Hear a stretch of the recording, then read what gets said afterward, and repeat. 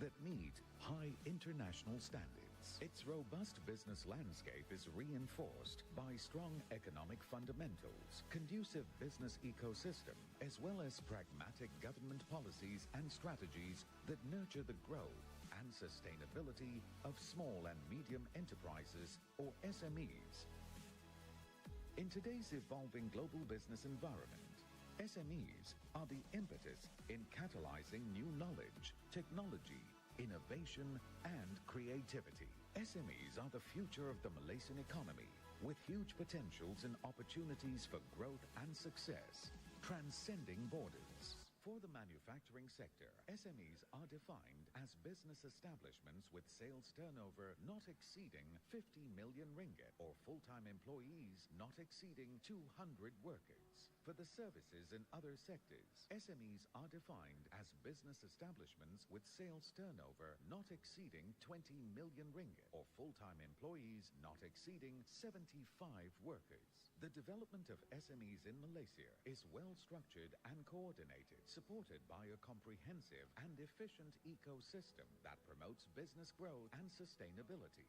At SME Corp Malaysia, our aim is to advance the development of SMEs by leading our SMEs forward. We strive to accelerate the growth of SMEs and strengthen their sustainability by enhancing their competitiveness, innovativeness, and productivity, guiding and nurturing SMEs to grow from small to their fullest potential, to become globally competitive businesses. As the central coordinating agency, SME Corp Malaysia spearheads SME development in Malaysia, overseeing the implementation of SME development programs across related ministries and agencies. SME Corp Malaysia's roles and functions encompass coordinating, monitoring, and evaluating the implementation, progress, and effectiveness of overall SME development programs, acting as the central point of reference for data dissemination and research on SMEs, and providing business advisory services for SMEs. Our proactive efforts are focused on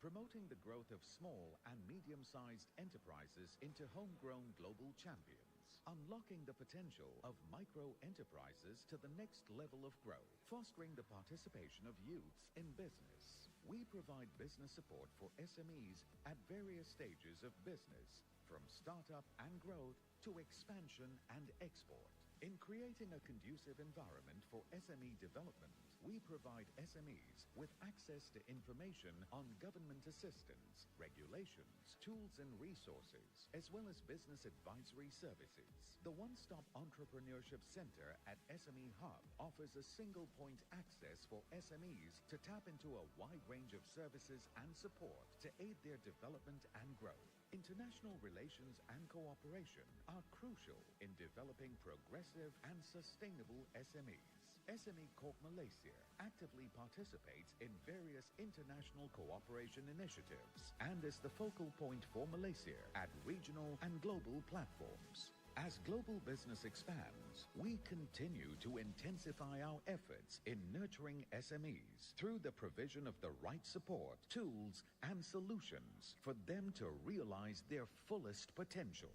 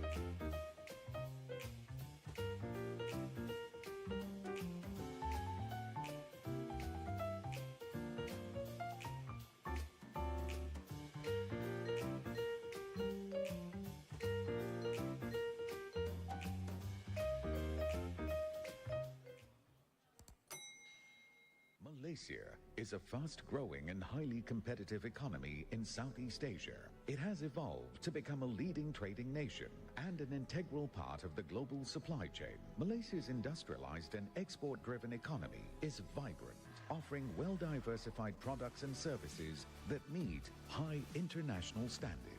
Its robust business landscape is reinforced by strong economic fundamentals, conducive business ecosystem, as well as pragmatic government policies and strategies that nurture the growth and sustainability of small and medium enterprises, or SMEs. In today's evolving global business environment, SMEs are the impetus in catalyzing new knowledge, technology, innovation, and creativity. SMEs are the future of the Malaysian economy, with huge potentials and opportunities for growth and success, transcending borders. For the manufacturing sector, SMEs are defined as business establishments with sales turnover not exceeding 50 million ringgit or full-time employees not exceeding 200 workers. For the services and other sectors, SMEs are defined as business establishments with sales turnover not exceeding 20 million ringgit or full-time employees not exceeding 75 workers. The development of SMEs in Malaysia is well structured and coordinated, supported by a comprehensive and efficient ecosystem that promotes business growth and sustainability. At SME Corp Malaysia, our aim is to advance the development of SMEs by leading our SMEs forward. We strive to accelerate the growth of SMEs and strengthen their sustainability by enhancing their competitiveness, innovativeness, and productivity, guiding and nurturing SMEs to grow from small to their fullest potential, to become globally competitive businesses. As the central coordinating agency, SME Corp Malaysia spearheads SME development in Malaysia, overseeing the implementation of SME development programs across related ministries and agencies. SME Corp Malaysia's roles and functions encompass coordinating, monitoring, and evaluating the implementation, progress, and effectiveness of overall SME development programs, acting as the central point of reference for data dissemination and research on SMEs, and providing business advisory services for SMEs. Our proactive efforts are focused on promoting the growth of small and medium-sized enterprises into homegrown global champions, unlocking the potential of micro-enterprises to the next level of growth, fostering the participation of youths in business. We provide business support for SMEs at various stages of business, from startup and growth to expansion and export.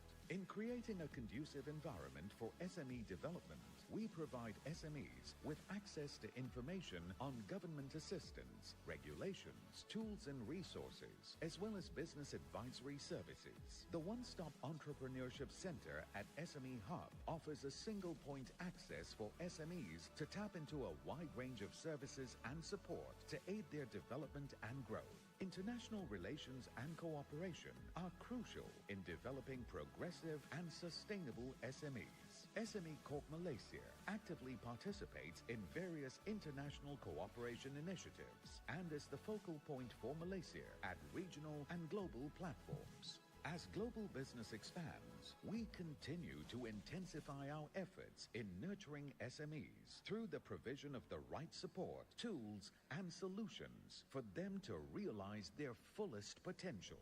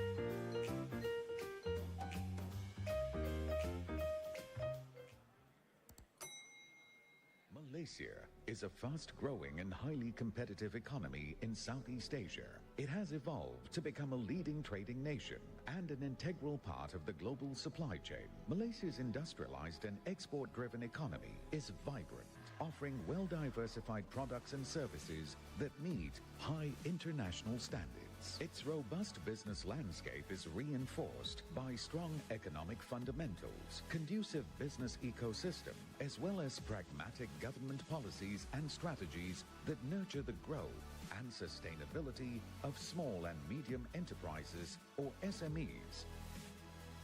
In today's evolving global business environment, SMEs are the impetus in catalyzing new knowledge, technology, innovation, and creativity. SMEs are the future of the Malaysian economy, with huge potentials and opportunities for growth and success, transcending borders. For the manufacturing sector, SMEs are defined as business establishments with sales turnover not exceeding 50 million ringgit or full-time employees not exceeding 200 workers. For the services and other sectors, SMEs are defined as business establishments with sales turnover not exceeding 20 million ringgit or full-time. A very good morning, ladies and gentlemen. Welcome. 75 workers. I would like to ask your cooperation for the delegates seated at the back to fill up the spaces in front.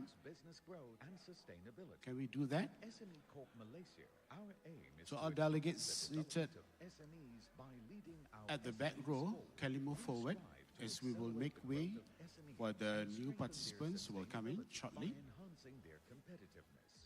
Thank you. And productivity, guiding and nurturing SMEs to grow from small to their fullest potential, to become globally competitive businesses. As the central coordinating agency, SME Corp Malaysia spearheads SME development in Malaysia, overseeing the implementation of SME development programs across related ministries and agencies. SME Corp Malaysia's roles and functions encompass coordinating, monitoring, and evaluating the implementation, progress, and effectiveness of overall SME development programs, acting as the central point of reference for data dissemination and research on SMEs, and providing business advisory services for SMEs. Our proactive efforts are focused on promoting the growth of small and medium-sized enterprises into homegrown global champions, unlocking the potential of micro-enterprises to the next level of growth, fostering the participation of youths in business. We provide business support for SMEs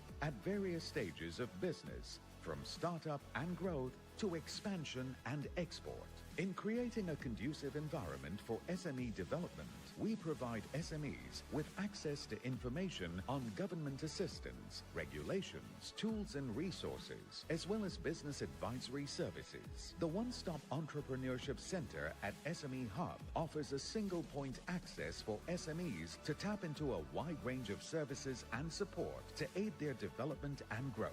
International relations and cooperation are crucial in developing progressive and sustainable SMEs. SME Corp Malaysia actively participates in various international cooperation initiatives and is the focal point for Malaysia at regional and global platforms. As global business expands, we continue to intensify our efforts in nurturing SMEs through the provision of the right support, tools, and solutions for them to realize their fullest potential.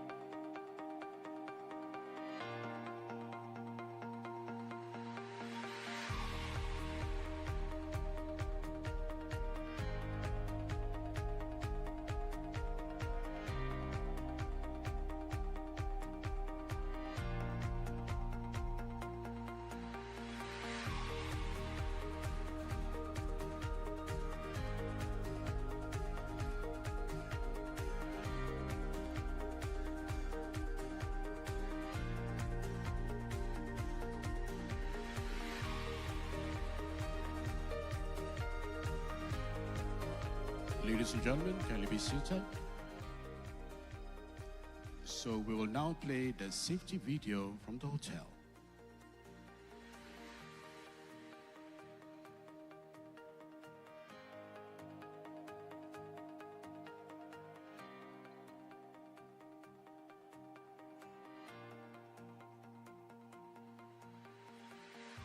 Can we play the safety video?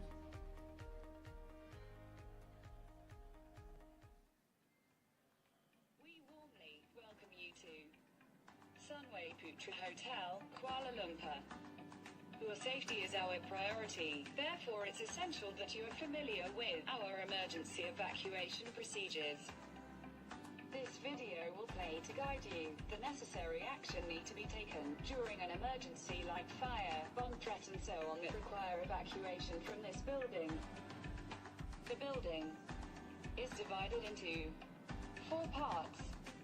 Level G to 4 is occupied by Sunway Putra Mall. Level 5 to level 8 are dedicated car park levels. Level 9 will be where our hotel lobby, function room, the grand ballroom, and F&B outlets are situated. On level 10 will be our new function rooms and Japanese restaurant. Level 11 is dedicated to swimming pool, the fitness center, and guest room. Level 12 to level 33, the guest room. Level 33, the club lounge. And level 35, meeting room. When you're hearing the first alarm, please remain alert. When you're hearing second alarm, followed by an announcement on the public address system. There are 8 emergency exits, located at level 9. Using nearest exit door. Do not run. Do not use lift. Do not re-enter the building. Most importantly, do not come back for the belongings. Kindly follow instruction from fire wardens.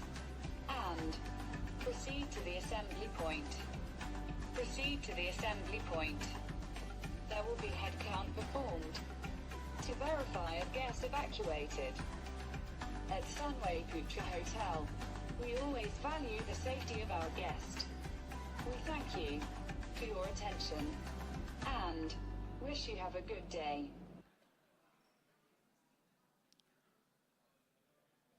Ladies and gentlemen, we will begin shortly, and I would like to ask for your cooperation to switch your mobile phones to silent mode. Thank you.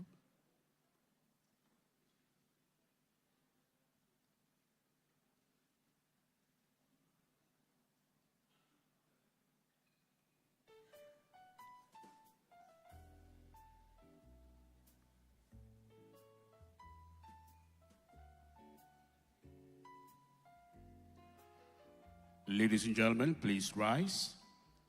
Announcing the arrival of Yang Berhormat Datuk Iwan Benedict, Minister of Entrepreneur and Cooperative Development, and accompanied by our dignitaries.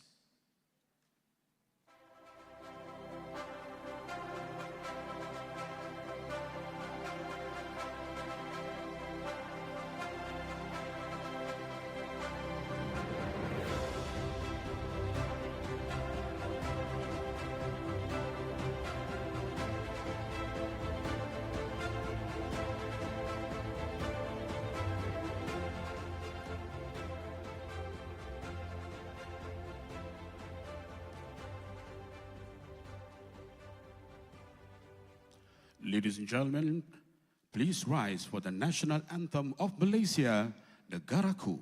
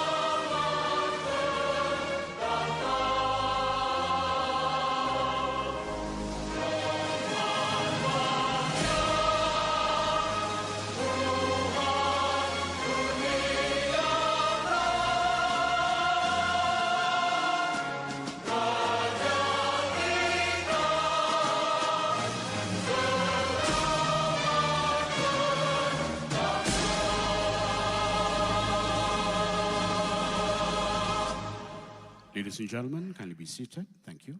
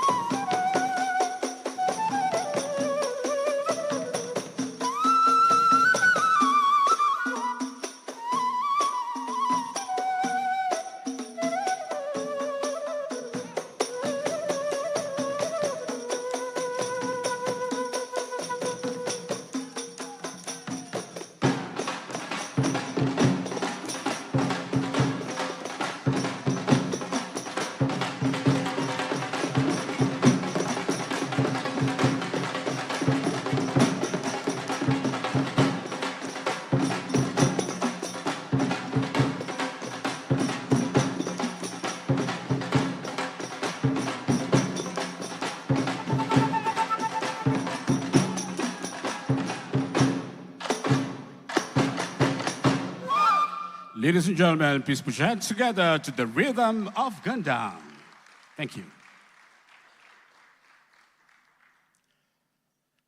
Ladies and gentlemen, to seek blessings and guidance from the Almighty for our event today, I will now recite the Dua Al-Fatiha.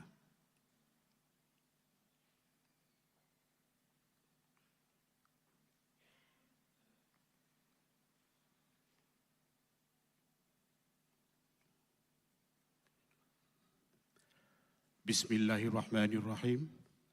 Alhamdulillahi Rabbil Alameen. Wassalatu wassalamu ala ashrafil anbiya wa mursalin wa ala alihi wa sahbihi ajma'in.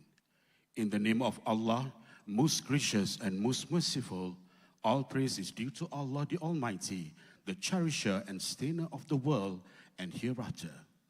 May peace and mercy of Allah be upon His Prophet Muhammad sallallahu alaihi wasallam, his family, companions and followers. Ya Allah, make us speak with guidance, inspire us with piety, give us success for that which is most pleasure, and employ us in what is most pleasing to you. Ya Allah, give us your blessings for today's ceremony, as well as the proceedings of this meeting, so that our gathered efforts will gain your blessings from the moment it starts until the end. Please put nothing in this program but all goodness and blessings, and a very pleasant and productive one. We humbly pray to you, Allah the Almighty, that we will successfully be able to achieve the noble objectives of this occasion today and tomorrow. Ameen Ya Rabbal Alameen.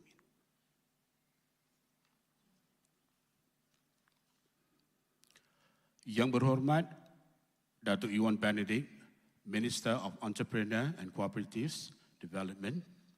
Yang berbahagia Datuk Sri Suryani binti Datuk Ahmad, Secretary General, Ministry of Entrepreneur and Cooperatives Development. Yang berbahagia Tan Sri Datuk Sri Panglima Bernard Gilot Dompo, Chairman of SME Corp Malaysia. Ms. Libera Cheng Chin Mon, Director General of the Hong Kong Economic and Trade Office, Jakarta. Mr. Rizal bin Datuk Naini, Chief Executive Officer of SME Corp Malaysia. Distinguished guests, moderators and panel speakers, Datin, colleagues from ASEAN member states and Hong Kong, China, esteemed delegates from Malaysia and abroad, members of the media, ladies and gentlemen. A very good morning and welcome to ASEAN Hong Kong China AHKC SMEs Going ESG Policy Dialogue and Workshop 2024. Can I have a big round of applause, please? Thank you. It is a pleasure to be here. My name is Azman Zakaria, aka The Voice. I will be your MC for today. Ladies and gentlemen, with the theme Empowering SME Sustainability, the ASEAN Hong Kong China SMEs Going ESG Policy Dialogue and Workshop 2024 is exclusively curated to provide knowledge and awareness on ESG, foster exchange of business experiences and best practices, as well as creating an impactful policy dialogue in the subject of sustainability. We have a great lineup of speakers and moderators from the ASEAN member states who will share their invaluable experiences on ESG adoption and disclosure via interesting and interactive panel discussions and inspiring stories. Distinguished guests, ladies and gentlemen, to begin the ceremony, I would like to invite the Chairman of SME Corp Malaysia to deliver his welcome remarks. Please give a big welcome to Yang Berbahagia Tan Sri Datuk Sri Panglima Bernard Gilot Dompo.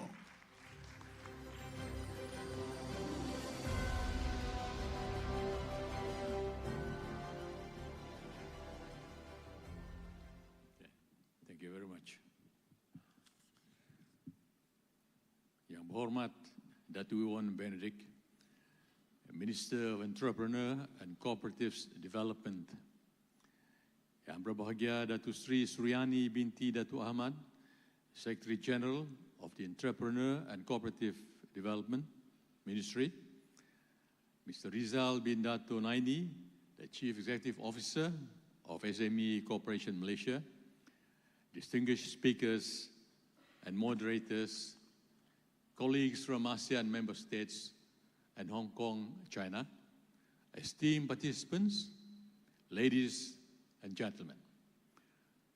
On behalf of SME Corp Malaysia, I would like to thank the Honourable Minister of Entrepreneur and Cooperative Development of Malaysia, Dr. Iwan Benedict, for accepting our invitation as the guest of honour at this important event. Also, my warm welcome to all delegates from ASEAN member states, Hong Kong, China, and the ASEAN Secretariat. SME Corp Malaysia is honoured to be given this opportunity to be your host here in Malaysia. A big thank you to our sponsor, the ASEAN Hong Kong China Free Trade Agreement Ecotech World Program that have made this event possible. I hope this is the beginning of our many more collaborations in future, particularly in the area of SME development.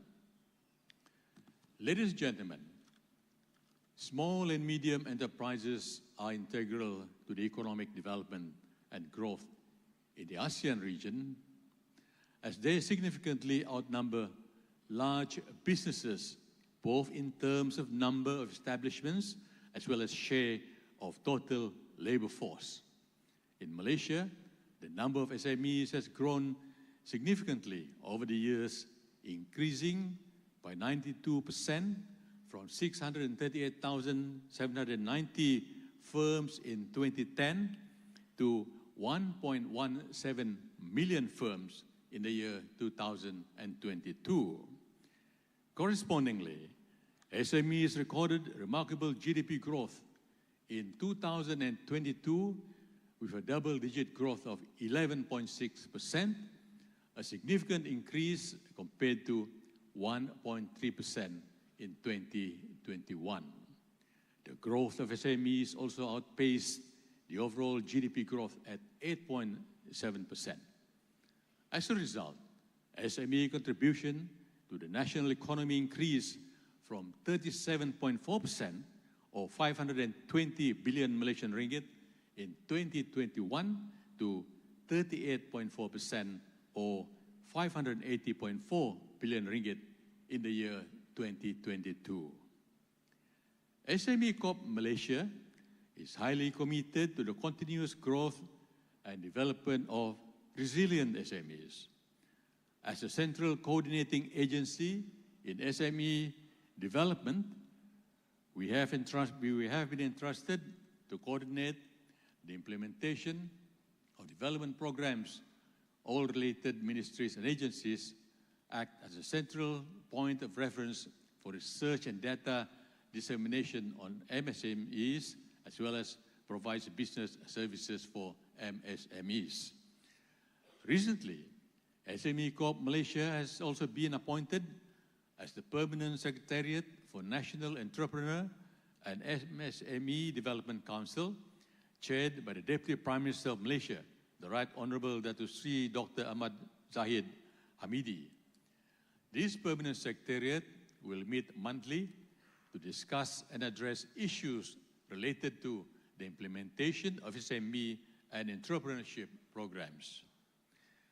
Moving forward, SME Corp Malaysia have identified key focus areas as catalysts to accelerate SME's capacity and capability.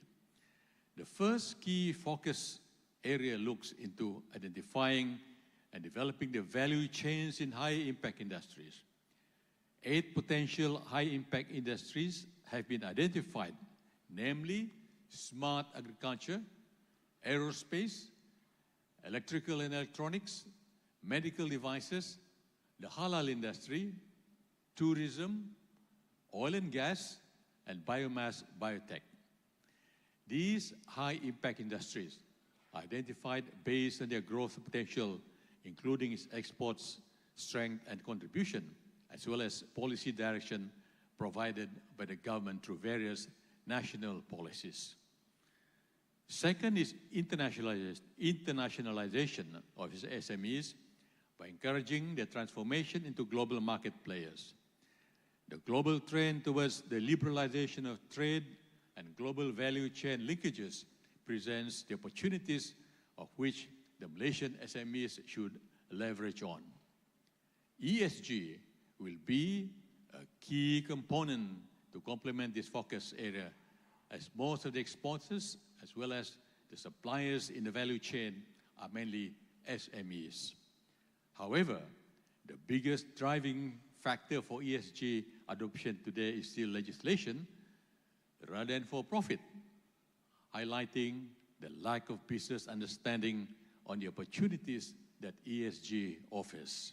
Hence, there is a need for a mindset change among SMEs about the importance of ESG practices and the benefits in the long term. Third is digitalization and automation, mainly due to adopt a structured approach to support the digitalization of SMEs through digital tools as well as building digital talents. Ladies and gentlemen, the program today will focus on a comprehensive range of topics related to ESG, and we are proud to bring in international experts on the subject from various countries. I hope you will take the opportunity to learn as much as possible from the experts, while at the same time exchanging views so that there will be some takeaway from the program to bring back to our respective countries. I hope that sharing my thoughts with you this morning may help to trigger and perhaps stimulate ideas for deliberation in the next 1.5 days. I am sure you will have a perspective of your own on this very interesting topic of ESG, and we'll be asking relevant questions to the esteemed speakers to shed more light on how governments and even the private sector can do more in this area. In conclusion, I would like to thank our distinguished guests for making time to be here today. Thank you also to all the speakers who will be presenting your views at this important program. I would also like to convey sincere appreciation to my team at SME Corp Malaysia for their time and dedication in making this program happen. Thank you very much. Thank you, Yang Berbahagia Tan Sri.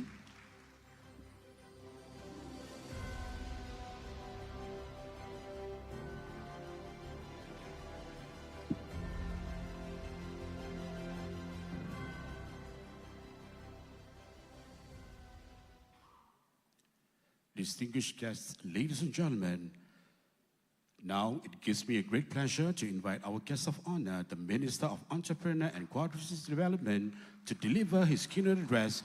Please give a warm welcome to Yang Berhormat, Dato' Iwan Benedict.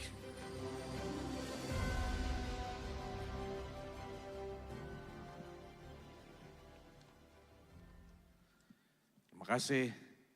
Saudara pengacara majelis, salam sejahtera, salam perpaduan, salam Malaysia Madani yang saya hormati, yang berbahagia Datuk Seri Suryani, Datuk Ahmad, the Secretary General of the Entrepreneur and Cooperative Development, Tan Sri Bernard Dompok, Chairman of SME Corp Malaysia, Ms. Libera Cheng, the Director General of the Hong Kong Economic and Trade Office, Saudara Rizal Dato' Naini, the Chief Executive Officer of SME Corp Malaysia, distinguished speakers and moderators, participants, ladies and gentlemen, salam Malaysia Madani.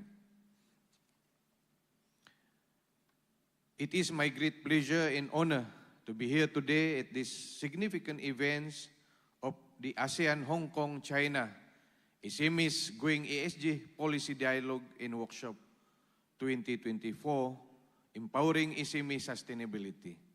I would like to express my sincere appreciation to the ASEAN Secretariat for the opportunity and support given to Malaysia in organizing this program. It is also my pleasure to acknowledge that this event is held under the ambit of the ASEAN Hong Kong China Free Trade Agreement Economics and Technical Cooperation Work Program. Ladies and gentlemen, embracing ESG is not just a trend, it is a strategic imperative for a business in a framework for responsible and sustainable practices. For Malaysia specifically, we are committed to transitioning our SMEs towards ESG practices in their business to remain competitive, especially in venturing into international market. As an important contributor to job creation and global economic development, the development of SMEs has always been a high priority for the government of Malaysia, given the fact that we have a total of more than 1.1 million SMEs, including micro enterprises, which make up almost 97% of business establishment in the country.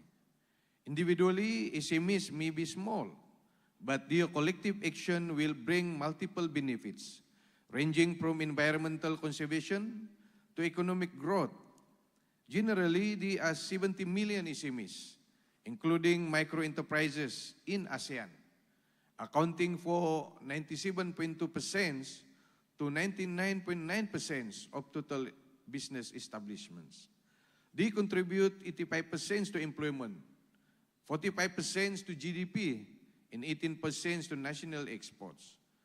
As we know, ASEAN is committed to promoting sustainability in the region through various initiatives.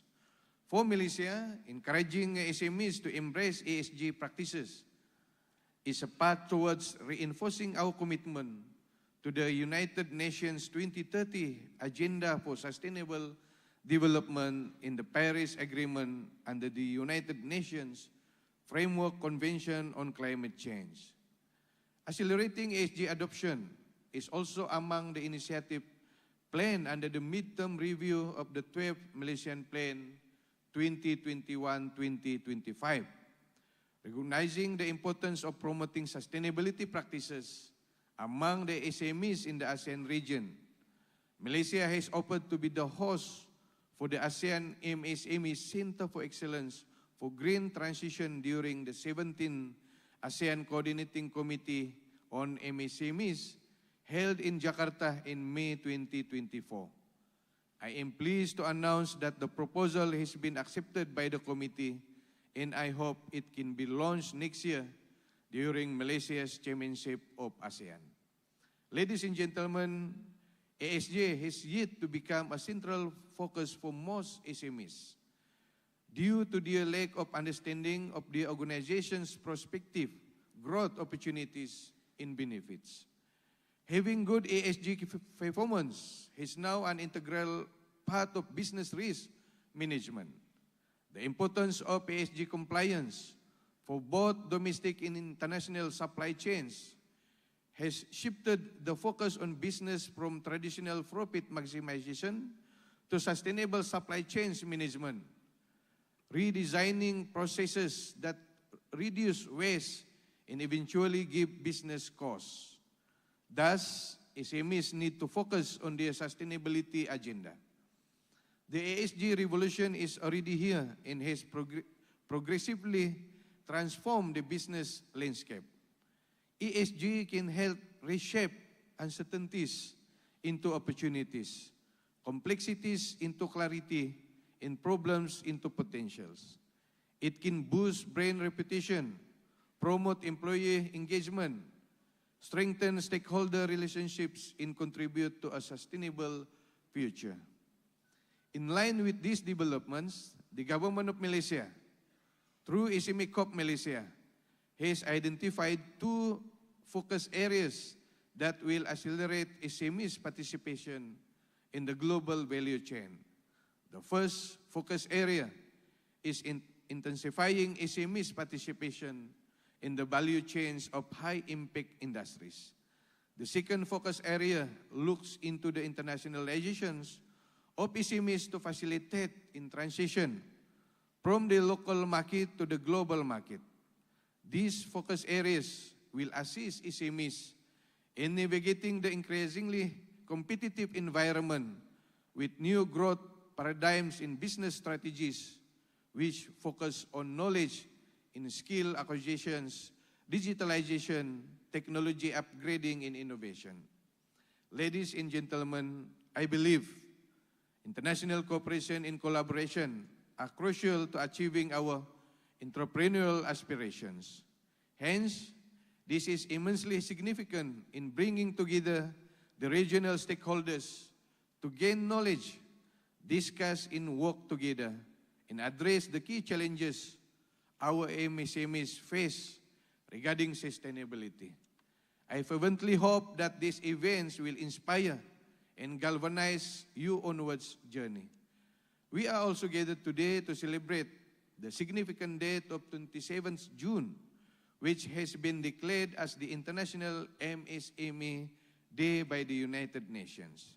I am happy to celebrate this day here with our ASEAN, Hong Kong and China colleagues, as well as the Malaysian SMEs. This celebration, in addition to being a day of pride, is also a day to recognize and value the immense contribution of MSME community to the global economy. With that, I would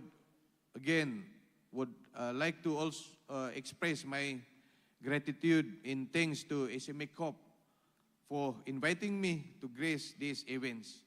With that, I wish you all a successful seminar dialogue today. Thank you very much and happy SME Day to all of you. Thank you very much. Thank you, Yang Berhormat Dato', and kindly remain on stage. And now we'd like to invite Yang Berbahagia Datuk Sri Suryani binti Datuk Ahmad, Yang Berbahagia Tan Sri Datuk Sri Panglima Bernard Gil Jompo, Ms. Lapera Cheng Chinwan, and Mr. Rizal bin Datuk Naini to proceed on stage and accompany our guest of honor for the official launching. Please welcome.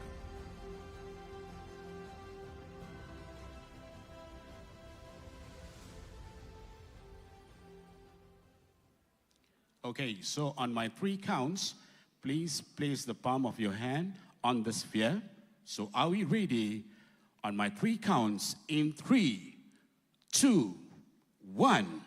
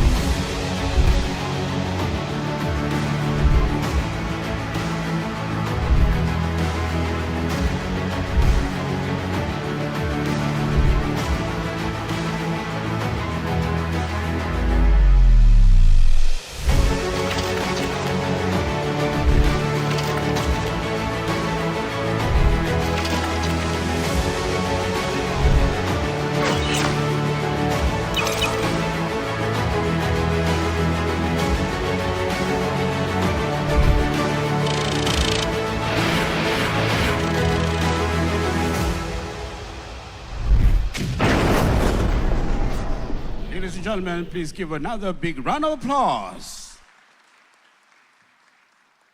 Yang Berhormat Dato' and our VIP guests, kindly remain on stage for the group photo. Thank you.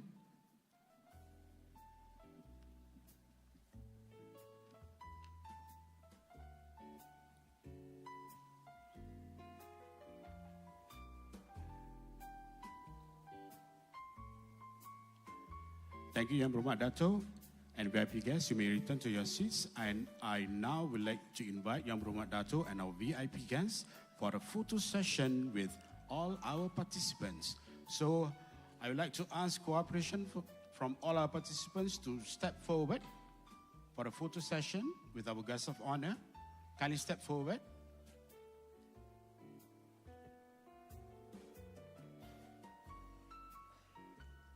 Come, kindly step forward.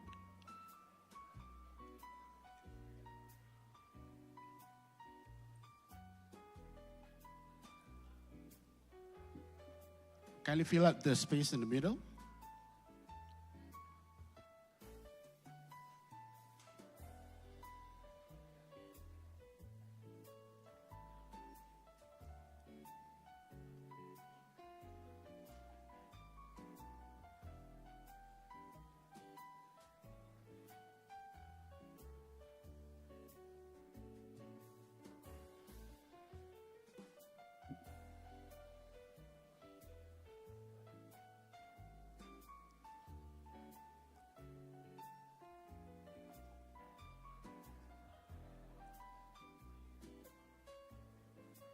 Smile.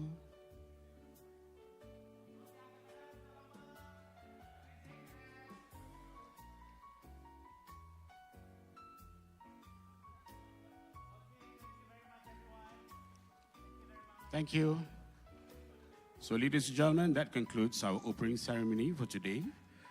So, to Yang Berhormat Dato', on behalf of the organizer, I would like to express our heartfelt thanks and appreciation to Yang Berhormat Dato' for gracing our event today. So, ladies and gentlemen, please give a round of applause to our guest of honor.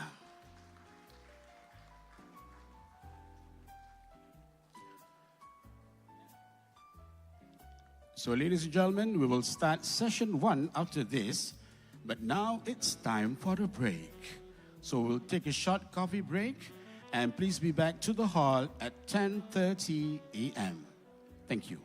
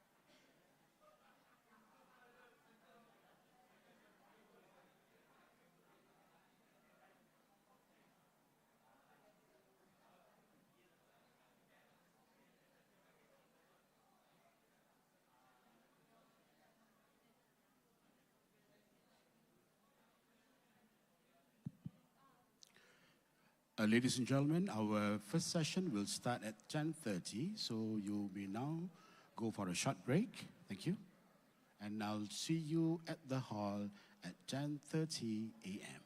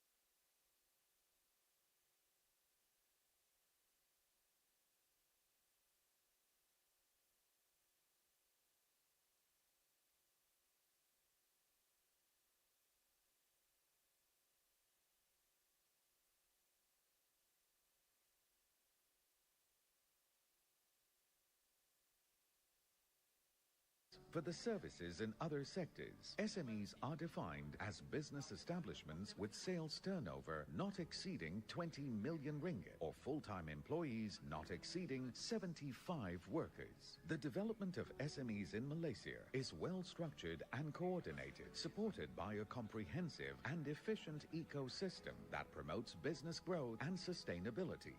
At SME Corp Malaysia, our aim is to advance the development of SMEs by leading our SMEs forward. We strive to accelerate the growth of SMEs and strengthen their sustainability by enhancing their competitiveness, innovativeness, and productivity, guiding and nurturing SMEs to grow from small to their fullest potential, to become globally competitive businesses. As the central coordinating agency, SME Corp Malaysia spearheads SME development in Malaysia, overseeing the implementation of SME development programs across related ministries and agencies. SME Corp Malaysia's roles and functions encompass coordinating, monitoring, and evaluating the implementation, progress, and effectiveness of overall SME development programs, acting as the central point of reference for data dissemination and research on SMEs, and providing business advisory services for SMEs. Our proactive efforts are focused on promoting the growth of small and medium-sized enterprises into homegrown global champions, unlocking the potential of micro-enterprises to the next level of growth, fostering the participation of youths in business. We provide business support for SMEs at various stages of business, from startup and growth to expansion and export.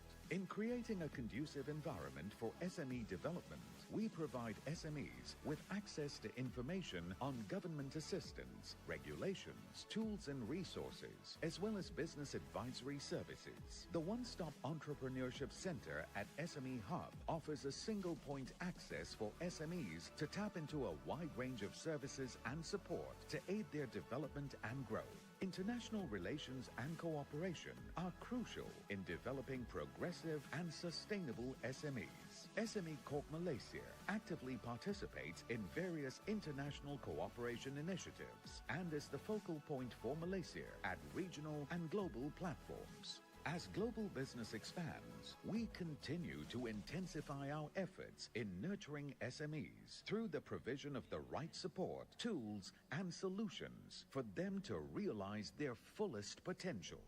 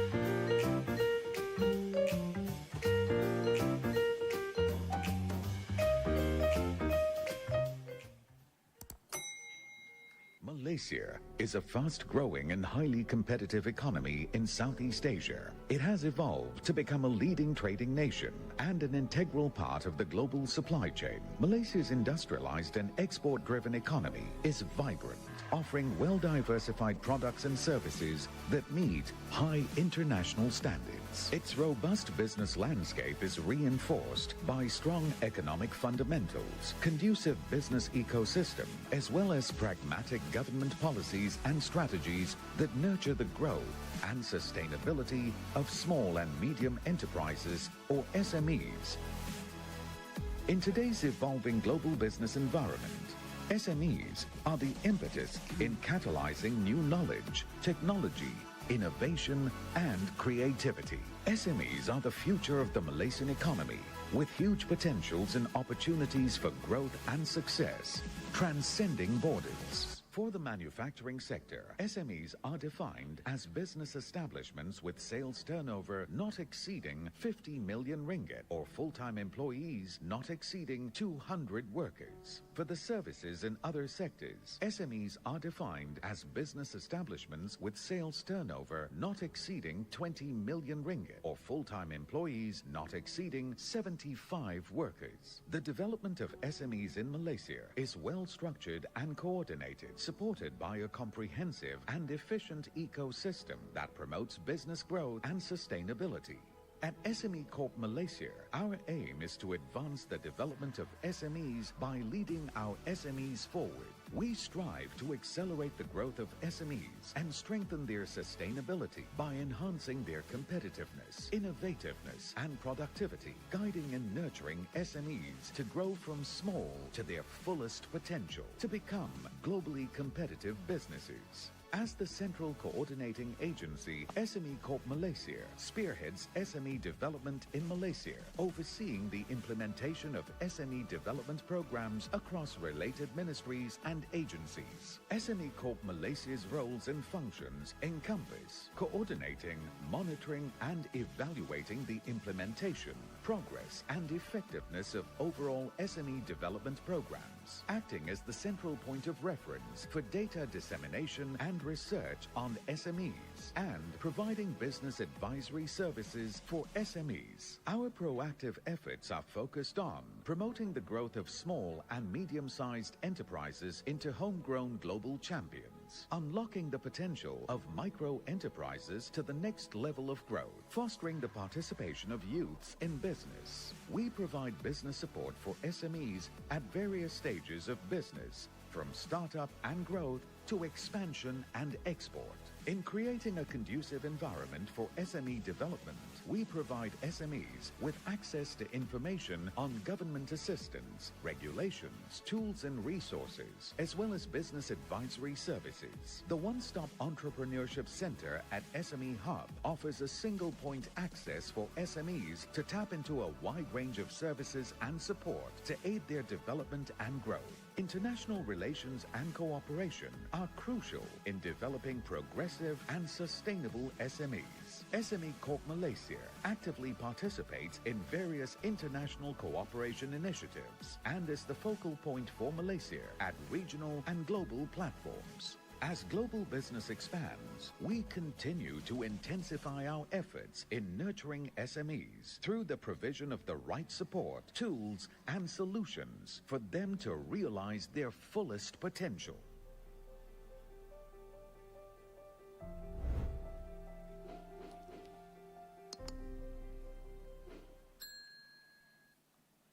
What is that? Okay.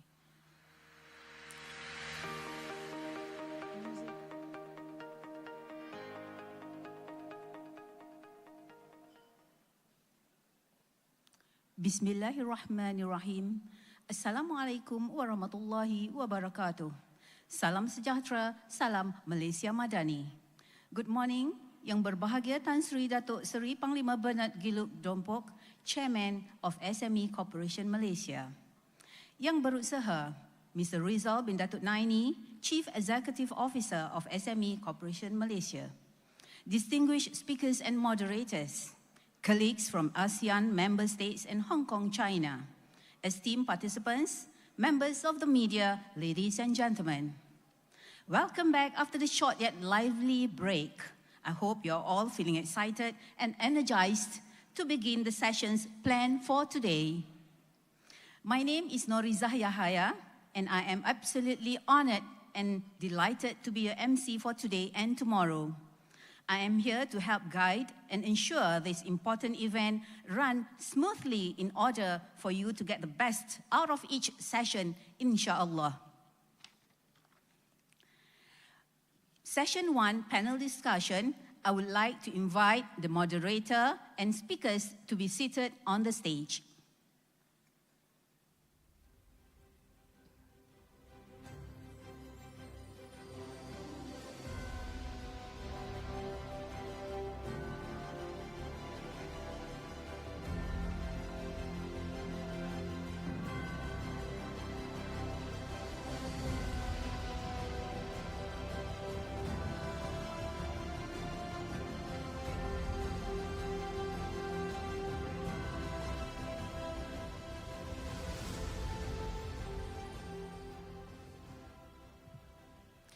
Allow me to introduce the moderator and panelists. Moderator Insinyur Ter Leong Leng, Chairman of Federation of Malaysian Manufacturers, SMI and Entrepreneurship Committee, and also the FMM National Council member of Malaysia. Insinyur Ter is an entrepreneur with more than 25 years of experience in the heavy machinery business internationally. Next is Ms. Lisha Erza, Committee Chair, Capacity Building and Inclusive Economy, DPN Indonesia Employers Association, APINDO. Ms. Lisha is an entrepreneur, a sustainability economist, and business mentor with various global and regional recognition, including Global Top 100 in Supply Chain, 100 Women in Supply Chain, Women in FinTech Power List, 2021 in ESG category from Innovate UK. The second panelist is Attorney J.V. Paul D. Francisco, Securities and Exchange Commission, Commissioner, Office of Commissioners, Philippines. J.V. is a career public servant who has been with the SEC Philippines for over 20 years. He currently supervises the company registration and monitoring department. Our third panelist will be Mr. Sunthorn Yong Vibulsiri, Director, ESG and Sustainability, SCG Packaging Public Company Limited, Thailand. Mr. Sunthorn has devoted over 30 years to working in the SCG Packaging's subsidiaries. Began his career as an engineer in the company's pulp production division. Mr. Sunthorn now plays a vital role in overseeing ESG and sustainability endeavors, as well as stakeholder engagement. Our fourth panelist is Mr. KT Ting, Mr. KT Ting, Chief Operating Officer, Hong Kong Quality Assurance Agency. As a chartered quality professional in the UK with over 25 years of experience in the management system implementation, auditing and training, Mr. KT currently is the Chief Operating Officer of Hong Kong Quality Assurance Agency. Now, I respectfully hand the floor over to you, Insinyur Ter. Testing. Thank you, our MC for today. Ladies and gentlemen, very good morning to you. I'm your moderator for this very first panel in the morning. My name is Ter. Are you ready for ESG? That's the title. Yeah. So, everywhere we go today, people talk about ESG. From investors to banks. Yeah, banks are now demanding for ESG practices to manage risk and improve long-term returns. Yeah, we see banks coming up with preferential rates for SMEs who adopt ESG practices. Governments are starting to implement ESG regulations. Consumers considering ESG in their purchasing decisions. Now, even employees, yeah, I myself, as an employer, candidates come for interview, they ask me this question: Sir, can you share with me about your company's sustainability policy? Yeah, we don't have candidates asking for these kind of questions 5 or 10 years ago. Yeah. So this is a scenario now. Yeah. The ripple effect of ESG is basically influencing the entire business ecosystem. Yeah. So in today's business world, embracing ESG practice isn't just a trend. It's vital for long-term success and positive impact of the business. ESG encompasses how a company interacts with the environment, its social responsibilities and governance. Now, these factors shape a company's image, manage risk, and improve financial performance. So in our panel this morning, we are very honored, very happy to have a very qualified, and Alicia said mix, a very good mix of panelists. Yeah, very fortunate. I was speaking to the panelists this morning and had a very good, very fruitful discussion, and I think we could not have a better line of panelists for these kind of sessions. Yeah, these are the who is who in ESG regionally. The ESG experts from across Southeast Asian countries and Hong Kong. Yeah, we have also panelists from private sectors. Yeah, Lisha and Sunton are from private sectors. We have Mr. Jay from the Securities Commission. Yeah, so what is someone from the Securities Commission doing in an ESG conference for SMEs? We'll find out. Yeah. We also have Mr. Ting from Quality Agency in Hong Kong. So it's very interesting. Yeah, so what we do is that I'm going to give each of the panelists, so as a moderator, my job is to get them to talk, and talk less, myself talk less, with them talking more. So I'll give them 10 minutes of airtime to present their points on the topic of, are you ready for ESG? So we look forward to hear from the panelists on the status of ESG adoption in their respective countries, how the SMEs in particular, MSMEs in particular in their countries, how they perceive ESG, what is the level of adoption, and what are some of the impacts of ESG on businesses in their respective countries. Yeah, so to start off, may I invite Ms. Lisha, an entrepreneur, as I was reading her profile, an entrepreneur and also sustainability economist and business mentor. So I think there's no better person to talk from the private sector on ESG. So please, Lisha. Thank you. Thank you, Ted. All right, good morning, everyone. I have a short presentation here. I'm representing APindo. APindo is Indonesia's largest private sector association. We have been around for 72 years, and last year we elected the first female chairman, Ibu Shinta. So after 72 years, we've only caught up with the S in the ESG, having a female leader in the organization. So in Indonesia, what we try to also then communicate with the businesses within our membership is also why ESG is important. Sometimes we get mandated by the authorities, you have to disclose your sustainability, you have to prepare your reporting, you have to have your marketing talking to your customers. But then we also explain to them what are the risks. Earlier this morning we talked about the risk. So when we look at the data, we look at the global warming from blue to red. It's getting hotter and hotter. But then we also look at the biodiversity loss. The more we go here, there's more on the green, but then it becomes more scarce. What happens? What does this mean for your business and for the country?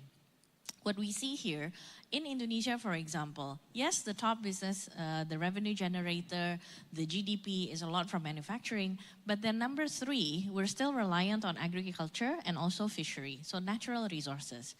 And with this, we ask people to also imagine if the biodiversity is less and less, that means you have less and less things to then produce, to process, to start selling. When this happens, then the country credit risk becomes higher because then you don't have anything to trade with. And I see that within ASEAN, we almost have the same economic patterns. And that's why the state of play, if we look at the economics of the country, and if natural resources that is not mining, that is not oil and gas, but it's based on the biodiversity, and that's being under threat, then we need to do something about that. But we also see that the trend within the global asset under management, the impact funds, the money that's flowing around has been growing quite significantly. So in the third graph, you look at the trend, and the trend is moving towards more sustainable, more impact businesses. So then if we stay as business as usual without the ESG play in that, we'll be missing out on also the source of funds. Within our SME programs, we can't treat all SMEs the same as being ready to grow or being ready to adopt these ESG practices. They have to grapple with digitization and automation. They still have to grapple with compliance on, particular taxes, for example. And now they have an additional layer of having to comply with ESG. Or even if they're self-driven, they still need to do that planning and transformation within the companies.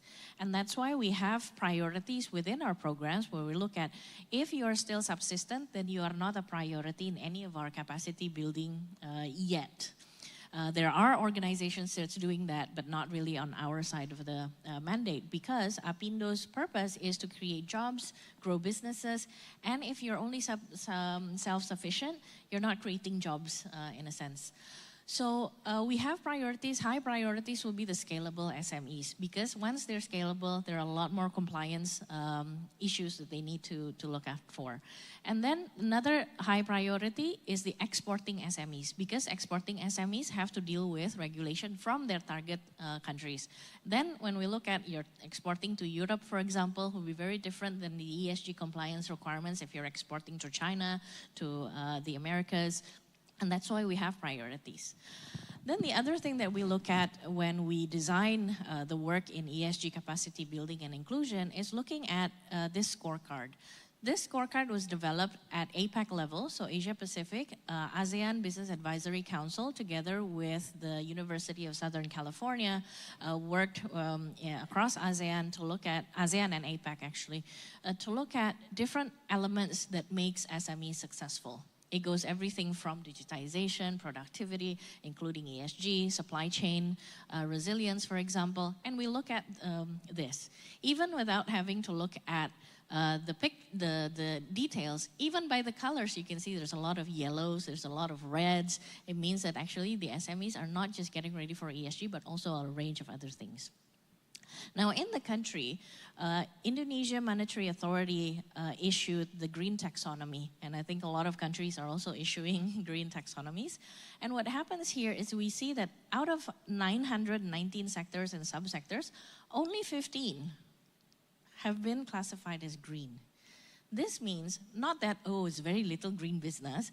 No, it's actually there's a lot more, like 800 plus sectors and subsectors have the opportunity to create new value and use ESG and green businesses as the new value creation opportunity here. And so because there's that new area of growth for SMEs, when they are growing, there's a lot room for them also to follow the wave. And here, the sectors that are not yet part of the ESG, or not part of green, not yet part of the taxonomy, these are the sectors where we try to empower the SMEs and also the regulators and stakeholders, including the financial service providers, to be able to help these sectors and subsectors and the SMEs to transition quicker. Because there are net zero targets by country level, for example, the SMEs are also part of that, and that's why we see that we cannot rely on just the large companies to achieve these targets, and the SMEs are actually a majority. In Indonesia, what we've also started doing is working with different parts of the line ministries. The Ministry of Investments, for example, launched the Sustainable Investment Guidelines so that people who invest in SMEs and SMEs who are looking for fundraising or additional working capital, debt, and equity instruments can have the same language, whether it's gender-based, environmental, or is it better governance that they need the additional capital for? And what we do within Apindo is, because Indonesia is such a large country, sometimes the regulation is also at city and district level. So at the moment, we're doing technical assistance for the policy planning at district level as well. So they have the localized version of what ESG elements are relevant to their regions and the SMEs in that region. If you're in a coastal area, then your planning would be most likely like blue side of things. But then if you're in the rural agriculture areas, then you'd be more likely in agroforestry, etc. So on top of that technical assistance that we do with the different line ministries, next please. A lot of people are asking, is there money in it? If we're doing business and SMEs need higher profitability, pay a lot more taxes, where is the money? So the Development Planning Board at national level has created the SDG Investor Map Handbook. So you can have a look, like the different businesses can have a look at where the money sources can come from. It doesn't show all of the sources of the investors, but it gives them an idea on who's investing into what categories within the ESG breakdown. Also, the Monetary Authority, or the OJK in Indonesia, is also planning how we can balance the supply and demand of green finance, sustainable finance, ESG-linked products. So it's a balance between the supply and the demand. When we prepare the SMEs for ESG, they would like to have the capital sources to also support that. And the same thing with the banks, for example. If they are not ready or they have the product but not enough on the demand side, then it becomes difficult as well for ESG to be implemented across all the industries, across all the sizes of the businesses. What we're facing when we ask, are you ready for ESG? Sometimes the SMEs get overwhelmed in Indonesia with the different acronyms. SDG, how is it different from ESG? And when I do my reporting, I need to do GRI. Then, you have another option is FBTI, CDP, ISSB. There's a lot of acronyms. It's like an alphabet soup that they need to grapple with. But if the question is, are we ready for ESG? In Indonesia, we tried since a couple of years ago to introduce ESG principles, firstly to 1,400 SMEs in 3 cities. We wanted to see if you're in a big city and you're SME, can you integrate sustainability into your business? And then we saw that actually they can adopt it a lot faster. And within the first month, they know which SDG that they're contributing to. On my way here to this hotel, I was passing a laundry company somewhere along the highway from the airport. And there's a big billboard outside of the laundry company, something wash. And then they have the SDG logos there. So sometimes we underestimate the SME's capability, but even a laundry company in Kuala Lumpur knows how to express their SDG impact. When we ask them, are you ready for ESG? Maybe they understand SDG, but they don't understand ESG. But it's almost the same. Like, it depends on how we communicate with them. And these are some of the companies, the SMEs that we work with. And if you closely see that they have different SDG contributions. And then when we dig deeper and saying, how are you achieving your SDG goals, and they can say, oh, okay, actually for environment, I do this. For social and labor, I do this. And for governance, I try to do this because I have a hotline for people to DM us if you have complaints. That's my grievance mechanism, for example. So if we ask, are we ready for ESG? My answer will be almost there. Thank you. Thank you, Lisha.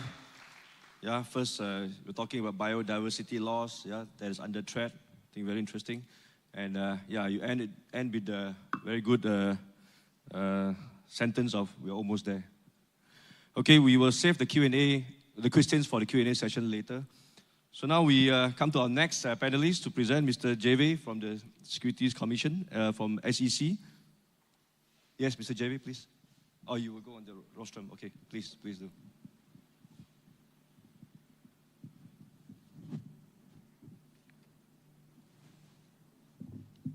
Yeah, I wrote a speech just to make sure that I'm able to cover my good coverage for my 10 minutes. Thank you. So it's difficult to scroll if I was seated down. To the moderator, Mr. Ter, distinguished co-panelists, Ms. Lisha, Mr. Sunthorn, and Mr. Katie, organizers of this event, SME Corporation, participants, guests, good morning. It is a great honor to be part of this event and a privilege to present the Philippine experience and perspective today. The Philippines is a highly vulnerable country to natural disasters, given its geographical configuration. An IMF study found that the Southeast Asian region, to which the Philippines and also Malaysia, of course, belong, is one of the world's most vulnerable regions to climate change. Climate change impacts such as droughts, floods, typhoons, sea level rise, and heat waves. That is not to mention the various social issues we are also experiencing. With that, environmental, social, and governance, or ESG considerations, have never been more important for the ASEAN region and the world, especially for businesses, given that the real-world effects that we are currently seeing due to climate change and social inequities. We only need to look around us to see that these are true. Due to this, the Philippine government, including the Philippines Securities and Exchange Commission, has laid down policies and launched initiatives addressing these issues, thereby creating a conducive environment where companies can be overall more sustainable and where sustainable industries and capital markets can flourish. But before I proceed, just to answer Mr. Ter's question, what is a Philippine SEC, a regulator, doing in ESG space?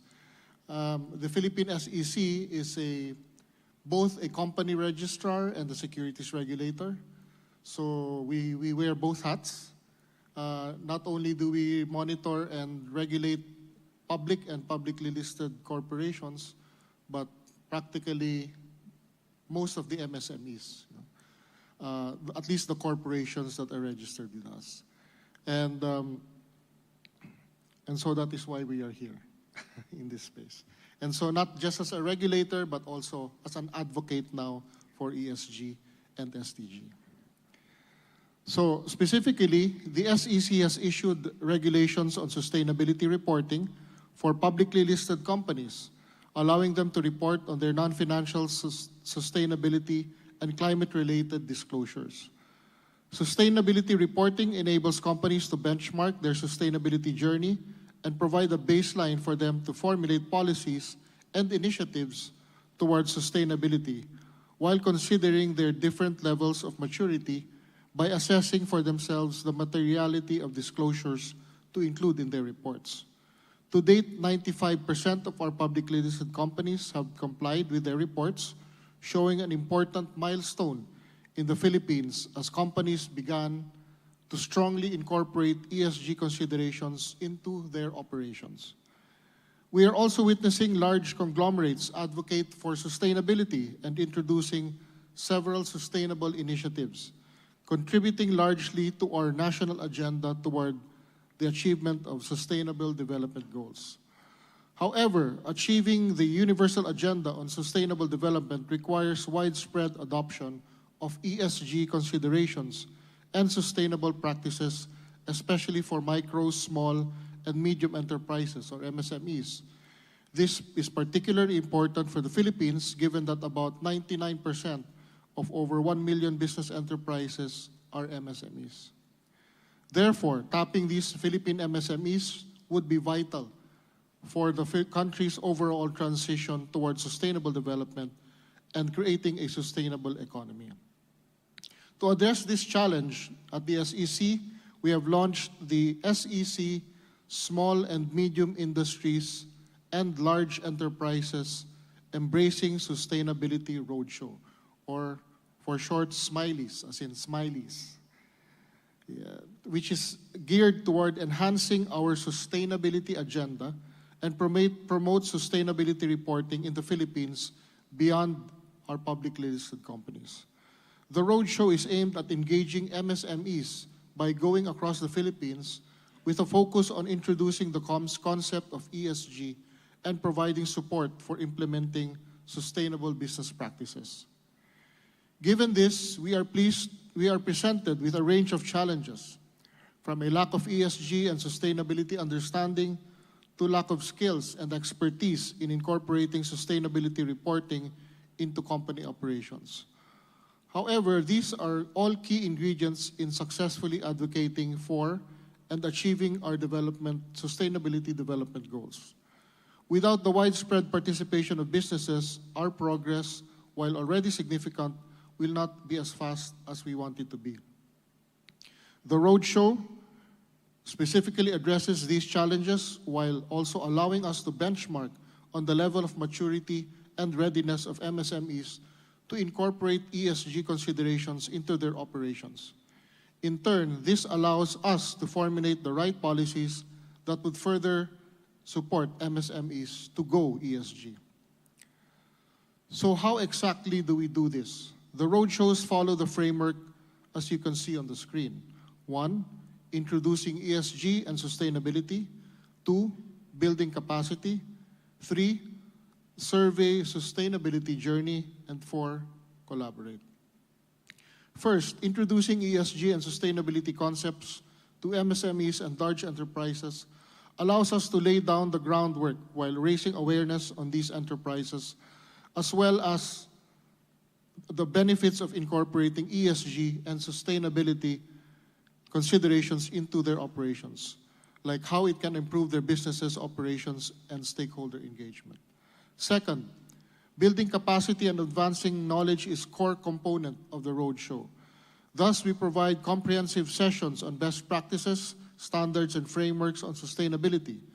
By enhancing the skills of participants, this will allow them to start collecting and reporting on their sustainability data.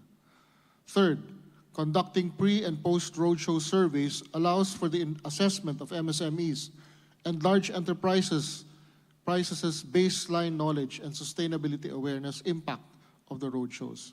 This allows us to benchmark on their level of maturity to further guide our policymaking and initiatives to support them.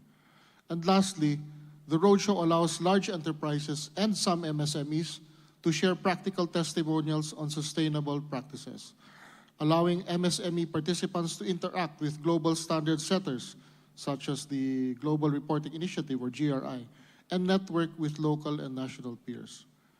With this framework, sustainability at Smileys is not just a series of lectures.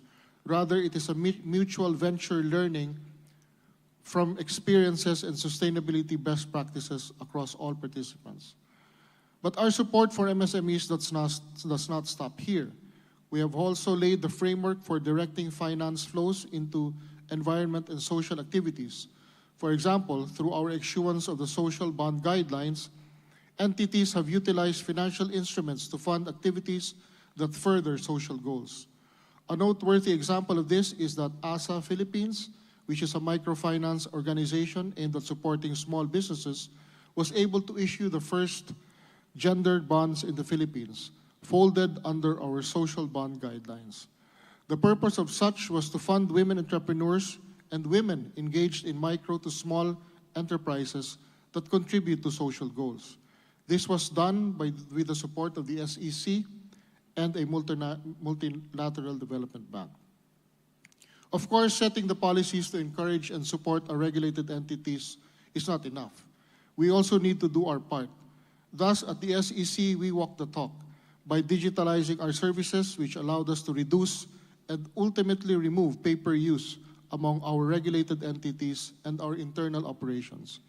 This allowed us to save approximately 40.2 million pages of paper, which translates to roughly 4,422 trees, 1.5 million kilowatt hours of energy saved, 16.2 million liters of water conserved, and 1,642 metric tons of carbon dioxide emissions avoided.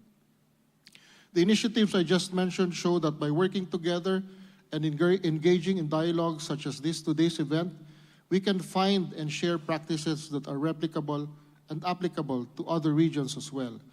I believe that the Smileys Roadshow and other initiatives to support MSMEs to go ESG are replicable models that can help us achieve our goals. So again, to the question, where are we? Are we ready for ESG? We are getting there. Thank you very much and good morning. Thank you, Mr. JV. Yeah, so now we see what is someone from the Securities Commission doing in the SMEs ESG space. Yeah, so you are besides being a regulator, you are also advocate for the ESG agenda. Okay, thank you. So we now move on to our third panelists, Mr. Sunton, also from the private sector. Yeah, please, Mr. Sunton. Hi, good morning, everyone. I'm happy to be here today, and I think I would like to share about how the Thailand SME looks like, and let's see how SCGP as a private company can work together with SME. Yeah, I'd like to start with the big picture first for the Thailand level. For Thailand, the government of Thailand has set up an economy model called the BCG model, which is a bio, circular, and green economy model. This is the framework that to drive the sustainability towards the sustainable development goals. So this is the framework that we like. And of course, the main national agenda would be the climate. Since our Prime Minister has already committed during the COP26 2 years ago that Thailand would achieve carbon neutrality by 2050 and achieve net zero emission by 2065. This is the main goal. And we have a national energy plan to achieve that as a main strategy to develop the renewable energy more and more, and for the electrical generation would be more and more. This is the main strategy to move forward because the energy sector will be the majority of the contribute to the climate action. Do we have a clicker or just the next slide? So let's see how is the SME picture. According to the information and facts from our the Office of SME Promotion, in 2023, you can see that our Thai SME accounted for 1/3 of the total economy of Thailand. And even that, we see that it's expanded faster than the average GDP of Thailand.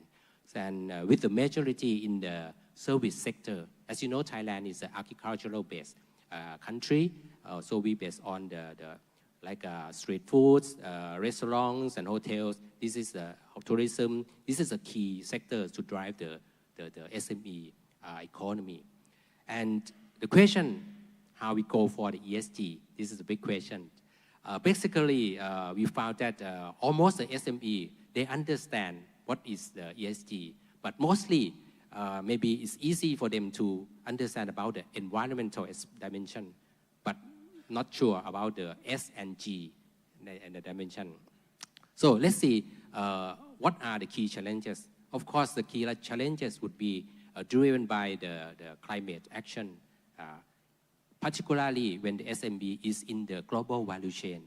You see that if they are in the value chain for the exporting, there would be more regulatory driven from the global countries like European, like CBAM, like EU Green Deal. This kind of regulation would be a key driver from the customer, the end user, along the value chain. So actually, this challenge would be the key one that affect the SME. So, but anyway, if you see during the recent years, we are hit by the COVID-19, the geopolitical situations, and this lead to our supply chain disruption. And of course, the cost will be the big burden for them. Yeah, when you switching from normal activities to be green, for example, the restaurant, when you switch from the foam food packaging, from plastic to the paper packaging, they cannot afford to pay more. Right? This is the basic limitation. So it's really necessary for the private sector and corporates and the public sector to support them. One of the things that we're trying to develop by the Office of SME Promotion, there's one platform we call the Business Development System. This is the application platform that will bring all of the SME together and connected to the government public sector for reaching to the supporting like knowledge, technology, and the training, the understanding, and how they improve their productivity, including the ESG. There's another example of the tools that we developed this Green SME Index. This is the kind of a self-assessment for the SME. They can evaluate that how ready to go forward for the ESG. And it will lead to analyze the gaps and how they can improve to go for the ESG. This is the beginning phase. But for the private sector, let's see how SCGP can help. So quick introduction about the SCGP.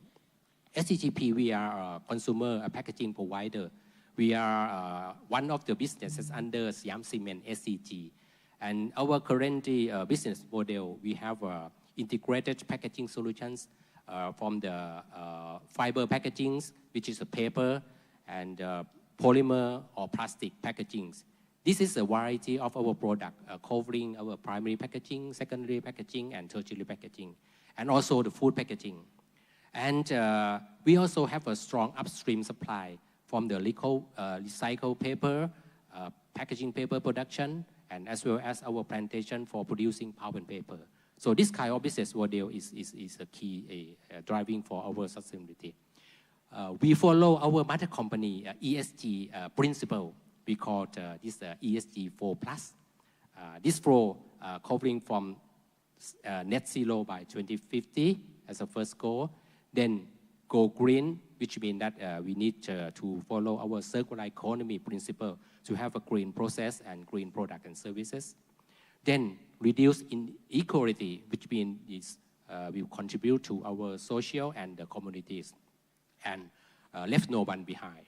And then enhance the cooperation. Of course, anyone cannot go alone. So we need a collaboration to go together.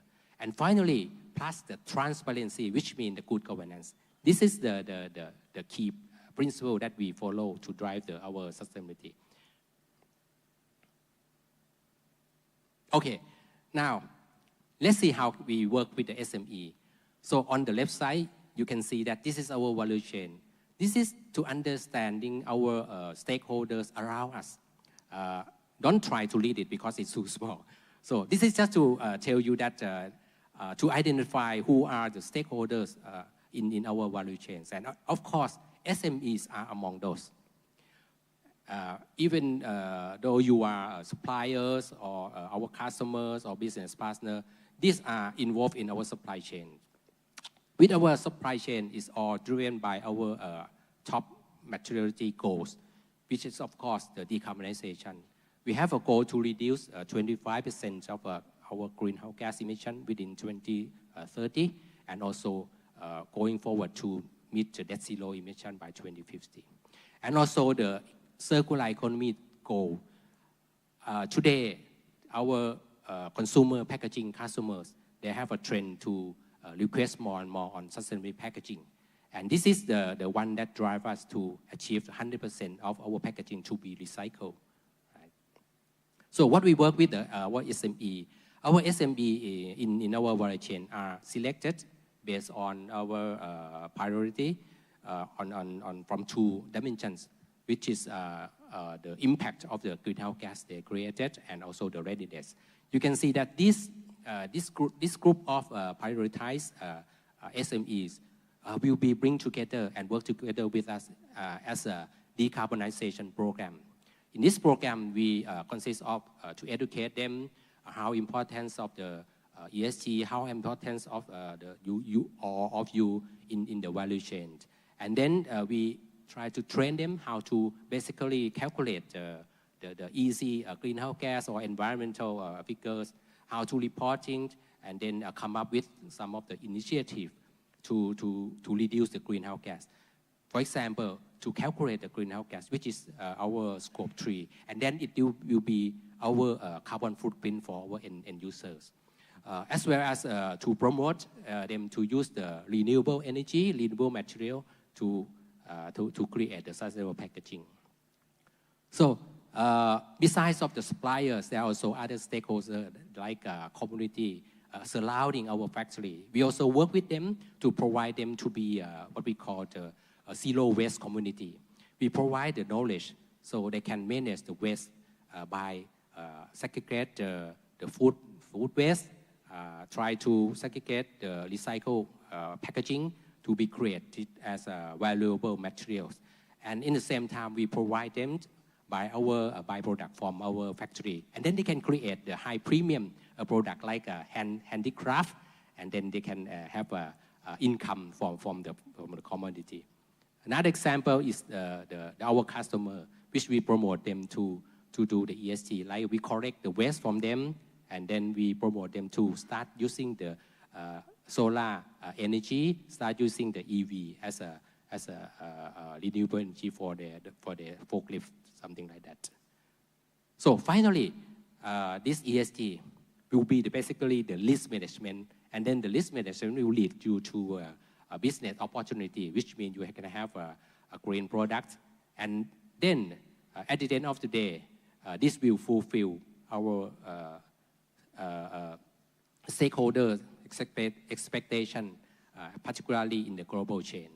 And of course, the last but not least, you can have a chance to strengthen your human capital, which means that your employee will be knowledgeable, it will be a job satisfactory, and retain our employee as well. So this kind of sharing, I hope it would be our inspiration for you. You can implement further for the ESG. Thank you. Thank you, Mr. Sunton. Very interesting to hear about your sharing on SCGP's sustainability strategies.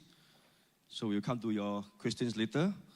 But before that, let's go to from Southeast Asian countries. We had just now Indonesia, Philippines, Thailand. From Southeast Asia, we now go to Hong Kong to hear from Mr. Ting. Please, Mr. Ting. Thank you. Good morning, ladies and gentlemen. Thank you for inviting me to this meaningful event and listen to wisdoms and kind words from different speakers. And I would like to share with you our experience in Hong Kong, that how SMEs are affected. In Hong Kong, we have 360,000 SMEs. They are importers, exporters, ITs, tech firms, and as well as food and beverages service providers, restaurants, and also like retail shops, right? So please come to Hong Kong.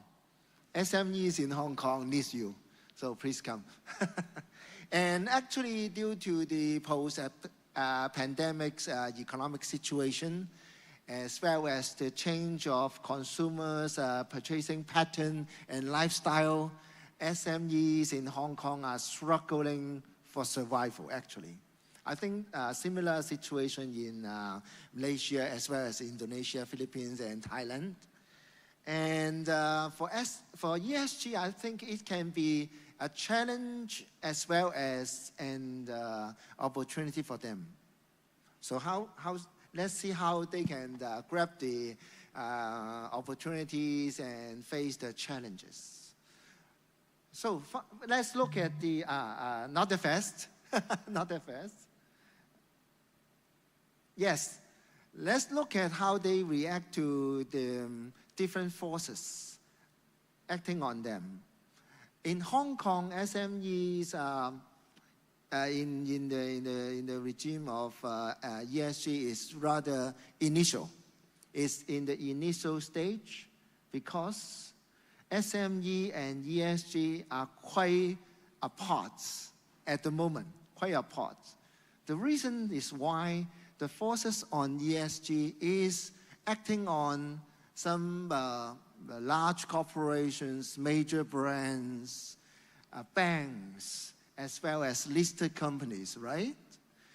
SMEs, they may not feel the pressure at the moment, but it's getting higher and higher. The pressure is higher and higher. The first thing is about for international buyers like brands. I can see Uniqlo is downstairs, right? They have the ethical and responsible sourcing, and they also have a low carbon roadmap. And SMEs may not be their tier one suppliers, but the tier one suppliers will ask for actions and data from lower tiers. That will include SMEs. That's why SMEs are affected.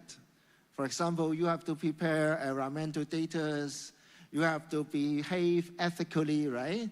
You should have a certain management systems. That's why SMEs are getting higher and higher pressure due to this supply chain effect. And another thing is from the bankers. Why SMEs are feeling pressures from the bankers? Because bankers are having some mandated actions on climate risk management. In order to manage climate risk, bankers need to get hold of greenhouse gas emission data, right? And where will the data come? From the borrowers. Who are the major borrowers? The large corporations, right? But how can the large corporation provide the data from their supply chain, right? So again, SMEs may not be the tier 1 suppliers, but again, SMEs are affected. The same reason, okay? And the third thing is about listed companies. Listed companies are mandated to report emissions from their supply chain also. So again, SME will be affected. So these are the challenges, but how about opportunities? In Hong Kong, we have Hong Kong's Climate Action 2050. And in the action plan, we want to have a net zero electricity generation. We have energy saving buildings, right? We want to reduce waste and so on. So SME can provide services, right? That help save energies, right? Help reduce waste, right? So these are kind of things that SMEs can grab those opportunities. So the last thing is that everything, at the end of the day, comes to the entrepreneur behind the SMEs. Whether you want to keep your business moving forward or retreat from the ESG trend, I think most SMEs, especially for those who attend this event, we want to move forward. That's why we need to build our brands.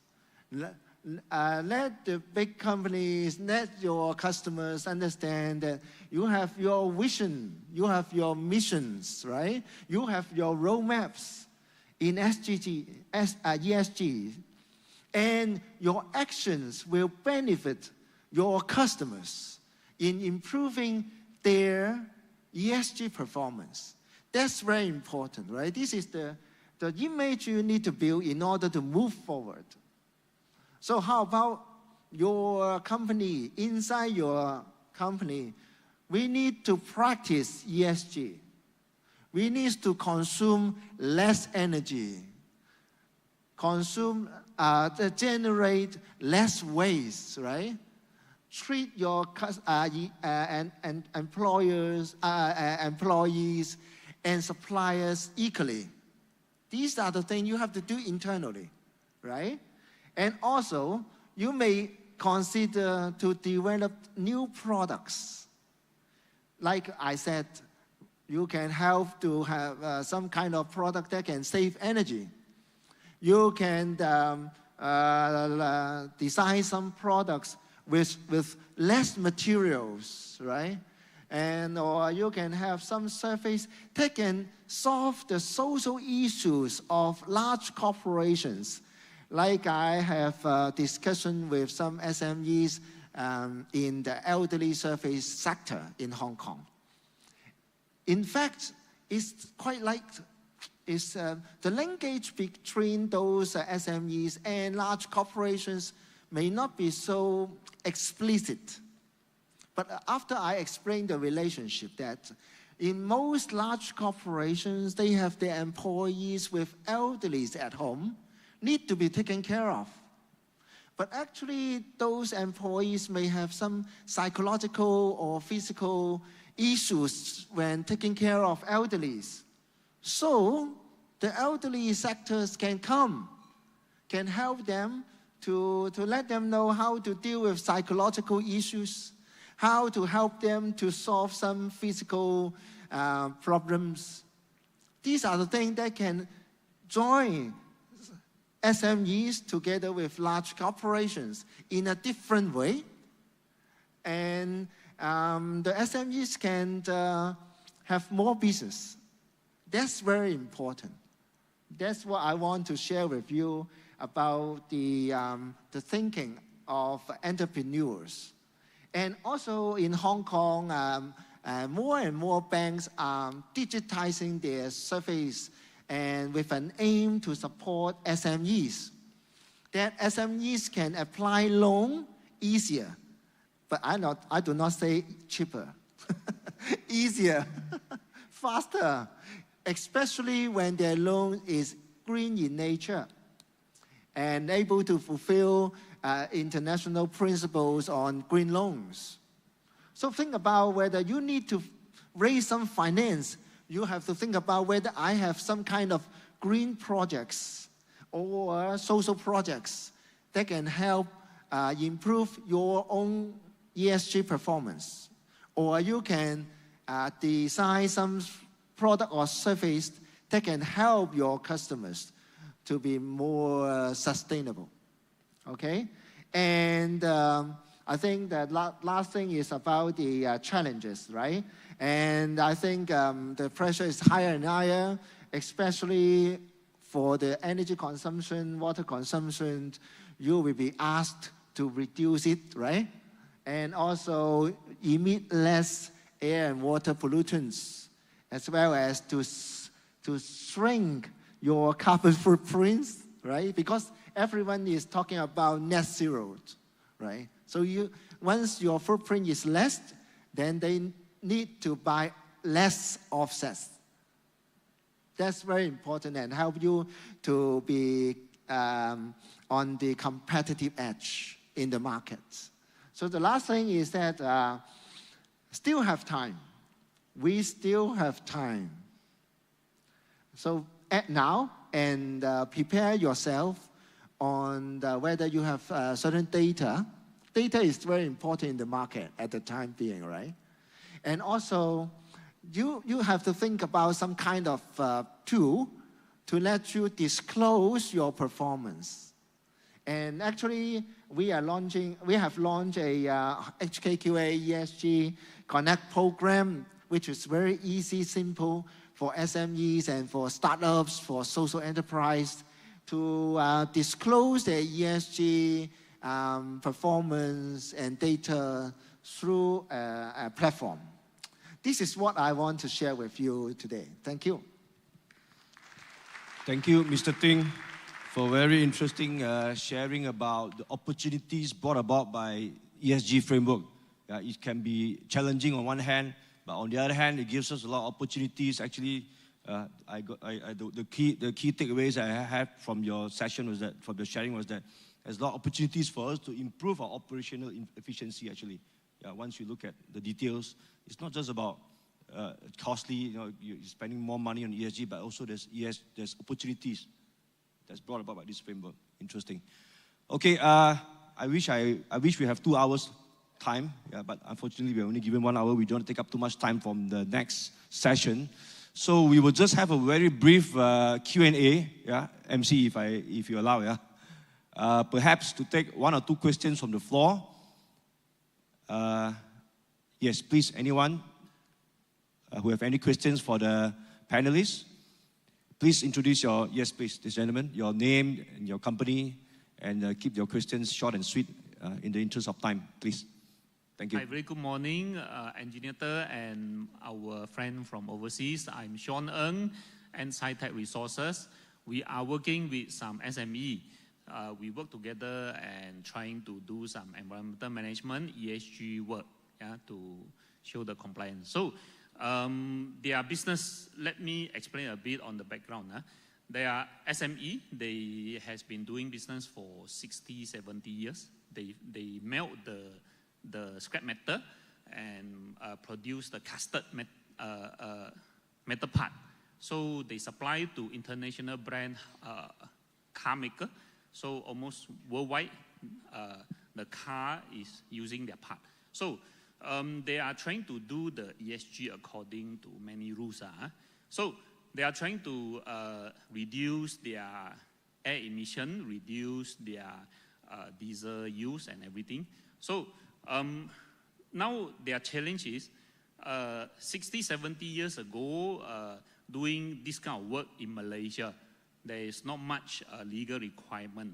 Yeah? So the land use is no problem. But in recent years, when they want to improve their facility, the local council or local government actually tell them, hey, your facility, your business still have a lot of things need to comply before we can give you a legitimate land use.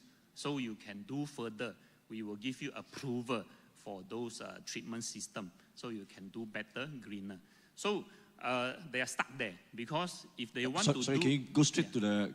Okay. Because of time, you go straight to the questions. Yeah. Okay, so please. We want to listen from our experience in other countries. So how the local SME in your country actually move forward, do the business continually, and still they can get this kind of land approval, they can do a more legitimate business. Yeah. Over to you. Okay, thank you for the question. So basically it's about complying to regulatory requirement, complying to ESG regulatory requirement. How do SMEs in your countries manage that? Anyone want to pick up these questions? Lisha? Okay. I can empathize with what your SMEs are going through, and that's something that Indonesia is also grappling with. Some SMEs are working with waste materials and then turning it into new material. They say, oh, this is circular economy. But then the authorities come in and say, you're not managing your waste. You have a pile of waste in your backyard. But they say, but that's my raw material. So what we are finding now is that the SMEs are ready to have that transformation, but the regulatory frameworks are not ready to shift as well. Another example is our SMEs that are providing cruises and scuba diving trips. So when they go off on liveaboards, it's like a week out in the sea with scuba divers, a lot of tourists, and they have to manage their waste. They package it based on the tourism protocol, based on guidelines that are saying you cannot throw waste into the sea because it kills your fish turtles are trapped in plastic, etc. When they come to shore, the health authority can say, how come you're keeping waste on board? You should throw this out to sea. So then sometimes the regulations are also clashing with each other because there's not enough also empowerment within the regulators and policymakers to keep up with what transformation means. What happens in Indonesia now is that this is the reason why we are doing technical assistance at regional level, at very line ministry level, at office like regional district office level, is because we also need to accelerate their policy transformation to support the green economy as well. Because otherwise the SMEs are ready, regulators are not ready. Even the local politicians are sometimes clueless about what ESG means. They campaign about this and that, better economy, but then when we ask them, what about green economy, blue economy, restorative economy, that's where they go blank.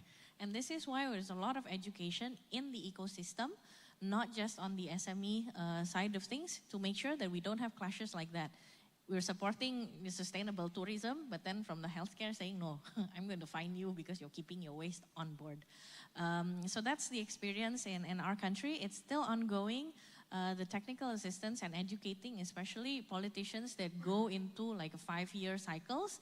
We educate this one, but then the one coming in the next 5 years need re-education again. And that's why we find it that we have to work together. We have to work not just at national level, not just on the SME, but also the surrounding ecosystem itself. Thank you. Thank you, Lisha, for sharing your experience. Any other thoughts from the other panelists, if you have? Yes, a short one. I also empathize, although again, we come from the regulatory space, but the SEC, we try to do our part. In fact, our tagline for our services is, it's easy at SEC. So at least from a regulatory framework or a regulatory perspective, we try to make things easy. Registration, through digitalization, the requirements, disclosures, etc. We don't want to make it difficult because precisely we want SMEs to comply. But I can only speak about my my regulatory agency. Of course, as we all know, in the government, there's so many other steps. No? If you talk to the local government units, the ones that operate in the provinces and the cities, they have their own rules. So I guess the challenge really now is being able to transform mindsets of people, that ESG, SDG should be in the forefront of the economic planning and development cycle, not just in the periphery. I mean, I think that should be the general mindset, especially for regulators, no? And also for SMEs, so that we will continue to look for solutions instead of excuses. But of course, that's easier said than done, especially from a regulatory standpoint. But I guess that's how it should start. If we think of it like we should push this because this is ESG considerations is about actually survival of our future generations, not just of the planet, but our descendants are affected by this. And somehow, if we incorporate that in our thinking and our planning process, again, both from the business and regulatory side, we will be able to find more solutions moving forward. Okay, thank you, Mr. Javid. Yeah, Mr. Sunton. So just a quick response to this.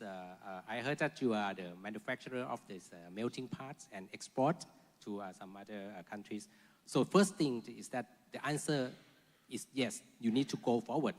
So the first thing you need to get all the people understand is that this is a requirement that you need to go. You do need to do something. The second thing that for doing the compliance to the regulation of this, one way is to work as industrial groups. I'm not sure that if you are in you can have similar players in the groups, so you can learn each other how they work, how they implement it, and how can they share the best practice to you, so you can learn each other. You will not go alone. This is the first thing. The second thing, if you can get to have some collaboration with some other business partners. For example, if you have a waste, you can find some partners that, okay, you need and match their requirement that you can get your waste to be a raw material for them. This is some kind of the collaboration work to work to improve your ESG management. Yeah, thank you. Thank you. Mr. Ting? Yes, I think compliance is the same everywhere. It is the bottom line. However, do not think it is a punishment. Otherwise, you will be very painful. Right? You have to pay for compliance. So ESG is about a transformation of the mentality of the entrepreneur behind a company. That a company in the market for 60 years, I think they receive a lot of things from the society for 60 years. And I think it's time for the owners to contribute to the societies.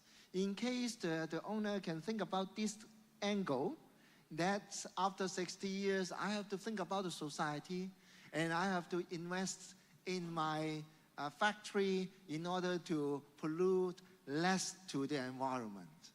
I think this is very important, right? Don't make it painful. Should be something good after you have received so many things from the society for 60 years. Thank you, Mr. Ting, for sharing your insights. Okay, I see hands being put up. Maybe one last question, one more questions before we wrap up. And perhaps we will invite just one of the panelists to answer this question. I'm sorry, we are running out of time. Yeah, please.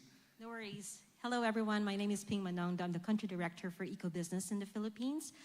And my question is, well, what are the top 3 highly investable sectors anchored on ESG for MSMEs in your countries? Thank you. The top 3 highly investable sectors in your countries. Okay, maybe we have just one of the panelists to answer if someone wants to pick up these questions. Mr. Ping. I cannot think of 3. I just give you one. I think it's easier. Renewable energy, I think, is quite common in Hong Kong. We have a smart grid, and then we can generate electricity, and with the extra electricity you can sell to the power companies, and then you can establish contract with the contractor, and then you do not need to spend money but share profits with the contractors. So a lot of contractors is doing this kind of business in Hong Kong. Okay, so thank you very much. Yeah, Mr. Sunton, I see your hands on the mic. Just my personal opinion, but I'm not sure my answer is right or not. Actually, for Thailand, the most investable maybe the EV, the electrical or the battery parts of the EV car. This is for the manufacturing sector. But for the service sector, I just mentioned that we are driving by the tourism sector. So this could be restaurants, hotels, and some kind like that. But this is some of them. But I'm not sure this is the right answer or not. I think the Office of SME Promotion in Thailand can have this answer. You can talk to them later. Okay, thank you. Okay, thank you once again to all panelists, to participants. I know you have more questions, but unfortunately I have to do my job as a moderator to time keep. Yeah, but don't worry, the panelists will be here. They are here for the next 2 to 3 days. Yeah, so I told them to spend some time to go around and contribute to Malaysia economy as well. So yeah, after this session, you please feel free to engage with them. They'll be here. These are the ESG experts from regionally. Yeah, so please grab the opportunities to talk to them. And from my side here, maybe please allow me to just wrap up by saying ESG is here. Yeah, to wrap up from what we have heard from the panelists this morning. ESG is here. It is not just coming, it is already here. Yeah, ESG is now. ESG is not just for large companies. ESG is also for SMEs. MSMEs with robust ESG practices will be better positioned to navigate global shifts and capitalize on new opportunities. So as MSMEs, start your ESG journey today. So thank you once again to all panelists for your great sharing this morning, and thank you to the audience for listening. Have a great and fruitful day, and now back to the MC. Thank you. Thank you. A round of applause, everyone, for such an amazing, eye-opening, and thought-provoking discussion. Thank you, Insignor Ter, Attorney JV, Mr. Sunthorn, and Mr. Ting. Please remain on the stage for a token of appreciation. May I invite Yang Berbahagia Tan Sri Datuk Seri Panglima Banat Giluk Dompok, Chairman of SME Corporation Malaysia, to come on stage to give the token of appreciation.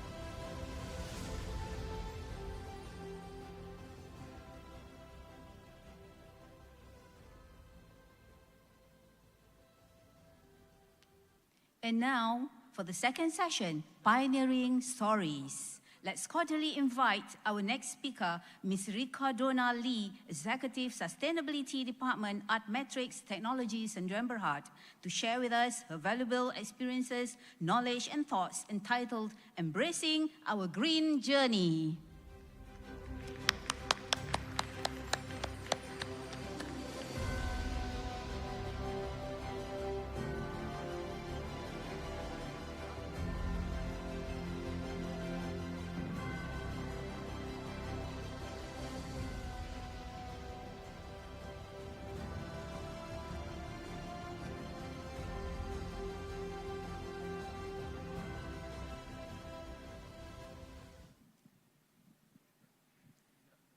Hello.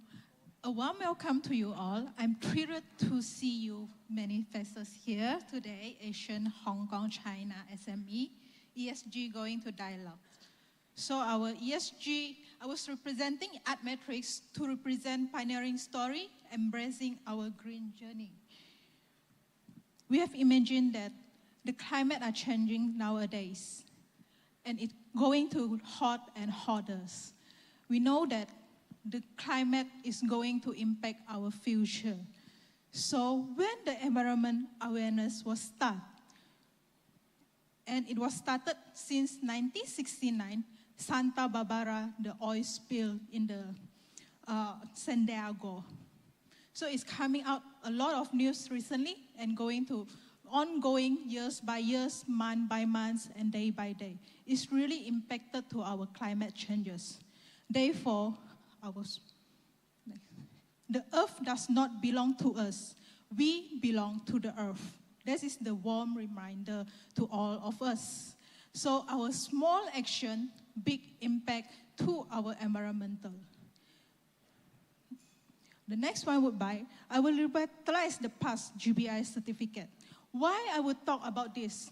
This building is the before.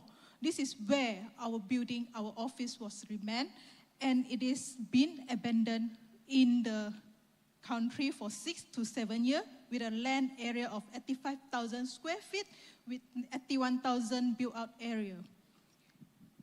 After it revamped, where it is our office nowadays, it's look very amazing, it's look very beautiful with renovations inside the buildings.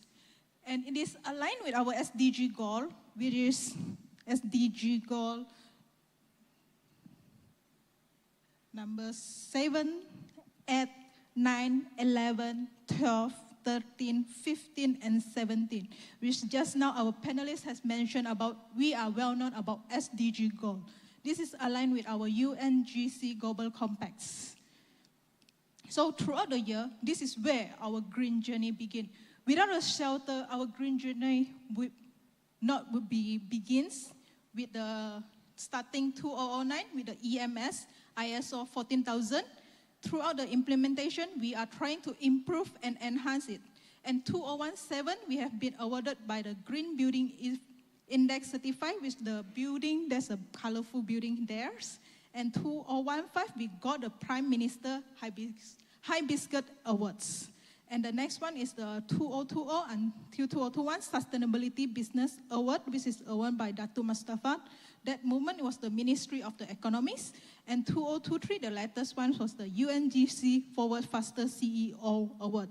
When we have implementing our sustainability, we would think that things of green, think of at Matrix. So our building internally very beautiful. We have electricity efficiency, water efficiencies, green product, and recycling. This kind of SDG goal, ESG, was very aligned with the electricity efficiency. Our building was built out to have 43% of NLA daylight, 64% NLA external view, high pressure, low velocity, LED lighting installation, turbine ventilator, heat reduce. This building internally have been aligned with the SDG 7, 9, 11, and 30 under electricity efficiencies. This is also under the environmental E for the statement. And the next one would be the water efficiency, Of course, our factory is less using on the water, so I will have a rainwater harvesting system to using in the watering plant, toilet, and the cleaning. This is aligned with the SDG goal 6, 11, 12, and 13. The next one is the green product. We do have a green product. We have a policy to create a green product throughout the year, 2 products a year.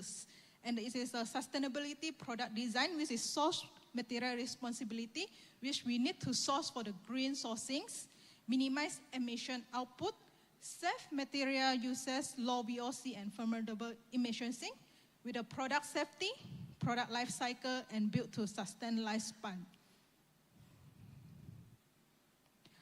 Our green product is also aligned with the SDG, which is SDG 1, 3, 6, 7, 8, 9, 12, 13, 14, and 15. Our green product, our product was considered as a green because our product is an assembly and can be disassembly. Our product, we discourage our user to dump it in the landfill. And next is our recycling plan, which we have a policy to recycle every Friday since 2006. It is reduce, reuse, and recycle our waste generated and circular economy, minimize the waste and emissions through efficiency use and recycling. Throughout these 4, you would think that how we're going to sustain. Of course, the implementation and execution is very easy and simple thing. To sustain on it, the environmental thing, we can say that we need to monitor. We need to have a report to report inside the ESG. So this is our green product development timeline. Since 2007, we have a simplex panel system. Next is the 2008 iMode desking system. All our product was green certified. Throughout the year, we have a continuously improvement for the product until we got a few of the certificate. It's a GEGA certified, My Hijau, and SGBP. This is our product need to send to the certified and testing. Later, this is certified by the green, low VOC to be market inside the marketing. And also it is to build up our economy. Next one, we have a corporate social responsibility. Since 2013, we have a CSR program, which is very contributing to social. What we get, we need to contribute to the society as well. It is to the 2013 is a tree planting activity at Forest Research Institution in Malaysia. And the 2015 is social visit to all folks' home. 2017, sponsor for International Urban Sustainability and Building Conference under MGBC, and the commercial tree planting frames. 2018, they have a tree activity have been appeared in the CSR, which is International Coastal Cleanup Industry Visit Program, Cleansing Pledge Campaign. Next was 2019, before the MCO. It is a university sponsorship and a green run with the Kuala Lumpur urban sketches. Next was the 2022 is the flood disaster at the Sekolah Kebangsaan Rantau Panjang. Now we are still planning for the CSR program to continuously contribute to the community and the society. Why we are thinking of the CSR? Because we have an employee engagement with the community to serve back to the community and attract and develop and retain the talent. To all of this activity, we have a policy under the ESG part. The policy is very important internally and externally. It is very influence to our community to get involved. Even ourselves as an employee also involved in terms of the greens, the corporate social responsibility, and so on, with the suppliers. So next, I think I end of this topic of our green journey. So this is our product. You may scan us to follow on our company to know more about our product and everything about greens and ESG sustainability. Thank you.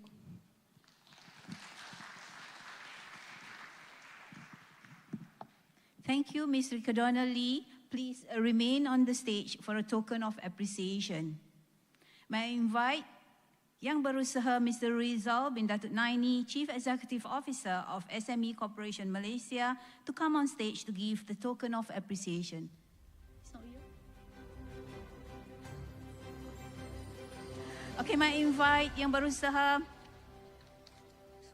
Yang Berbahagia Tan Sri Datuk Seri Panglima Bernard Giluk, Chairman of SME Corporation Malaysia, to come on the stage to give the token of appreciation.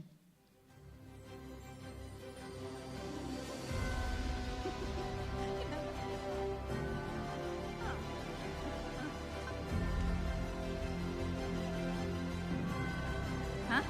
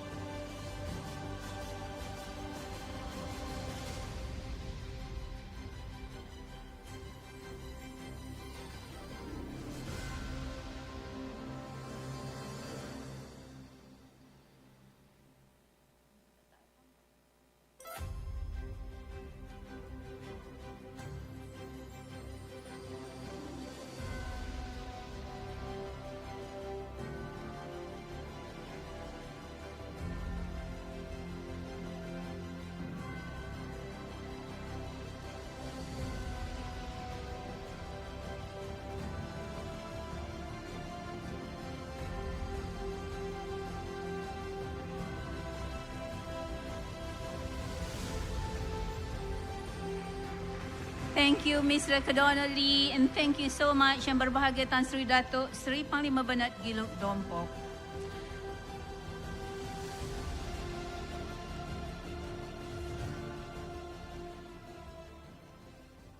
Our second speaker for Pioneering Stories is Mr. Andrew Dana Wesley, Head, Sustainability, Velesto Energy Berhad on Unlocking ESG Transformation, Responsible Supply Chain. I respectfully hand over the mic to you.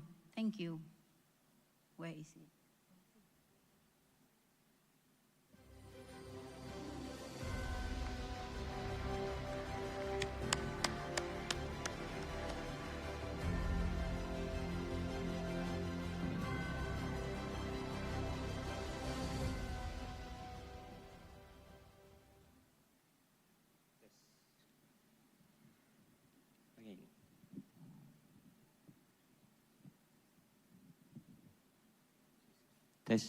All right. Very good morning to everyone present here today. Is it morning or is it 12 o'clock now, right? So I'm just another roadblock between lunch and you, right? I'm trying to make it very fast for everyone. I'll try not to spend a lot of time. I think we are already heavy loaded with a lot of information, and it's a pleasure for me to be here. And thank you to SME Corp for inviting corporations like us to share our stories and journeys with the SMEs, not only in Malaysia, but to our friends who come from different countries, as well as from Hong Kong and China. And my name is Andrew, and I'm from Velesto Energy Berhad. And for those who are not familiar, maybe I'll just give a little bit of overview who are Velesto Energy. So Velesto Energy is a public listed company in Malaysia. We are majoritarily owned by one of the national public fund.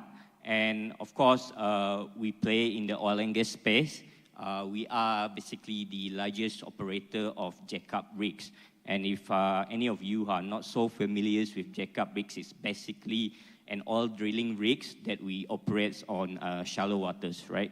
So we serve clients, the likes of Petronas, Shells, even from PTTEP from Thailand. But at the same time, we have close to 1,000 supply chain, which includes some of the SMEs in Malaysia and outside of Malaysia, or part of our supply chain. So today, the topic was given to me was actually unlocking ESG transformations, responsible supply chains, right? So there are two parts to this presentation. Basically, one is to provide a little bit of an understanding to what is responsible business and supply chain.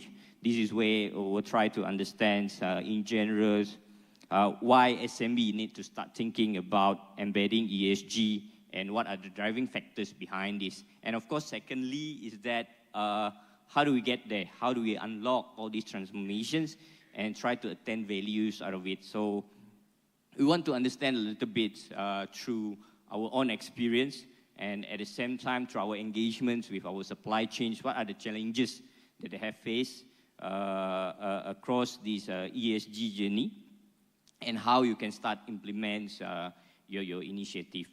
So I'll provide a little bit of overview and perspective from what we have learned, Valesto as a company, because we ourselves is a supply chain to other largest corporations, but at the same time, we have a lot of SME as part of our supply chain.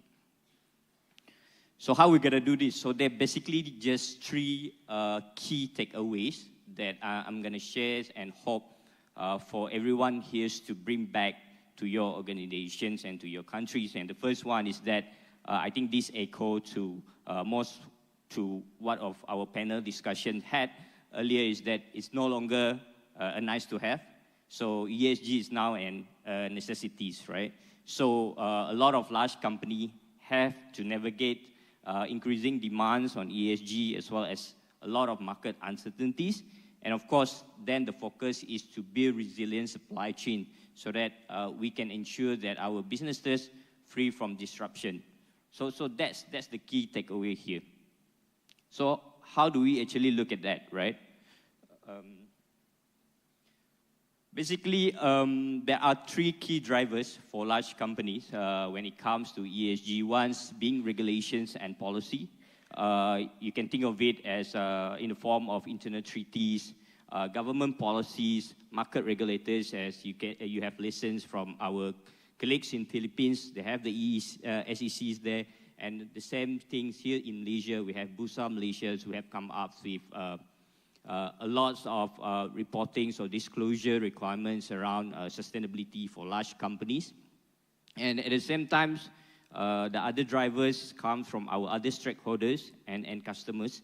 And these include the banks, the financial institutions at large, and of course, the investors as well, right? And they themselves have set certain targets around meeting their investment portfolios for net zero 2050s, and then we have clients, and in our case, in Valesto Energies, Petronas, who have also committed to net zeros. And eventually, these requirements needs the supports of their supply chains and our supply chains to meet, right?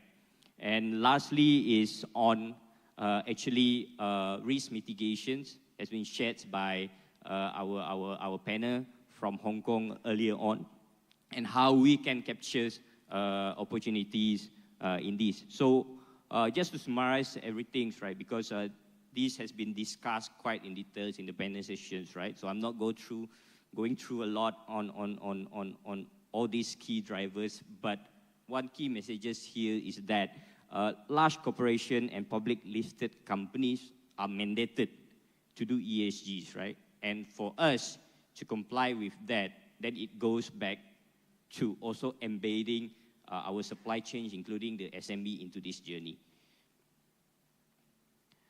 So how has we, Valesto, as a corporation, responded to all these key drivers, right? And what has changed in terms of how we operate our business, right? So our sustainability journey started back in 2017. And this is where we established our sustainability governance. We have a board overseeing ESG matter who sits for a meeting on a quarterly basis. And then we set up our sustainability management committee at the same time. And through that, we started to then understand our own business process and where all the data points for us to start contributing to our disclosure. And in fact, we have released our first sustainability report in 2017 as well. And of course, then in 2018, Valesto, I mean, for those who are familiar with Bursa Malaysia, we are included in the FTSE for Good Index in 2018. And towards that, as we continue to journey and improve our sustainability practice, in 2021, we have set our emission baseline, right? So we take a look at our scope 1 and scope 2 for our own operations and set a baseline for us to achieve a target towards the end in 2030. So in 2022, things get more serious. So we are actually moving from compliance to actually embedding ESG into our strategy, business strategy. So it was part of Wawasan 2030 pillars. There are 6 pillars that is being determined on this, and then ESG is one that has been identified as one of the key pillars. And of course, this year we are proud to also announce our commitments for our operations, for our business to commit to net zero emissions by 2050. This is aligned with our initial interim targets, where we would want to reduce our operational intensity in 2030 by 10%. So that's basically the three things that have changed when all these requirements and all these drivers come in, is that our governance process now have ESG in it. We tweak our process to start including how we would monitor our performance and collecting our data. And the third one is that all our business process and our business strategy moving forward would consider ESG. So with that, right, in fact, now we start looking into supply chains, right? So we want to integrate ethical and environmentally responsible practices, social impact, and commercial model, including a monitoring strategy. So that's easier said than done, right? The effort is gonna be huge. The task is extensive, right? But we have to start something. This is to quote previous study by PwC on Bursa Top 100 companies, right? In fact, as in 2021 or 2022, only a third of companies in Bursa reporting their supply chain sustainability KPIs. And we feel that this is going to change, right? And we have to start somewhere. And for Valesto, there are only 4 areas currently that we are looking at to start working with our supply chain, mainly on emissions. That's the key things because of the net zero commitment that we have. And of course, health and safety is utmost important to all of our operations for oil and gas. Human rights and labor practices, and of course, good governance, that's zero tolerance on anti-bribery and corruption. So with that, right, how do we embed sustainability in supply chains? And I would like to then have everyone to understand that this has to be a collaborative effort. And for SMEs, right, it's important for you to leverage on your relationship and the ecosystems that you have together with your clients as a platform for feedback, sharings and learning, as well as an opportunity for you to collaborate on some other things outside of the business, right? So just to give a little bit of overview of how all these things interconnected, right? For Valesto, we have close to about 100 plus vendors, and about 71% of them are local vendors, right? And based on some of other data that we have collected in 2022, as well as from the recent sustainability reportings that we had for 2023, we spend about 600 million ringgit in a year for FY 2023 on local procurements, right? That's 70% of our total procurements here. So what does it say with this data, right? I think there's a lot of opportunity for SME with regards to the implementations of ESG. You can tap into new markets per se, because large company, as part of their ESG strategy, will start go localize, right? Localizations is a very big strategy in most big companies in terms of their supply chains, right? And of course, we track of how health and safety performance is for our supply chain. And in fact, in 2022, we have one of our vendors who had a lost time injury. And this then contribute to our own internal KPI. So this is just a few examples how it can relate between clients and the supplier perspective. right? And to that end, what Velesto have been done to help our supply chain to implement and embed ESG into our into their journeys, right? In fact, some of the key things that we have done a couple of forums quite recently. Last year we started with these, and then we're going to have a second one this year. We call in our supplier, engage them, and share with them what are the key best practices outside there, and try to gather the feedback on that. We organize training sessions as well with our vendors, and if there is an opportunities from our bigger clients and our other stakeholders who organize some relevant trainings, we also extend the invitations to our supply chains as well. And of course, we have embedded ESG criteria into our vendor audits that we done on yearly basis, and at the same time, we have some of our vendor provide an update on how they have progressed in their ESG journey on a quarterly basis. So what's going to happen next, right? For Velesto in specifics, but probably in general for other clients that you have, right? So SMEs needs to be ready that more and more assessments coming to you, right? And first, being most important one is for your clients then to understand at what level is your ESG maturities, right? This will help clients like us and to help our clients at the end of the day to then bucket everyone's and try to determine what supports and help that you need based on where you are in your ESG journey. And then, of course, we will see more and more frameworks and governance material coming up from clients to be imposed into the supply chain.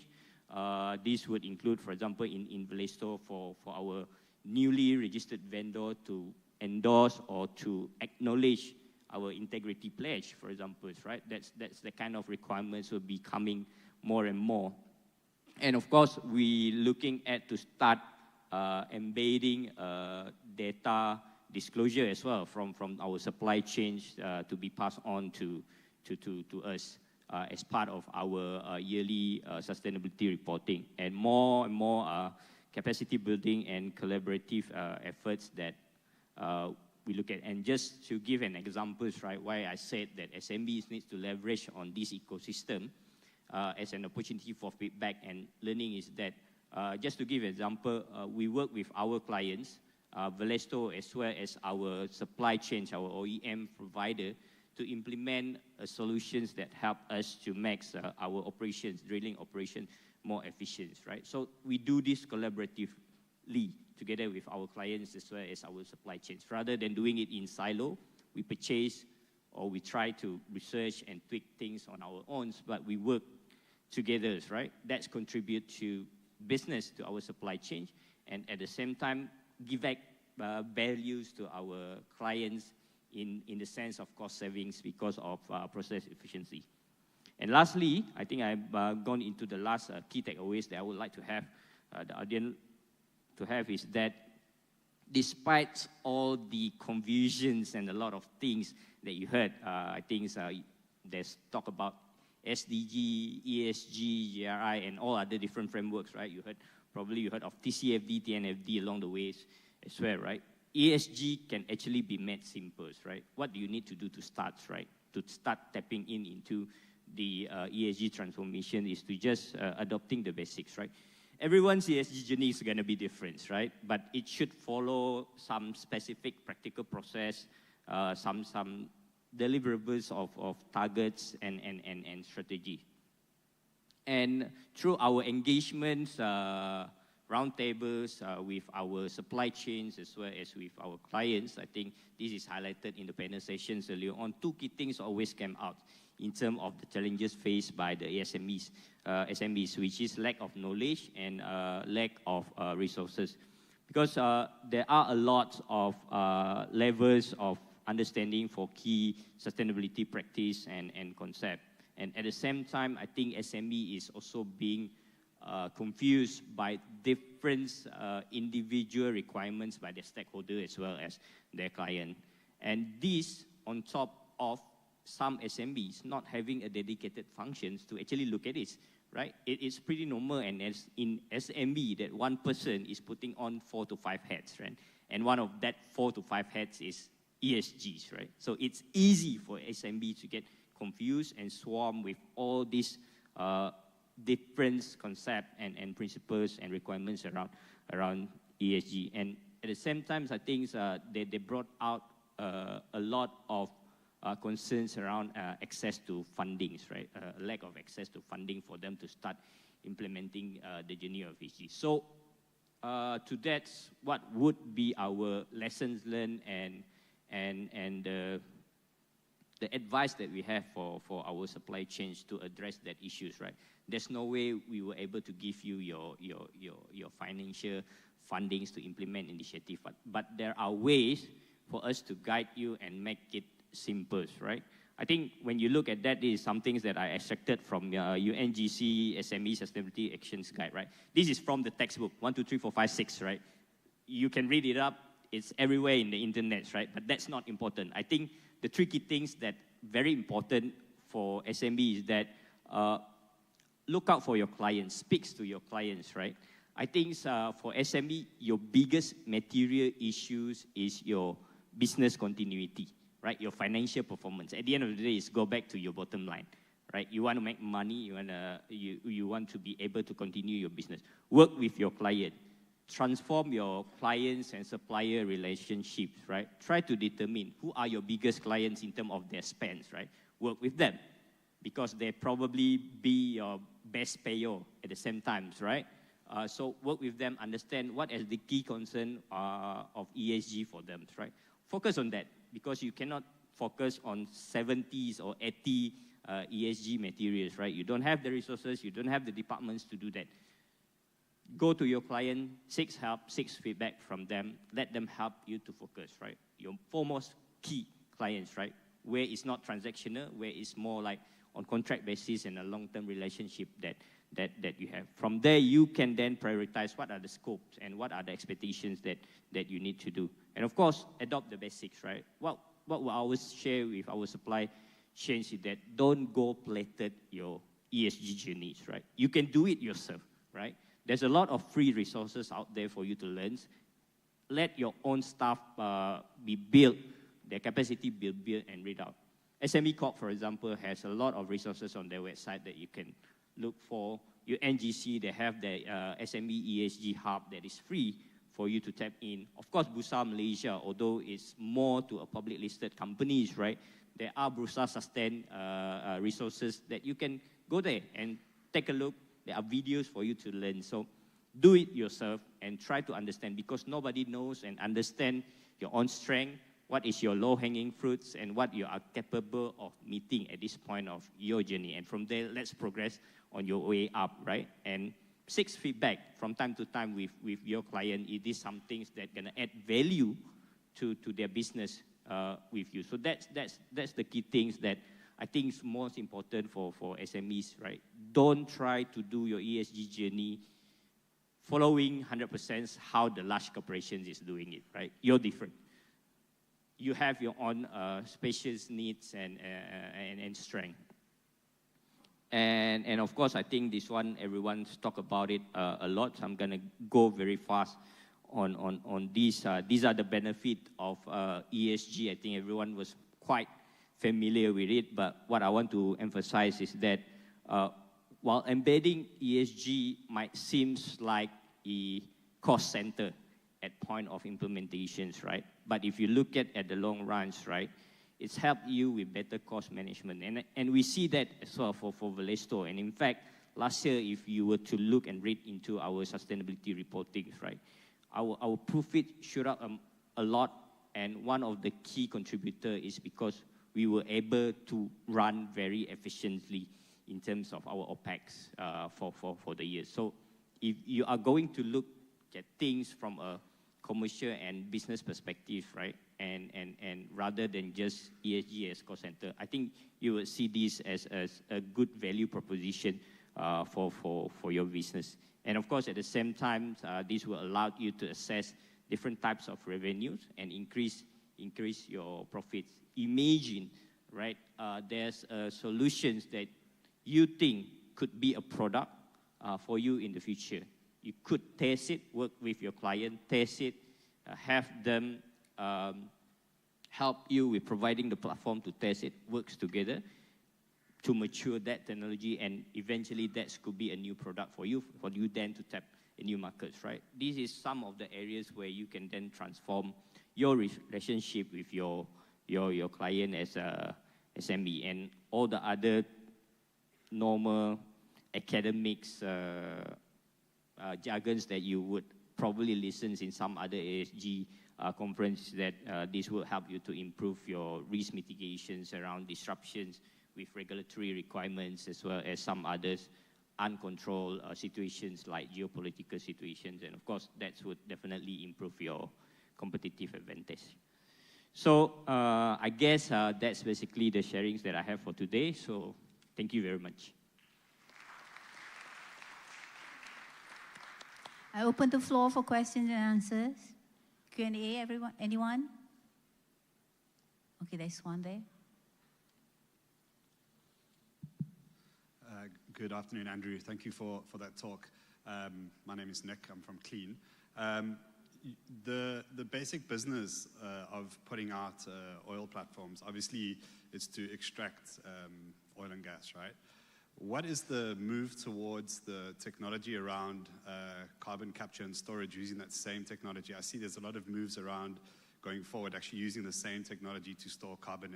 Is that something that you guys are looking at as well?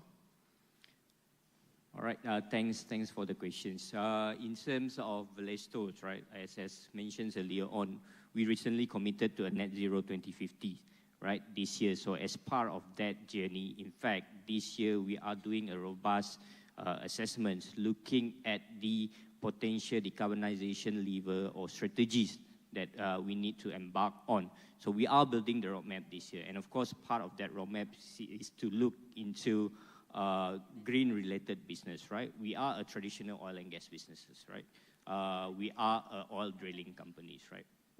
How can we then decarbonize, right? And one of the key areas that we want to look at is, of course, whether there is any new green business opportunity. But we're not doing it for the sake of doing it or for the sake of transitioning into a different business. And of course, CCUS is some things that very hot at the moment. One thing for Valesto, we have not seriously or deeply assessing our viability in that space. But of course, CCUS or carbon capture technology is not something new. It has been there for many decades. Of course, the technology is not mature and it's still quite expensive. But as a sustainability professional, I do believe carbon captures have a role to play. But there is still needs to study in terms of what are the impacts of doing it, especially if you're talking about carbon captures and injecting it underground, right, into depleted oil reservoir or into the grounds when you have an onshore CCUS storage and everything. Will that affect our geological formations at the end of the day, or if there is any safety issue arise from that? There is something to look at, right?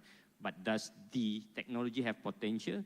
Yes, we are moving towards that, and I think, in fact, everyone was aware the governments of Sarawak are heavily invested in this, and there are 2 upcoming projects in Sarawak around CCUS, which is being led by our own national oil and gas company, which is Petronas, as well as at the same time PTTEP from Thailand for another oil reservoir. Yeah. Open the floor for another question. One more question.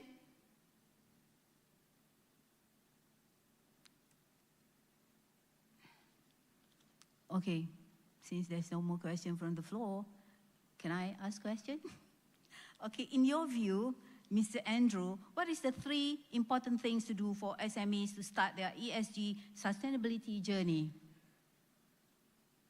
So I think, let me phrase it this way, right? I'll provide the client perspective first, right? What are the 3 things gonna come next from the clients, right? First is capacity building and awareness, right? How are we gonna do it? We're gonna engage our supply chain and start giving awareness and try to see what kind of trainings or capacity building that you need. And secondly, then we probably start mandating limited data collections, right? That's probably the second things that public listed companies would go into. And the third one is then to embed sustainability requirements into our commercial models. Then you're talking about that's part of your contracting term. That's part of your vendor selection criteria or your supplier criteria. So that's the thing. That's from the client's perspective. Then as SMEs, right, as you know, that's the three things from the client's perspective. What you need to do is, right, it's gone the day of being silo as a business where you just sit down and wait for your client to come back to you and, hey, I need this, can you provide this for me, right? So now is a time where you build that relationship, go to your client and understand, right? Hey, before we understand all these ESG movements out there and before you impose any requirement for us, can we talk and help us to understand what's the ESG materials that is important to you. That's one. And then secondly, as you understand that, go back, try to pinpoint in your own SME organization what you have done, right? I think, like, for example, health and safety, definitely everyone has done. That is a low-hanging fruit, right? You definitely have some health and safety practices in your organizations because you want to have the best workplace for your workers, right? Take a look at all these data points. Which are the low-hanging fruits that you currently have and focus on that and whether that's already meeting your client requirements, right? And of course, lastly, build up your own capacity. Train and communicate this in the talking term of ESG. The problem with organizations sometimes when you spoke to your ground level employees is that they couldn't understand what is ESG. But in fact, ESG is just your day-to-day things, right? You're trying to be safe in your work, that's ESG, right? You're trying to fight for your right as a worker, that's ESG, right? You're gonna ensure that your company pay your salaries on time, right? That's ESG. You just need to continuously communicate some simple things for people to start embrace, and then you can start collecting more ideas from your employees for you to then progress in your ESG journey. So I think that's the three basic things that SME needs to look at. Okay, thank you, Mr. Andrew. Please remain on the stage for a token of appreciation. May I invite Yang Berusaha Mr. Rizal bin Datuk Naini, Chief Executive Officer of SME Corporation Malaysia, to come on stage to give the token of appreciation.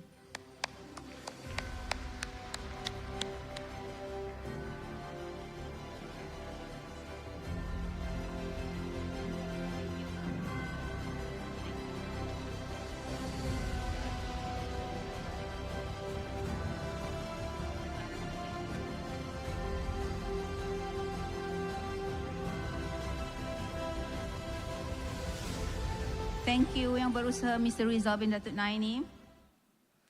And thank you, Ms. Rika Dona Lee and Mr. Andrew Dana Wesley for sharing with us your pioneering stories to help us along our own journey to become part of a sustainability agenda. Before we move to session 3, let us hear from Khalis Zaharan, Creative Director of Griffey Technology, to demonstrate the usage of Griffey card. I believe the participants have received the Griffey card as part of your commitment for attending this two-day event. Hence, let us welcome Mr. Khalis. The floor is yours.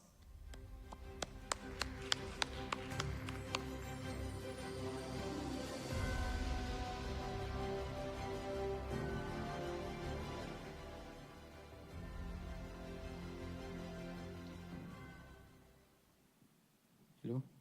All right, so good afternoon, everyone. Thank you so much for coming today. I'm Khalis, Creative Director of Griffey Technology, as we are the supporting partner with SME Corp for ESG initiative. All right, so basically, in the light of ESG transformation, so today we bring to all of you something very exciting, something new of exchanging contact. So basically, exchanging contact. So previously we know that paper business card, right? So it's the old ways of exchanging contact. So it is not sustainable. It is, I would say, leading to cutting more trees, right? So basically that one is the old ways of exchanging contact. So today we bring to all of you something very new, something very exciting. Hold on, yeah. So introducing Griffey card. So this is, I would say, exchanging contact using, it is powered by NFC and QR technology. All right. So you can simply tap to the phone. You carry only one card and you can make unlimited networking. So let me show you a demo. Nura, please come to the stage.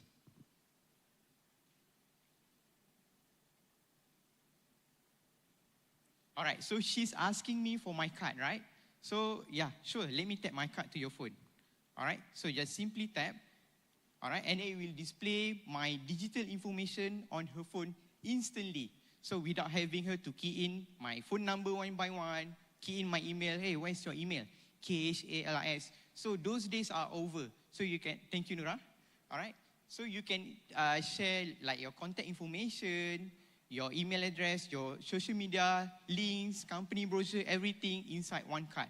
So you just, once I tap my card to her phone, I can simply tap to other people's phone.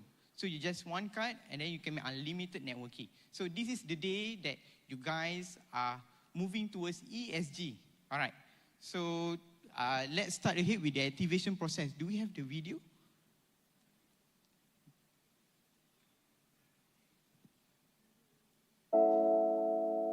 All right. So I believe everyone in this room has received this packaging, right? So take out your card. All right, and then let's go ahead on the activation process.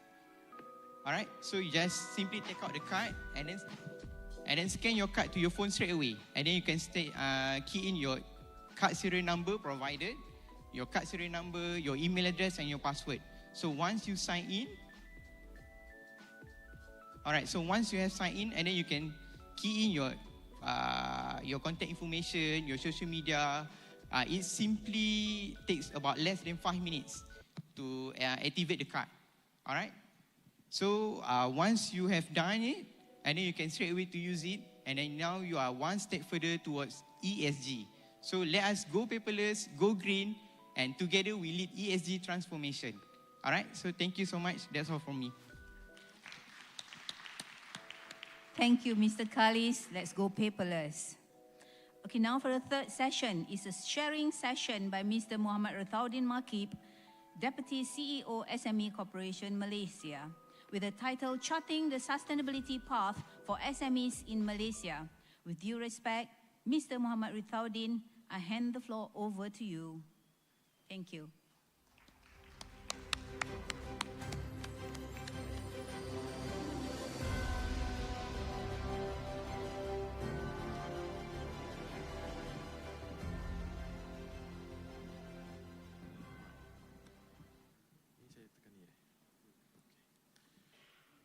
All right. Bismillahirrahmanirrahim. Assalamualaikum warahmatullahi ta'ala wabarakatuh. Selamat sejahtera. Salam Malaysia Madani. And a very good afternoon, ladies and gentlemen. Thank you so much for giving us some of the opportunity to basically carry you with the journey from SME Corp in terms of providing the necessary leadership in guidance the SMEs towards the adoptions of the ESG, environment, social, and governance. Let me kickstart this presentation by providing some of the overview of SME Corp Malaysia. But before that, can I invite all the participants to give a round of applause to our chairman and our board members who are here today together with our CEO in terms of basically gracing this event. For your kind information, ladies and gentlemen, and our members from ASEAN member states, SME Corp Malaysia is a developmental agency under the Ministry of Entrepreneur and Cooperative Development. We are the central coordinating agency for SME development in Malaysia, whereby we basically coordinate all the various SME development programs across ministry and agencies. So at the end of the day, we are also an implementing kind of agency whereby we also look in terms of the various challenges faced by the SMEs and providing the necessary intervention with regards to their access to financing, access to market, access to information, as well as the regulation. So going forward, okay, the slides. Sorry, the slides is over there. I thought the slides is over here. Right. In Malaysia, basically, we have around, like what my chairman has mentioned, we have around 97.4% of business establishment. And these SMEs are very important because at the end of the day, number one, they are contributing to GDP. Number two, they are basically the creator of job creation. And at the end of the day, they are also contribute to the export kind of figure. So taking that in mind, right, we as a central coordinating agency at SME Corp, we have to take up the challenge in terms of providing the necessary leadership to our colleague in Malaysia, to those MSME in Malaysia, because at the end of the day, when you talk about ESG, when you talk about SDG, most of SMEs basically are bombarded with the various terminology, such as carbon footprint, that's number one. You talk about carbon offset, you talk about carbon credit, as well as you talk about greenwashing. So to the SMEs, basically when we listen to about this green offset or carbon offset, carbon footprint, and to start calculating all the carbon kind of things into our daily kind of operation, it might not be easy. It might sound alien to most of the SME, especially the micros, the small, as well as the medium-sized kind of entrepreneur. So this is where at SME Corp, we believe that when you talk about ESG, I would like to introduce the word of love. We have to love our planet, which is the environment, that's number one. We have to love our people, which is our employees, as well as the various stakeholders. And the last but not least, we have to love our company. And this is where we need to provide the necessary guidance and governance towards the day-to-day operation of our businesses. So we believe that at SME Corp, implementing good practices of ESG goes beyond what we call ESG and SDG, because it will basically relates to the long-term sustainability of any particular business. Ladies and gentlemen, when you talk about ESG among SME, based on our surveys, we found out that back in 2021, this is a survey based on the Malaysian market, we found out that in terms of the awareness, in terms of the understanding of ESG, based on 2021, only 26% of SMEs are aware about the green practices or about ESG. But again, in 2023, we did another survey to really understand where we are with regards to this ESG among the MSMEs. We found out that from 26% back in 2021, the figures has basically escalated to around 40%. This shows that many numbers of MSMEs basically are starting to really realize the importance of ESG in terms of incorporating some of the business practices into their day-to-day kind of businesses.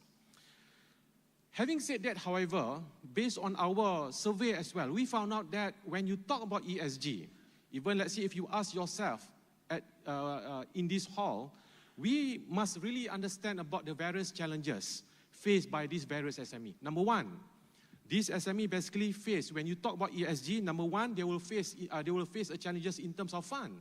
How to implement this ESG is too big to me. That's number one. Number two, do I have the necessary resources, people that can really understand about ESG, and how can I incorporate all the business practices with regards to the E, to the S, to the G into my business? That's number two. However, on top of these two crucial kind of challenges, we also found out that number three, basically a lot of MSME lack information and guidance with regards to implementing ESG. I'm going to dwell a little bit and try to basically provide a very basic kind of analogy what ESG is all about within my next few slides. So when you talk about this, ESG, we also need to really understand in terms of the various life cycle of businesses that basically involve the MSMEs. When you talk about B2B and B2C, and mind you, this is very much based on our collaboration with Alliance Bank, whereby we surveyed them and we try to understand in terms of the importance of incorporating the ESG practices in their businesses. So when you talk from the low to the high side, what does it mean by the low and the high side? From the B2B and B2C within the local market, as well as when you are within the global supply chain or the existing supply chain towards the directing export. So most of the challenges, when you go up in terms of this life cycle with regards to the participation in the global supply chains, you are basically compounded with the various regulatory kind of requirement. When you talk to people in the EU, basically, they will basically impose all this regulation. If you are not ESG compliance, they might reject your product and services. If you try to export or basically supply your product and services to certain MNCs, they might also basically at this juncture try to educate you with regards to the ESG.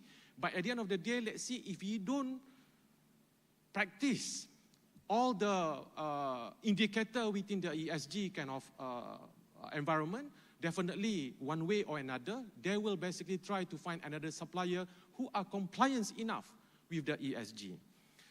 So moving on, let's see if you look in terms of the survey as well, we found out that a lot of SMEs, the number from 21% to from 26% to 40%, we found out that a lot of SMEs regarded what we call the adoption of the ESG basically will increase their brand image. That's number one. Number two, basically, they would like to remain competitive in the market. So this is the major beneficial kind of element that can contribute to MSME once they adopt the necessary ESG kind of practices.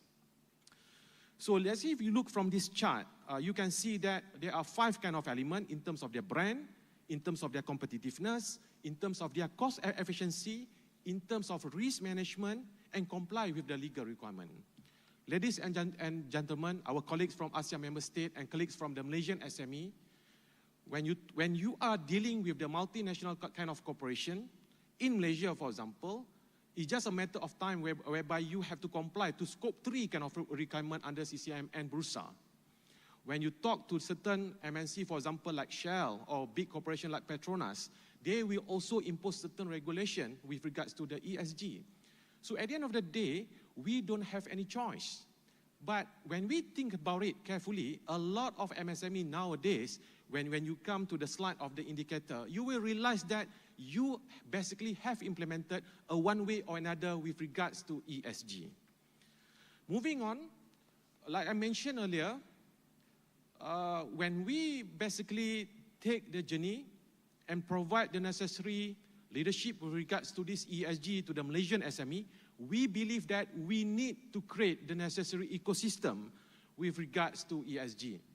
Number one, we need to provide the necessary awareness and education.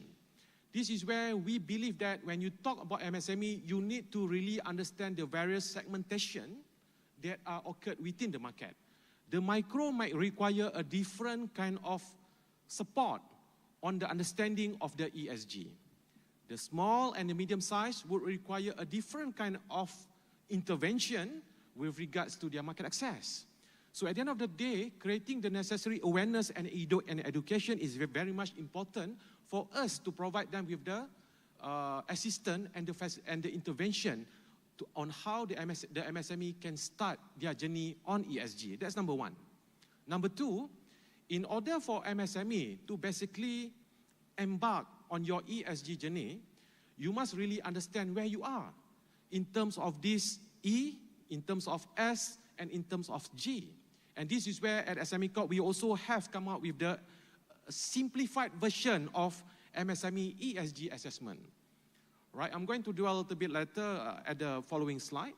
Moving on, we also need to provide the necessary support because like I mentioned earlier, the challenges faced by MSME, when they are facing the challenges in terms of the fund, in terms of their waste, rainwater kind of harvesting, in terms of implementing solar kind of thing, in terms of providing the necessary anti-corruption kind of guideline or SOP, they might need help in terms of financial assistance, be it in the direct financial assistance or kind of tax exemption.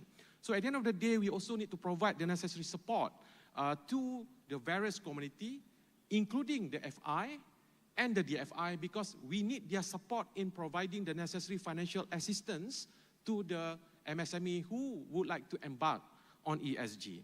Then basically, we also need to look in terms of the market access. as a government, we cannot run away from this market access kind of intervention. Because like I mentioned earlier, in terms of the business life cycle, even though, let's say, if they are operating in the domestic market, you also need to provide them with the necessary market kind of facilitation. You need to provide them with the necessary business matching.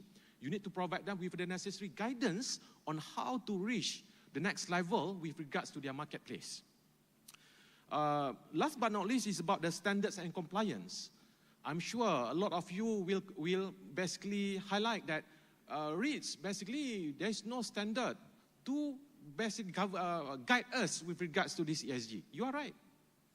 Because in this world, there's no one standard that basically govern the ESG kind of mechanism across ASEAN member states as well as MSME in the world.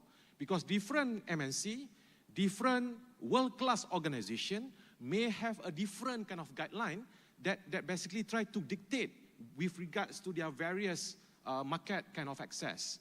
So at the end of the day, we also need to provide you with the necessary simple steps on how you can basically come out with your own ESG kind of a policy. So ESG standard and compliance is very important. Then last but not least is about financing and incentive. This is where in Malaysia, for example, we have the various incentives to support the adaptation of the various Malaysian SME with regards to the ESG. Moving on, we realize that when you talk about ESG, like I mentioned earlier, a lack of information and guidance. In Malaysia, we do have various guidelines produced by our colleagues from other kind of regulatory kind of perspective. We do have, on the right-hand side, sustainability reporting guide issued by SC. We also have the disclosure right issued by Bursa, and we also have the various what we call master plan issued by MITI with regards to IESG. But when we dwell further on all these kind of guidelines, we see that these are very much about the reporting on how you want to report your basically implementation on ESG and to inform the world and to inform your colleague on what you have done with regards to this ESG. When I went through in terms of one of the MNC, I can call them one of the MNC, a public listed company in Malaysia, their ESG reporting is this thick, around 200 plus kind of pages. So what does it mean to MSME? When we basically go through all this ESG report, we might sometimes feel intimidated by all these various reporting. So at the end of the day, when we have our various stakeholder kind of engagement, we realize that when you talk about MSME, it's about more in terms of how rather than what to do. I mean, we need to really tackle the MSME from that angle. And that's the reason why we basically produce this ESG quick guide for MSME. And this ESG quick guide for MSME basically will complement whatever other guides or disclosure kind of document produced by our counterpart. So guys, now it's Euro time. There are so many tactics in football, 4-4-2, 4-2-4, 4-3-3. For our ESG quick guide, it's very much about 4-4-5. 4 indicators in the environment kind of space, 4 indicators with regards to social, and 5 indicators with regards to governance.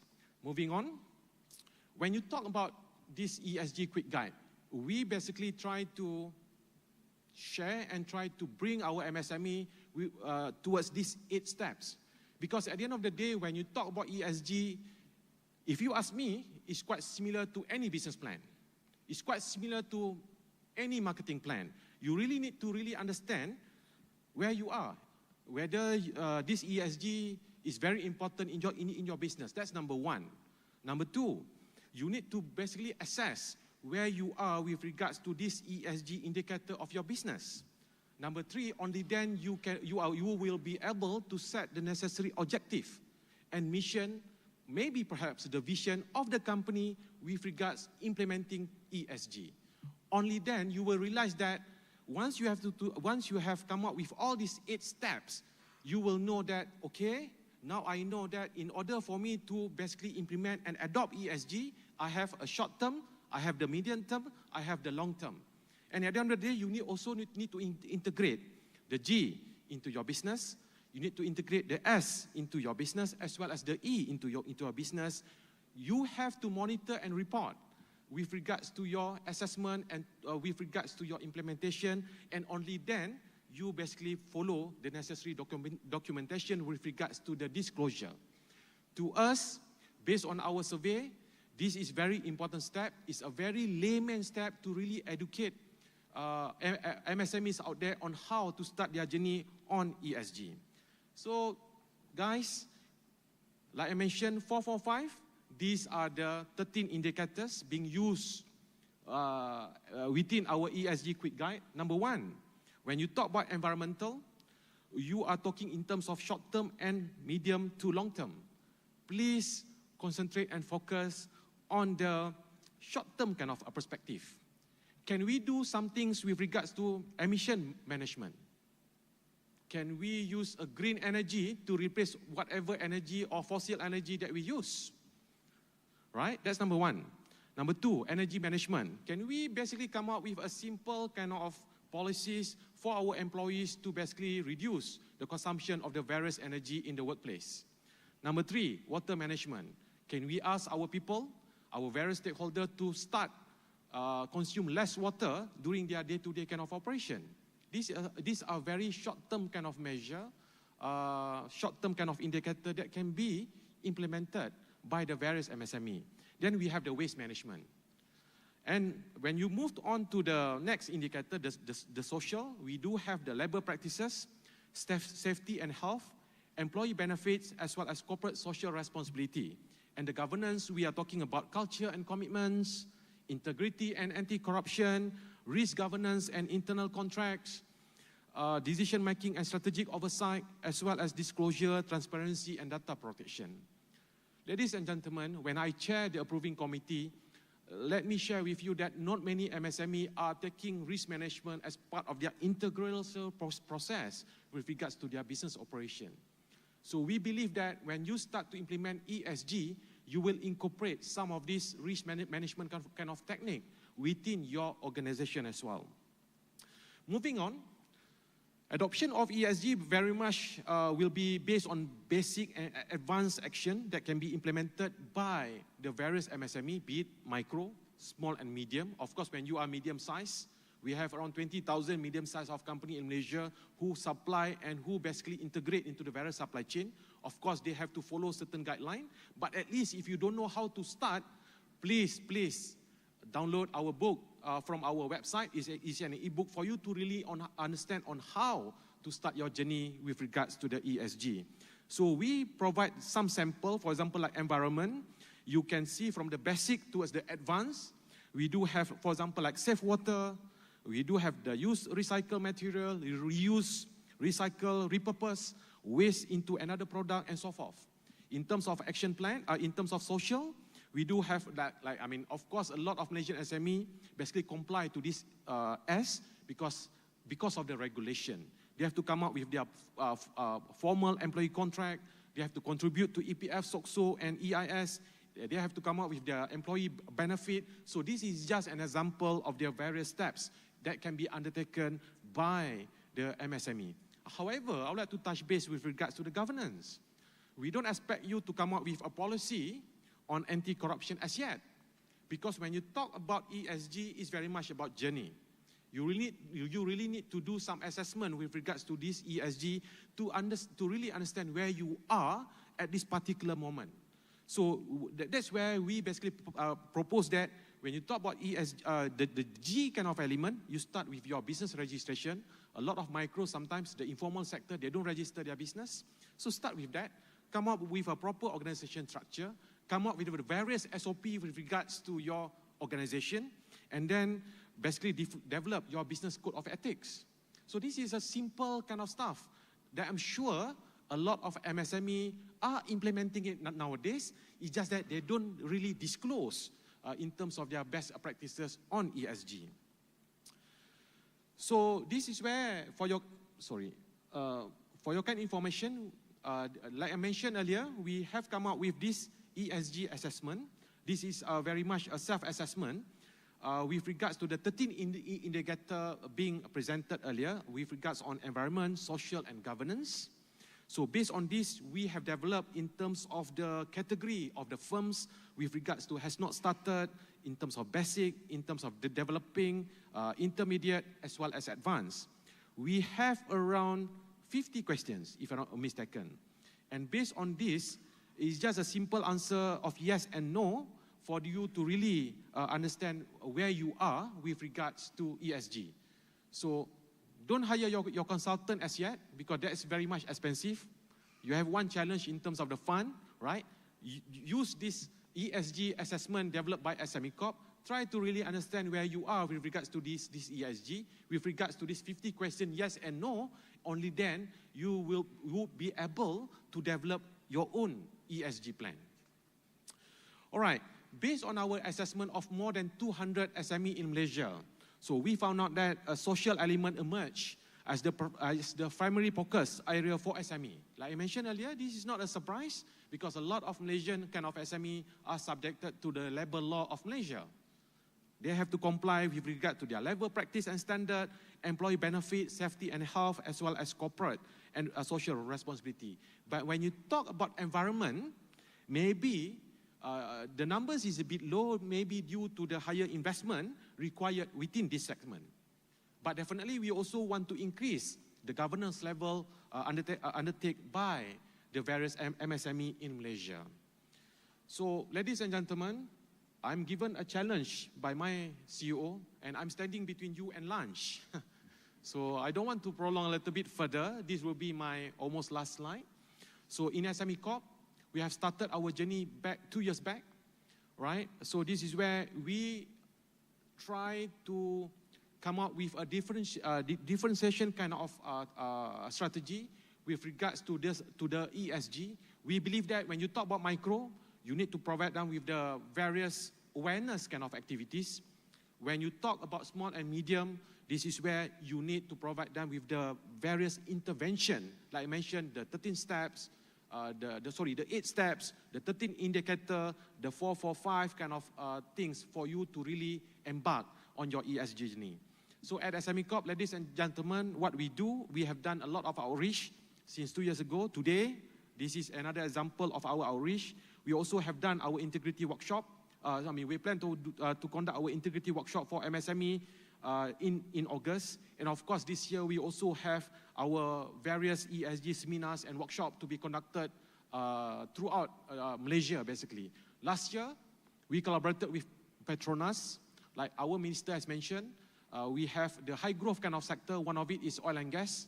So we collaborated with Petronas to provide the various intervention and education on the necessity of ESG to their vendors. We also went to Penang to basically collaborate with our colleague in Penang under the E&E and medical devices sector. And maybe, inshallah, in August, we are going down to Johor to provide the necessary intervention with regards to people in furniture, as well as, again, in the oil and gas kind of industry. In terms of publication, we do have the Malaysian Code of Governance for MSME with MISG and SC, as well as the National OGSE Sustainability Roadmap with MPRC. And of course, we are also looking in terms of new opportunities. For your kind information, this year will be the inaugural year with regards to the ESG. We are going to introduce a new category within our E50 kind award. So we do have ESG category. And number 2, we are going to do a lot of expansion of matching grant to include ESG-related expenses. For example, like purchase of machinery and equipment for energy efficiency, as well as for their, for example, waste and water, environmental friendly, and so forth. So this is what we do, ladies and gentlemen, and I hope we can collaborate more with the various industry associations, with the various stakeholders for the benefit of the overall Malaysian SME. With that, I would like to thank you. Open the floor for one quick Q&A. Okay, there's one there.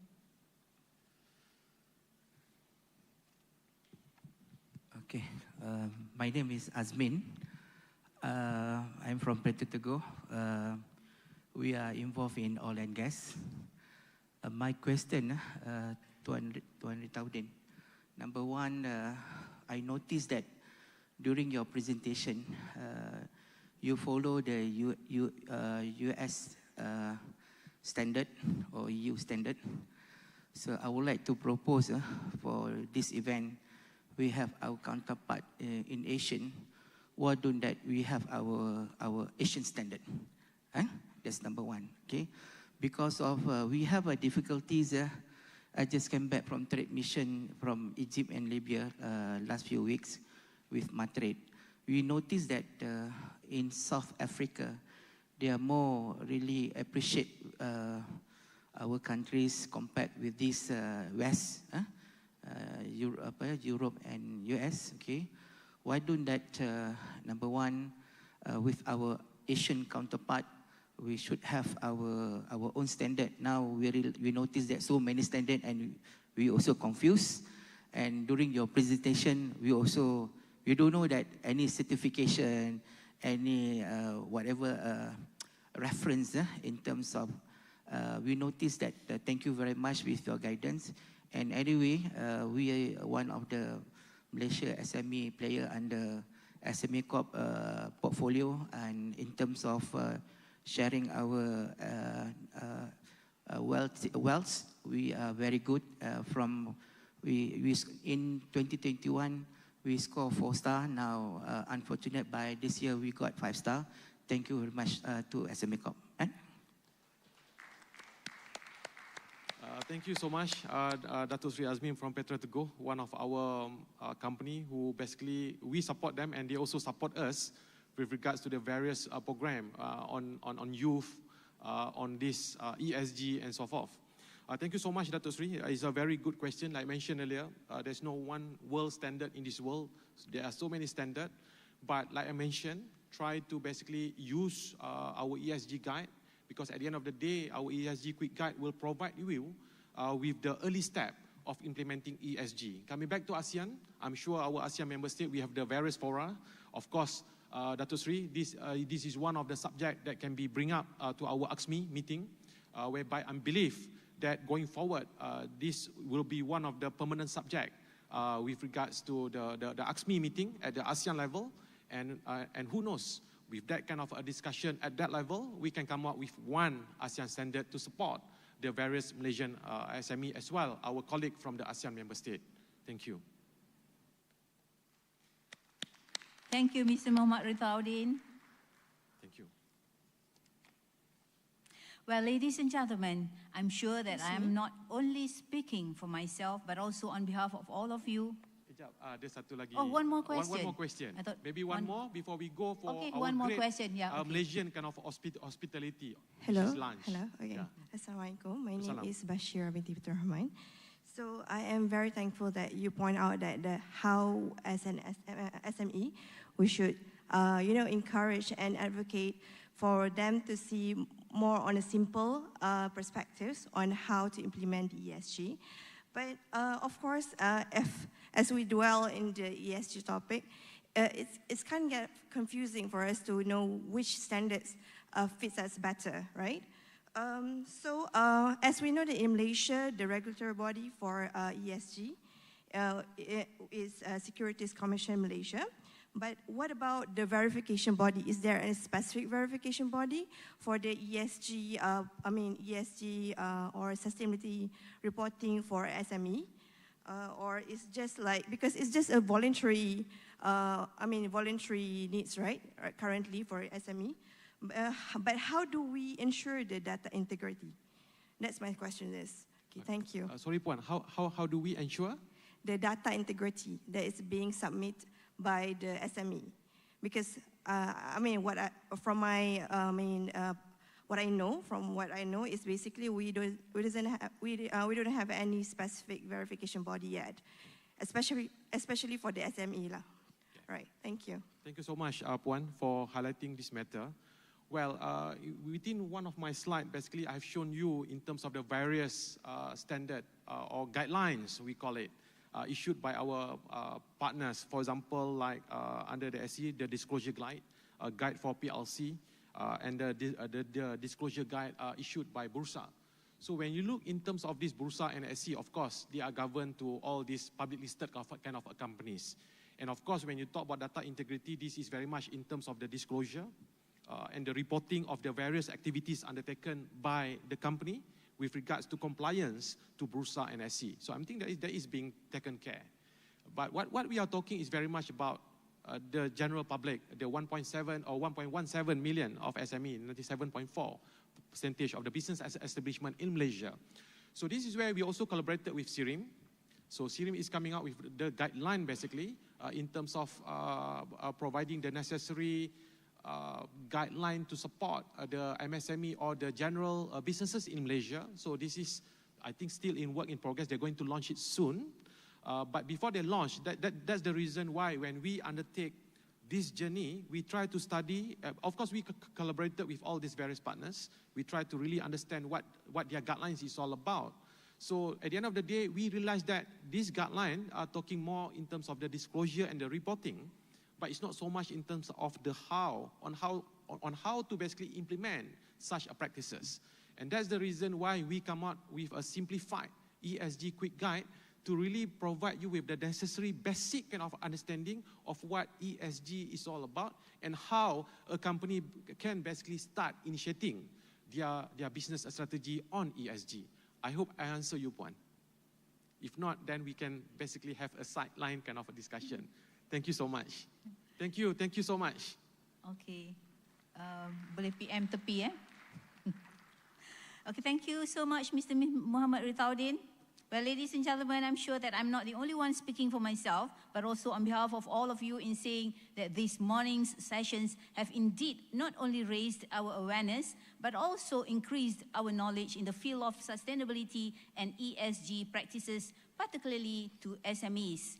Thank you all. Ladies and gentlemen, we will take a break for 1.5 hours for lunch at the coffee house on the same floor and some R&R. We will meet here again at 2:30 for more exciting sessions. Thank you.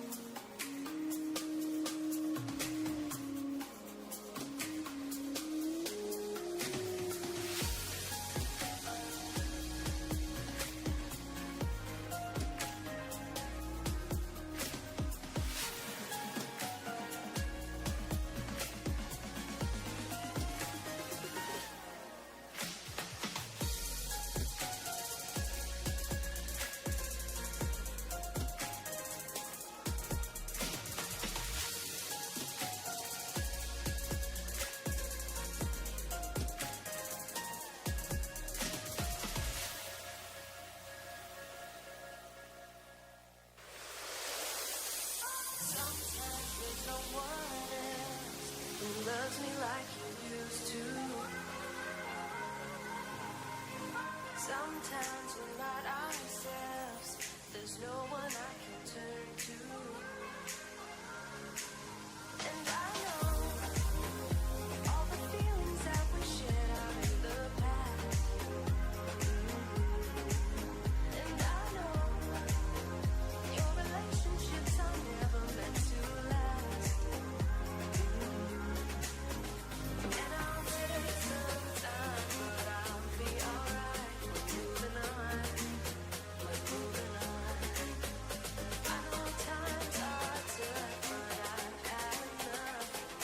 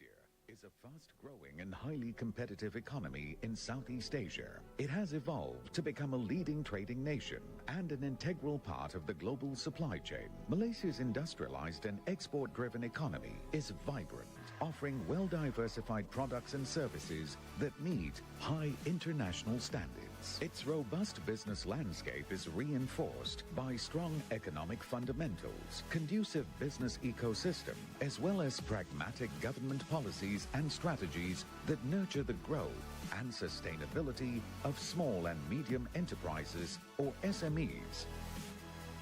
In today's evolving global business environment, SMEs are the impetus in catalyzing new knowledge, technology, innovation, and creativity. SMEs are the future of the Malaysian economy, with huge potentials and opportunities for growth and success, transcending borders. For the manufacturing sector, SMEs are defined as business establishments with sales turnover not exceeding 50 million ringgit or full-time employees not exceeding 200 workers. For the services and other sectors, SMEs are defined as business establishments with sales turnover not exceeding 20 million ringgit or full-time employees not exceeding 75 workers. The development of SMEs in Malaysia is well structured and coordinated, supported by a comprehensive and efficient ecosystem that promotes business growth and sustainability.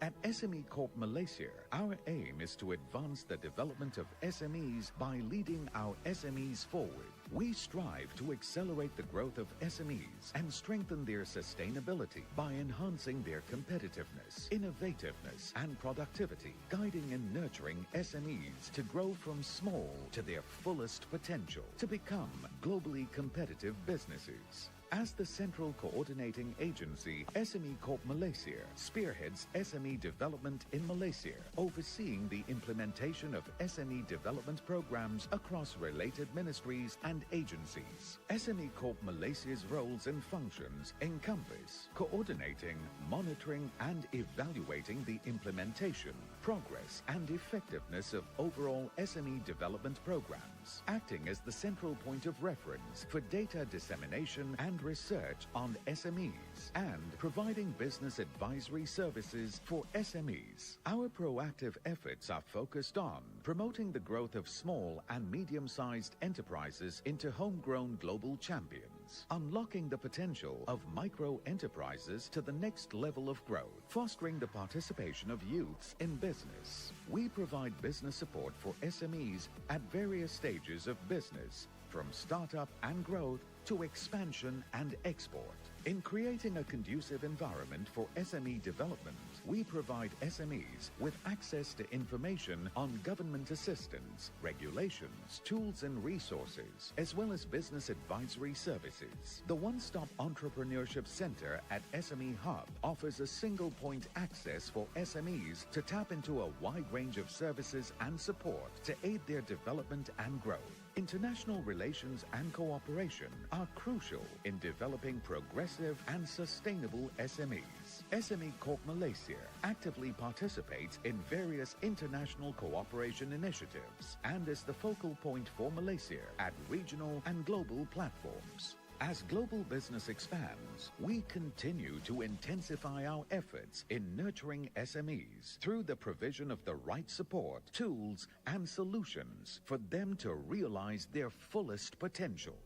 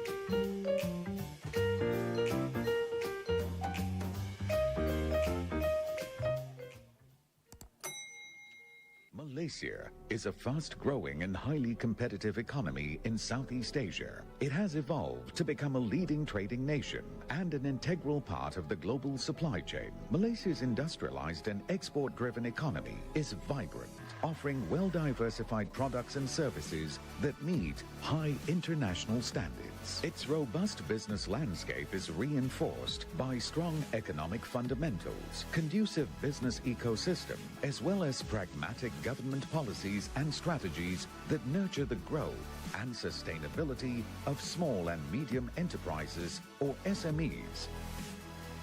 In today's evolving global business environment, SMEs are the impetus in catalyzing new knowledge, technology, innovation, and creativity. SMEs are the future of the Malaysian economy, with huge potentials and opportunities for growth and success, transcending borders. For the manufacturing sector, SMEs are defined as business establishments with sales turnover not exceeding 50 million ringgit or full-time employees not exceeding 200 workers. For the services and other sectors, SMEs are defined as business establishments with sales turnover not exceeding 20 million ringgit or full-time employees not exceeding 75 workers. The development of SMEs in Malaysia is well structured and coordinated, supported by a comprehensive and efficient ecosystem that promotes business growth and sustainability.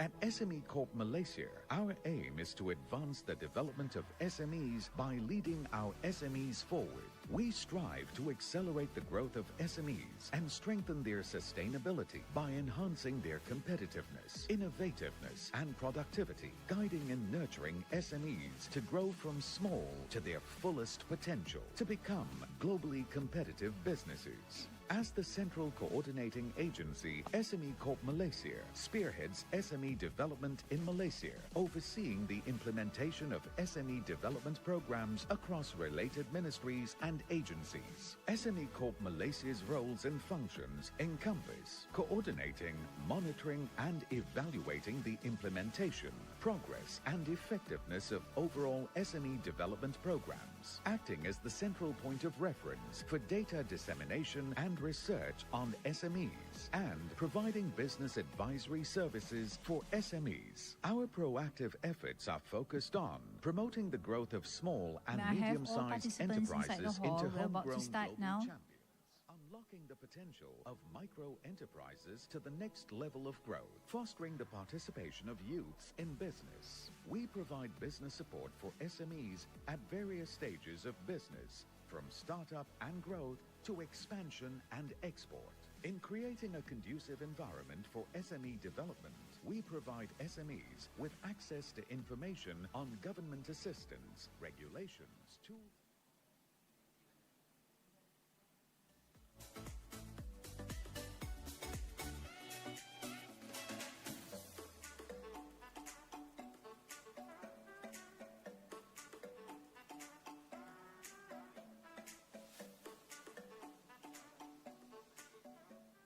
Malaysia is a fast-growing and highly competitive economy in Southeast Asia. It has evolved to become a leading trading nation and an integral part of the global supply chain. Malaysia's industrialized and export-driven economy is vibrant, offering well-diversified products and services that meet high international standards. Its robust business landscape is reinforced by strong economic fundamentals, conducive business ecosystem, as well as pragmatic government policies and strategies that nurture the growth and sustainability of small and medium enterprises, or SMEs. In today's evolving global business environment, SMEs are the impetus in catalyzing new knowledge, technology, innovation, and creativity. SMEs are the future of the Malaysian economy, with huge potentials and opportunities for growth and success, transcending borders. For the manufacturing sector, SMEs are defined as business establishments with sales turnover not exceeding 50 million ringgit or full-time employees not exceeding 200 workers. For the services in other sectors, SMEs are defined as business establishments with sales turnover not exceeding 20 million ringgit or full-time employees not exceeding 75 workers. The development of SMEs in Malaysia is well structured and coordinated, supported by a comprehensive and efficient ecosystem that promotes business growth and sustainability. At SME Corp Malaysia, our aim is to advance the development of SMEs by leading our SMEs forward. We strive to accelerate the growth of SMEs and strengthen their sustainability by enhancing their competitiveness, innovativeness, and productivity, guiding and nurturing SMEs to grow from small to their fullest potential, to become globally competitive businesses. As the central coordinating agency, SME Corp Malaysia spearheads SME development in Malaysia, overseeing the implementation of SME development programs across related ministries and agencies. SME Corp Malaysia's roles and functions encompass coordinating, monitoring, and evaluating the implementation, progress, and effectiveness. We will give of another 2 overall minutes for SME everyone to development settle down. programs, acting as the central point of reference for data dissemination and research on SMEs, and providing business advisory services for SMEs. Our proactive efforts are focused on promoting the growth of small and medium-sized enterprises into homegrown global champions, unlocking the potential of micro-enterprises to the next level of growth, fostering the participation of youths in business. We provide business support for SMEs at various stages of business, from startup and growth to expansion and export.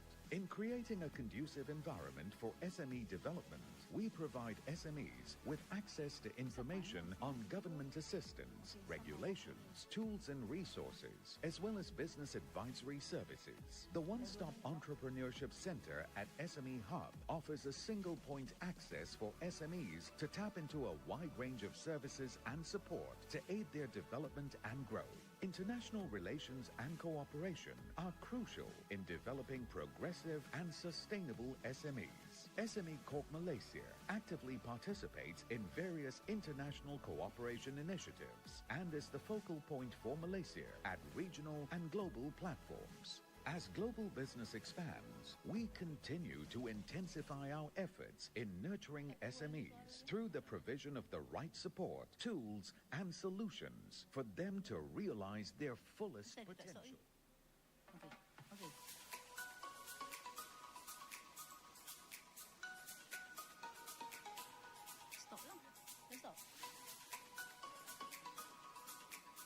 Okay. Good afternoon, ladies and gentlemen. Welcome back. I hope you have had an enjoyable lunch and some R&R and are now eager and ready for the first of this afternoon's sessions entitled 3R, Reduce, Recycle, Reward with Dato' Nick Bowden, CEO Giants Technologies Sdn Bhd. I cordially invite Dato' Nick Bowden to share his pioneering story with us. Thank you.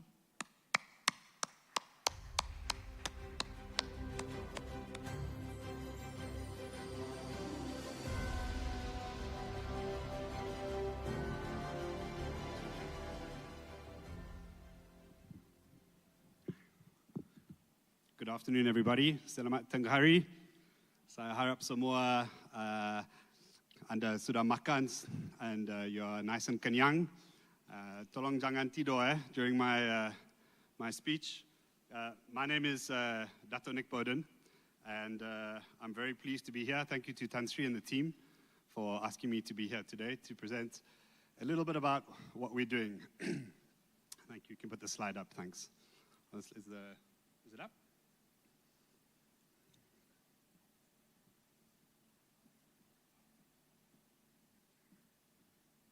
Okay, great. So we are a Malaysian company. I know I don't look Malaysian, but I became a Malaysian last year. That's how long I've been in Malaysia for. And we at Clean, sorry, I'm going to move a little bit. We at Clean are here to try and solve this problem of plastic. So I'm actually a chiropractor. So I come from a healthcare background. So if anyone has any sore back or knee, I can see you in the lobby afterwards and make an appointment for you. But it all started with flat feet. So a lot of us have foot problems that cause back pain. And I started to print insoles for your feet. So in about 2016, I bought a 3D printing lab. So we started to use plastic to produce insoles for your feet. And I realized at the same time there was an earthquake in, I think it was Nepal, and you could actually print robotic hands for kids and people who have had some crash injuries. So this is the story of how our company started. So I started a small kind of community enterprise called Lend a Hand, where you could go and crowdfund a hand for someone in South Africa, which is my original kampung. And we helped kids in Malaysia, and we helped people in Nepal as well. And to get them to pay for their hand, they had to pay with plastic. So the idea was that they would give us a couple of hundred PET plastic bottles, and then we would give them the hand. So we were trying to teach people the importance of recycling and taking care of the environment. So the basic principle was that we could take the plastic and then turn it into another hand. Technically, you can't really do that, but it was more the idea of trying to create circularity in plastic because it's such a big issue. I'm also a marathon runner. So I ran the Berlin Marathon in 2018, and I'm sure some of you have been to Germany, and in Germany, when you buy a bottle of water or an aluminum can, there's a deposit of 30 cents attached to that purchase. This is something called a container deposit scheme. So, of course, at the end of my marathon, I was like, as I say in Malay, pengsan, right? It was so hot. I was so tired, drinking lots of water at the Brandenburg Gate. And these very good-looking, well-mannered Pachis were walking around collecting my water bottles. So I said, "What are you doing?" He said, "Oh, we make a lot of money from doing this." And actually they do. They collect back the bottles and they get 30 cents. And they put it into a machine at the back of their 7-Eleven. And it prints off a piece of paper and they get their money back. This is the container deposit scheme.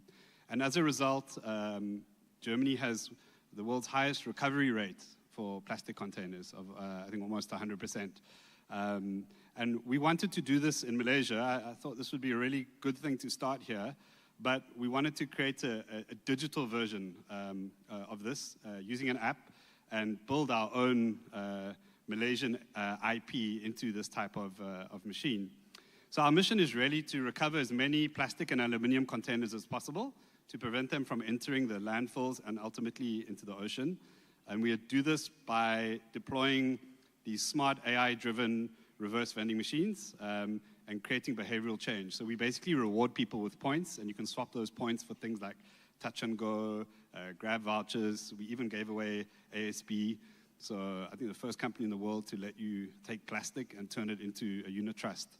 This is to try and also impact positively on the SDGs to help cost of living, and at the same time also collect ESG data.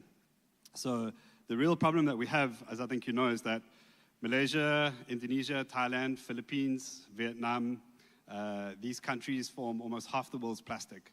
You only have to go to the beaches of Terengganu to see how bad plastic is, and these plastic containers are from all over. Some from Vietnam, some from Indonesia, most of them from Malaysia. And of course, our recycling rates for PET, we're not 100% sure, but it's not particularly good. So this is the problem that we wanted to solve, is that how can we get Malaysians not to throw these containers into the tong sampah? What happens is, if it goes into the rubbish bin, ultimately it will end in a landfill, all right? And then it washes off into the rivers and the seas, or it blocks our drains and we have flash floods. And we have a very robust recycling industry in Malaysia. I know there's a few people from that industry here. And you would have seen, I think yesterday, YB Nick Nazmi was talking about this 300 containers that are currently in Port Klang, containing dumping of e-waste. We saw with YB Yobi Yin when she was the minister, we were sending all the containers back to England full of plastic waste. And that's because our recycling industry relies on the importing of feedstock, because our we don't have a proper collection system in Malaysia, so most of our plastic feedstock is contaminated. So we wanted to try and see if we could change this. So essentially, we created this digital container deposit scheme. We are very much circular economy driven. That's our passion. So we place these machines at locations on a recycling as a service basis. So it's an OPEX basis. That means that DHL, for example, who is our biggest partner, they will pay us a monthly fee to place machines in high footfall locations. These machines are wrapped with DHL branding. You may have seen some of them in KL Convention Center. Grab is also doing it as well. And what they get in return is they get ESG data. So each machine has a dashboard, which gives you very granular data around who's recycling, what the demographics are, a carbon offset score, what type of containers, when they recycle, etc. So a company like DHL can then take that data and use it for reporting. And of course, if we can then link that to a reward for our consumers, you then have a good circular economy opportunity, which I'll share with you later. And we also embedded advertising screens onto the side, so you can also shout out your message and use it as an out-of-home advertising opportunity. We were lucky enough to have a tax incentive from the government for this project, so it's also tax deductible. And this is helping us to put out the infrastructure. We have about 70 machines in Kuala Lumpur at the moment. So we started off with a machine that looked like the one on the left, and then we slowly moved up to a bigger machine on the right-hand side. And we tried to reimagine what a reverse vending machine is. And then we realized, actually, one of the big problems in Asia is that we have this tapao culture, right? Often we'll go and tapao food through Grab or, from the Pasar Malam. And these plastic boxes are generic. They don't have any identifying feature on them. There's no barcode or anything like that. So we then decided to move towards an AI-based system. And this is what we now have. So this is what our current machine looks like. It's very simple to use. I'm not sure if anyone is using these machines in Malaysia, but you basically walk up to the machine, you press recycle, you put in your container. This machine takes aluminium and PET drinks containers into the same slot. We have an AI engine we've developed here in Malaysia that will recognize it as a can or a bottle, and it accepts it in and gives you 10 points. When you finish recycling, you'll get your points into the app, and that's where you can go and redeem your points for value. So this is a small video just to show you.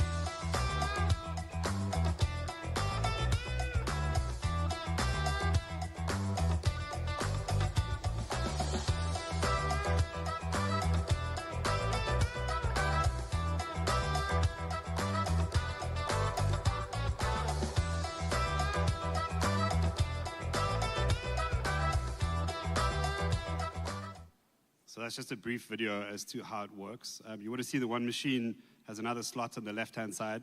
This is a machine that we've developed with Grab. So these are the three machines that we make in Malaysia. The one on the left-hand side is just for PET and aluminium.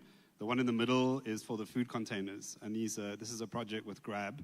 We're going into our second cycle with them. It's been extremely successful. It's one of the most successful campaigns that they've done. And I think you know that Grab bought over Jaya Grocer. So one of the rewards that we give is a 5 ringgit discount for people who recycle. I think you have to put 50 bottles in, you get 5 ringgit voucher when you go to Jaya Grocer, and then also Grab food and Grab voucher points as well. And I think the average spend is about 70 ringgit per voucher redemption. So it's actually become a profitable, break-even, almost profitable venture for Grab. What we do with the containers is we work with recycling companies that will take the containers and turn it back into aluminium or PET. And then the one on the right, we're doing with Telecom Malaysia, and this is to collect back e-waste.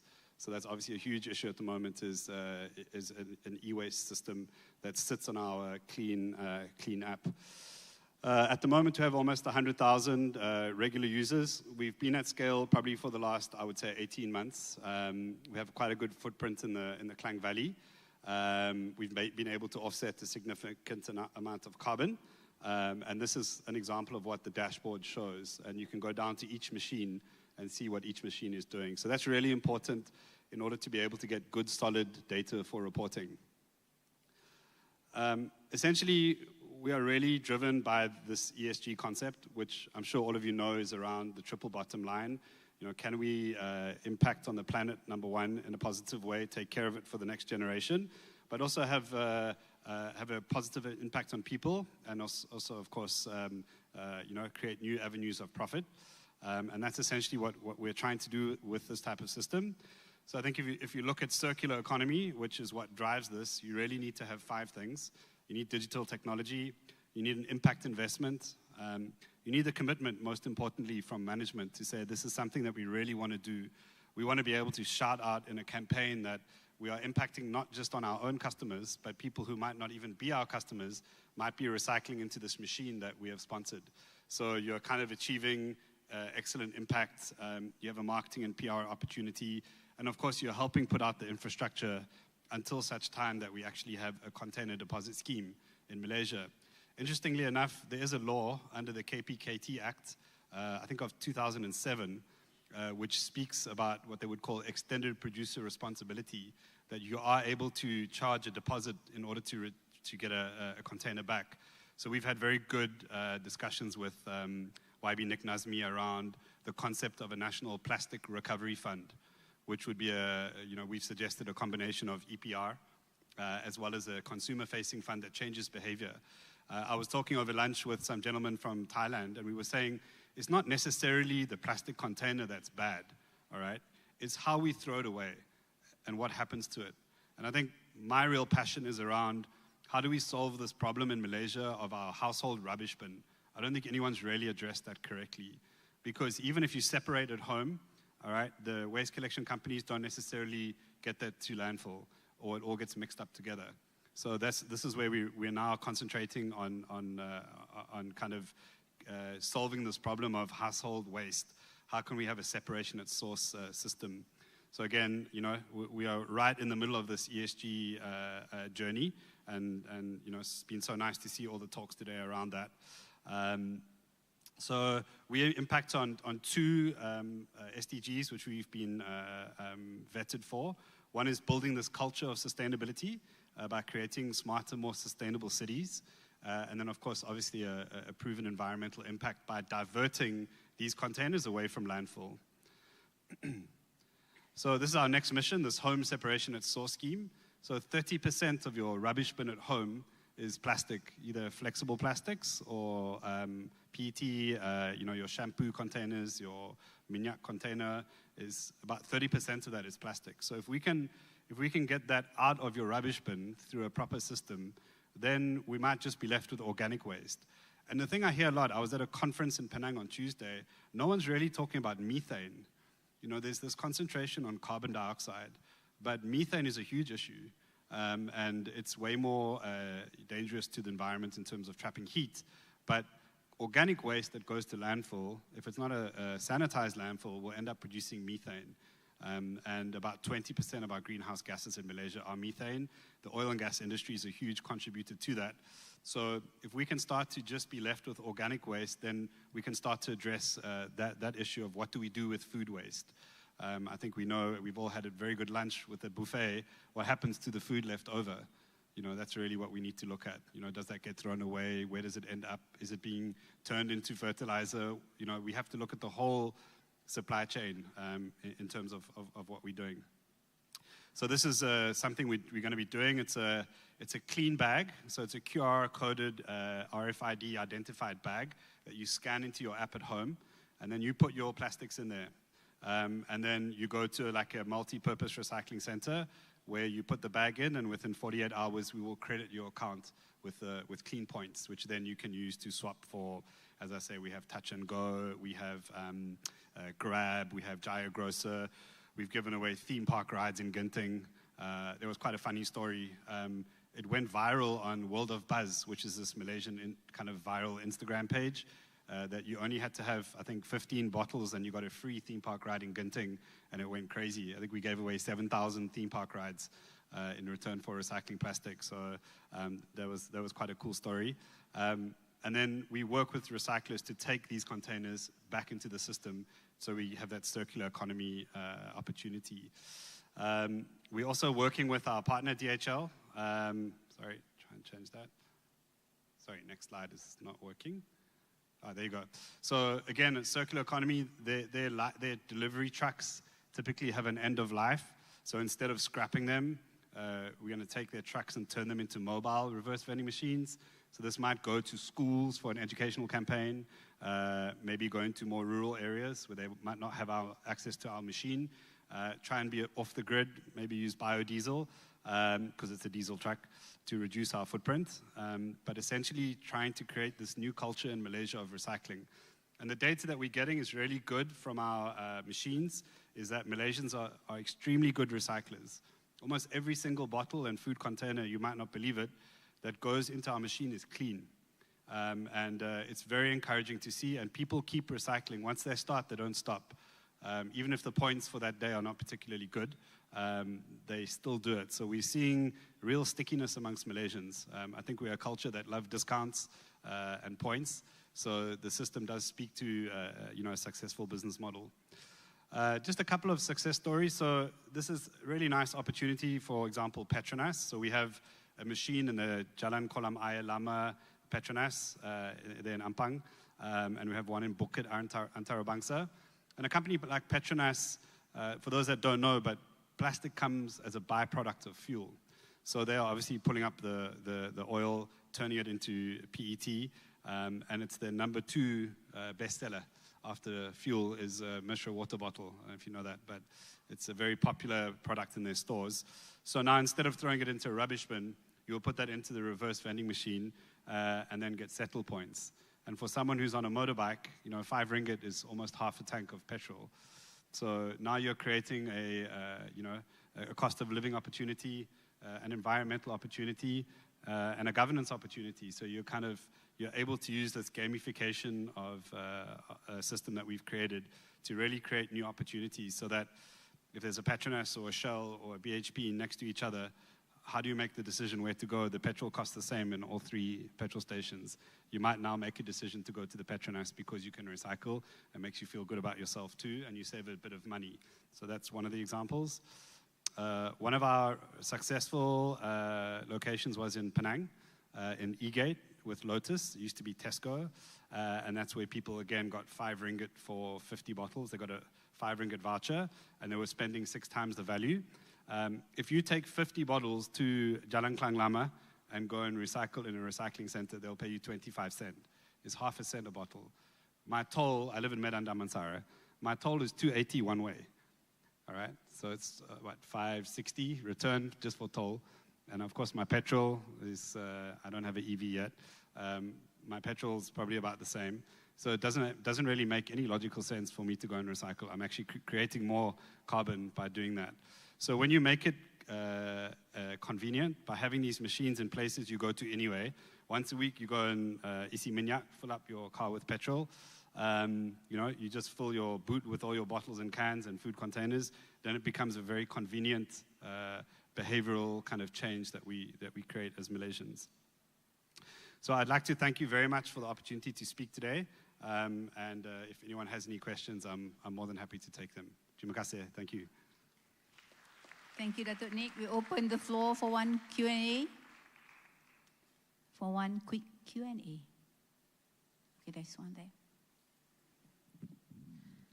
Assalamualaikum warahmatullahi wabarakatuh. Akhirnya mikrofon telah sampai ke tangan saya. So I'm Hafizah calling from Sumber Petroleum Cemerlang, and thank you very much for your program, sir. But from your successful story, I'm not sure whether you alert or not. We are from Shah Alam. We are basically in kawasan kampung. So the culture of 3R actually already progressing with sekolah rendah. Okay, so every Thursday, we're going to supply our kids with the old paper, everything. Are you actually contributing or working together with local schools for this kind of awareness? And maybe from your side, the point, instead of point, maybe you can give something to the schools for their benefit. That's all. Thank you. Thank you, terima kasih. It's a great question. We do have some machines in universities and schools. Of course, we're gradually scaling up, but our idea was to use the mobile machine so that we can hit as many locations as possible. So perhaps on a Thursday, when your school has that program, you know, we can come by with the truck, so that it creates a bit more value. I think what we're kind of disrupting it a little bit because you're paying the raw value for the paper and the plastic and the cans.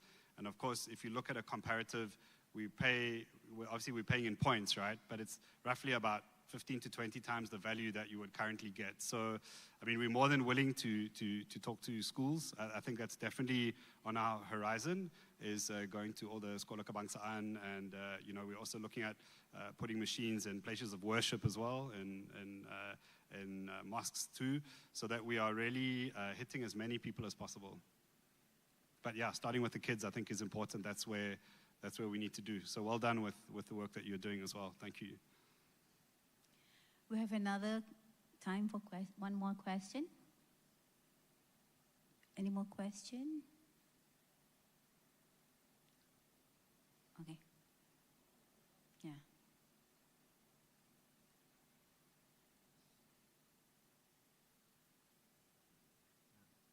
Vibun Siti Molada from Laos. I represent the private sector there.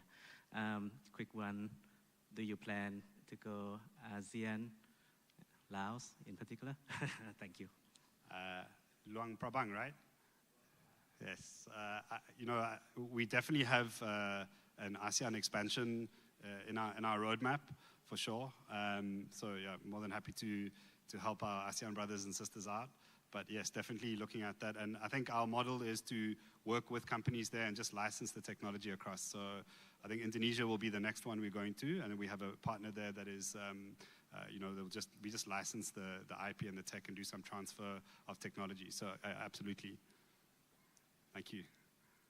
You have a great country. Thank you, Dr. Nick. Please remain on stage for a token of appreciation. May I invite Yang Berusaha, Mr. Rizal bin Datuk Naini, Chief Executive Officer of SME Corporation Malaysia, to come on stage to give token of appreciation.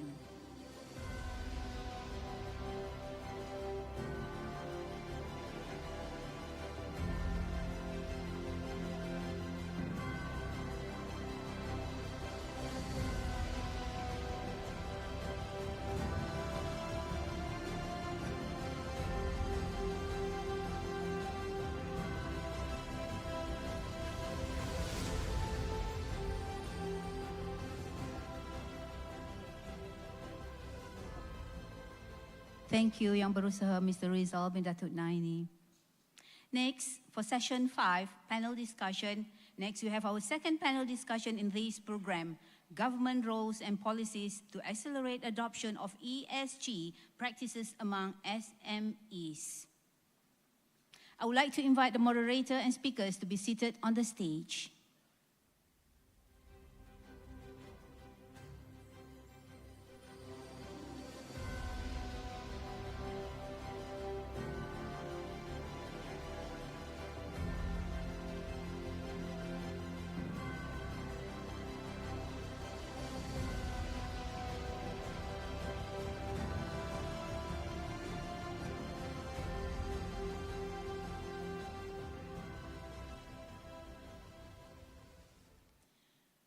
For this panel discussion, let me introduce the moderator, Mr. Ahmad Hanif Jamaluddin, Deputy Director, Financial Inclusion Department, Bank Negara Malaysia. Mr. Ahmad Hanif has extensive experience in financial inclusion and SME financing areas and the regulation of banking institutions and development financial institutions in Malaysia. Our first panelist, Mr. Ernie Koh, Executive Director, Sales and Marketing, Koda Limited, Singapore. Mr. Ernie has significant experience in international marketing and corporate branding and is also actively involved in the business and creative communities.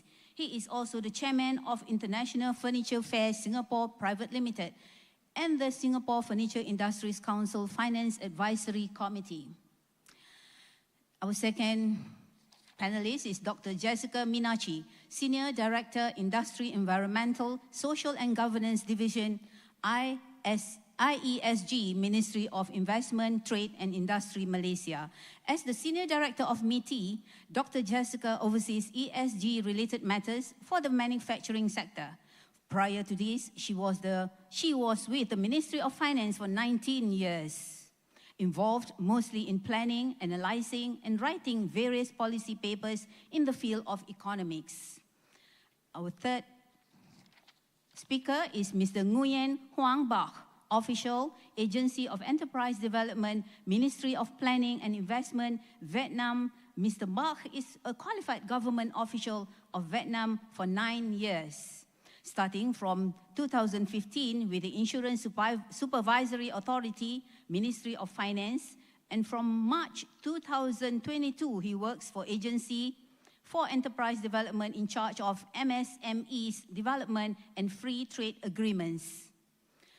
Our fourth speaker is Mr. Chon Vanto, Deputy Director, Planning, Statistics, Cooperation and ASEAN Affairs, Ministry of Industry, Science, Technology and Innovation, MISTI, Cambodia.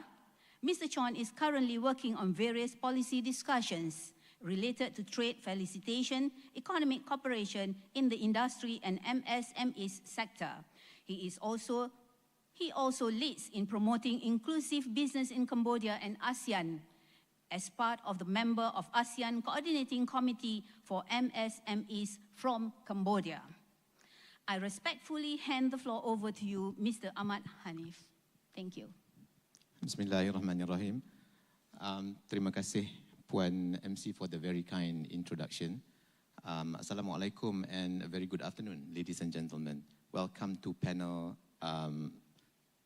session 5, panel discussion on government roles and policies to accelerate the adoption of ESG practices among SMEs. First of all, I would like to thank SME Corporation Malaysia for inviting me to moderate this session. And I would also like to thank our distinguished panelists for agreeing to be with us here today. And to Ernie, Bach, and Mr. Chon, welcome back to Malaysia. So the urgency of climate action has never been clearer. The ASEAN region is increasingly recognizing this in fostering sustainable economic growth. For example, in our case, Dr. Jessica, we have set a very ambitious aspiration to achieve net zero carbon emissions by the year 2050. So SMEs in the ASEAN countries constitute about 97 to 99% of total business establishments, and hence are crucial for employment and economic growth. Therefore, their adoption of low carbon practices is vital to the region's overall sustainability efforts. However, transition, adoption, and adaptation presents both significant opportunities and challenges. So this session will attempt to gain insights on key challenges facing businesses in adopting sustainability practices and delve deeper into the issues. We will also hear from the panelists today the integral roles of the various stakeholders, particularly the government, in coming up with specific initiatives, programs, incentives to catalyze and accelerate the adoption among the SMEs. Now, I will start the discussion by posing questions to the panelists. Maybe we'll do it in 2 rounds, and probably panelists would take about 5 to 6 minutes to, the response to that. Yeah. So the first round, probably we'll just concentrate on unveiling the what and why. So let me start with Ernie, the only private sector rep in the panel. So then we can see whether there is synergy or there is a mismatch of expectations between the supply and the demand side. Okay, so as an established enterprise in the furniture industry with presence in international markets, how do you see the importance of ESG principles in your business and to the furniture manufacturing industry in general? Can you share with us some of sustainable practices that your company adopts and the motivation? Why did you do it? before I start as a company, I want to emphasize that we SMEs are very important in the economy of every country. I think it's like 95% of the economy, more than 90% probably, or 90% of employment. So sustainability is also a very big part of SME, in a way that I think we're contributing to the environment or contributing to the pollution of the environment. SME plays also a very big role. So I think what and why we should do it is very obvious, because we take up a major part of the economy. And dovetailing down to a business as an individual business, there is a lot of clout in all of us onto how to start and where to start. Because as I tell many people, sustainability is a very long string and has got many elements and many compartments. As a furniture manufacturer, I think the important thing for me to start on a sustainability journey is it has got to make economic sense in your business. That's to say, eventually it's going to make you money, eventually it's going to save you money, eventually it's going to do your employee productivity, increasing productivity. It will help your business, and that's where the sustainability will be sustainable in a way. So for instance, how to improve one thing comes to my mind on productivity is this. In Vietnam, I've got about 2,000 workers. The S part of sustainability, ESG, the social part of it, a lot of my workers are from the village, never had an eyesight tested. So I embarked on this program called Vision Springs program. All my workers get a simple thing as testing the eyesight. 280 workers need glasses. Some of my workers are in the QC department, quality department, and they need glasses. So example like this, reducing quality, increasing productivity. You go to those that goes to Vietnam, you see a lot of motorbikes. If they can't see, the chances of having accident is very high. So a simple thing, it cost me $3,000 for this 280 glasses. A simple things like this goes a long way in increasing productivity. The environmental part of it, is it going to spend you money? Is it going to cost you money? We install solar panel on a leasehold basis. Many countries have this lease program. That means you lease the roof to an energy company, that they install the solar panel and you buy the energy back with a guarantee of a percentage of discount from the current grid price. In Vietnam, it's like 9%. So we consume quite a bit of energy, and every month we are saving 9% on electricity. So those are the things, the environment, waste. We produce like 500 tons of waste before I started calculating my waste disposal. I realized that 100 over tons can be recycled and can be sold away as recyclable. So my waste from 500 over tons become 300 over tons, and I sold the 100 over tons, making me money. So a lot of all these examples to SME is, I think our mindset is always, it's going to cost me money to go into the sustainability part of it.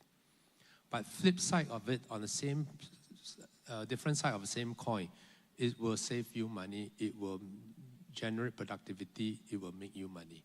If you have that mindset and perspective, then I think the journey on ESG and sustainability is a lot easier for SME. Thank you. Yeah, thank you, Ernie. Very interesting. Just a quick follow-up on that. Maybe later we can gravitate to that issue back. I can't claim to represent the thoughts of all SMEs in Malaysia, but I do have conversations with friends who are SMEs. So one of the challenges or issues facing them would be, hey, you mentioned that businesses are there to make money, right? But it's also about prioritizing. So you have a certain amount of money, capital. So you have to choose between, going green or, adaptation or transition, or the more bread and butter issues, especially that, we are just seeing the back of the pandemic. So what would be your quick response to that? How do you, how do you respond to that? Yeah. Again, I have to say that it is, we think as sustainability as capex, as cash flow, as money.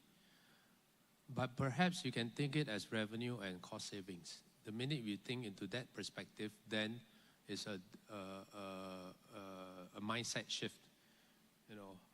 I can give you many examples of this, but I think a lot of time is all of us. It's going to cost too much money. It's going to waste too much time. It's going to commit too much of my time. But if you, what they say, if you want to go far, you go with a friend. Sustainability is a long journey, and collaboration is very important. For instance, I consider collaboration as, like if you got a roof that needs to put solar panel on, you collaborate with the solar panel supplier. I have retail shops in Singapore and China. When Singapore Airlines decommissioned the Airbus 380, they came to us and says, can you take the windows and doors and cuts of the Airbus and do something about it? So we take all the windows and all, and we create afterlife. It's going to cost me money? No, it's create the revenue stream. A bar cut is given to me, and I sold it for 5,000 Singapore dollars. After I convert it and all, it's become a novelty of it, and it's a limited edition. So the opportunity is there for me to make money. And I think that in sustainability as a business is different. Sustainability, you take sustainability in your business. If you have this mindset as I need to embrace sustainability in my business with an economic advantage compared to my competitors, either long-term or short-term. That way, I think the dynamics is better, the collaboration is longer, the journey. Thank you. Thank you. Very interesting insight of looking at things. Now, Dr. Jessica, in the Malaysian context, what is the role of the government in facilitating a just and orderly transition of SMEs towards a low carbon economy and effectively implement ESG practices? And why did we take this route? First of all, maybe I answer the second question first. Why do we have to embark on this?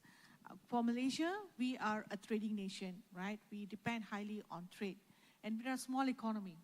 So for that, when our trading partners impose a lot of rules and regulations related to sustainability, we have to meet those obligations. Otherwise, we can't get our products exported, right? So for that, we don't only look into the direct exporters. Those who lies along the supply chain will also be affected. So that's one, the first thing. The second thing is that when you go and get financing, the financial institutions are requiring you to submit sustainability report, all those things. So for you to get financing, you also need to do this. That's the second answer. The third one is you want to get investors coming into your company. They also look into your sustainability practices. And finally, it's about about your customers, your clients, especially the future generations. They are more into the sustainable products. So they will want to buy your products if it is sustainable. And finally, of course, is the commitment by the government itself. For Malaysia, we also committed, we also have our commitment to achieve the SDG by 2030. We also have the aspiration to become a net zero by 2050. And we also want to reduce our emission for intensity 45% by 2030 as compared to 2005 level. So these are the reasons why we have to start our ESG journey. So I'll start with the second one. Now going back to the first question. First of all, what is ESG? So ESG is actually, many will think for companies, they think that, okay, SDG is the Sustainable Development Goals. Of course, it's the commitment by the governments around the world. They want to achieve the 17 goals. So what it has to do with the companies? Do I get profits?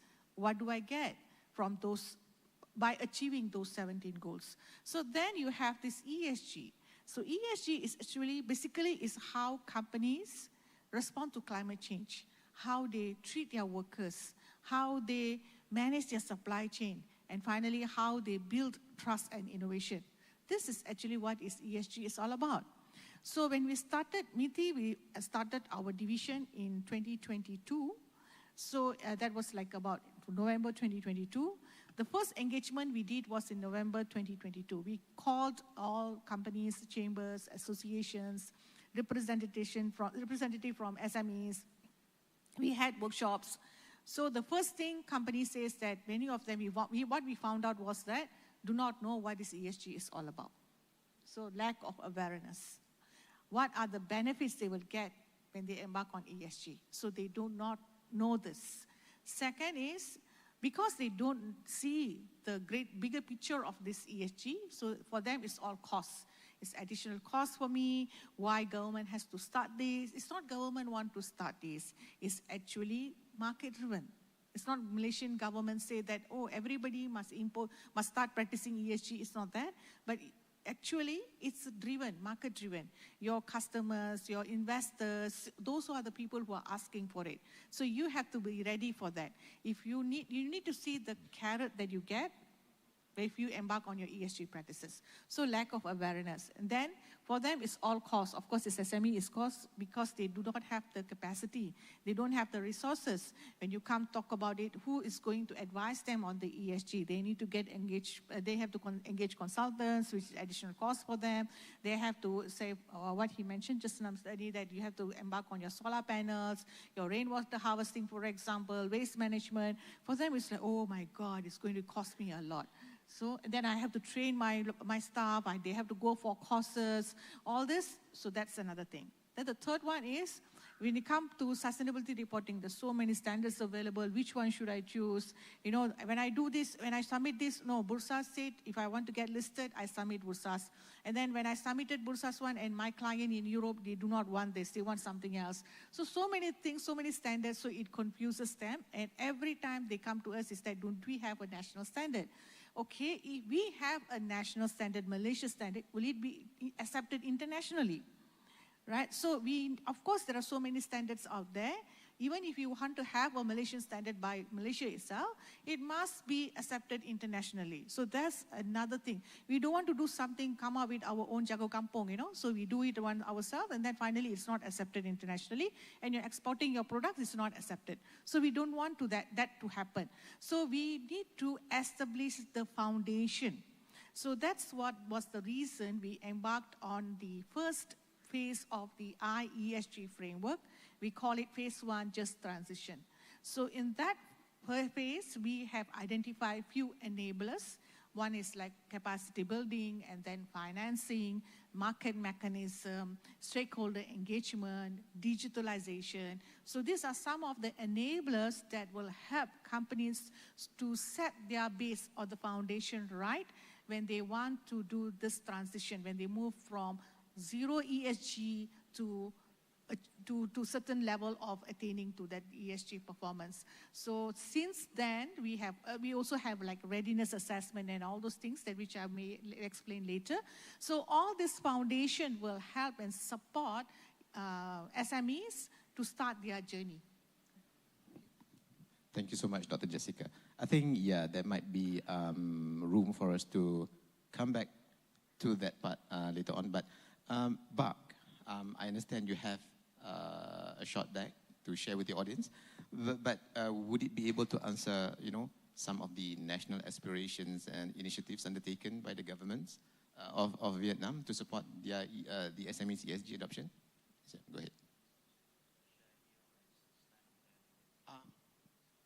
Is someone manning the slides, or should Bak?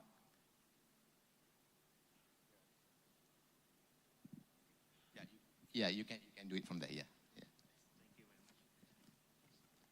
Thank you very much.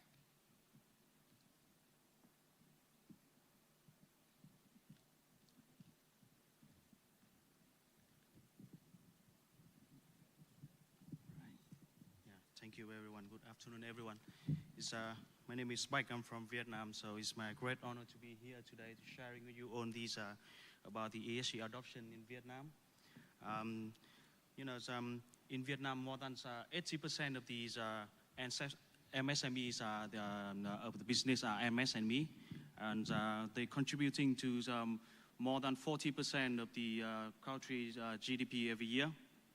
These ESG concept is very new to the most of business in Vietnam, especially to these SMEs.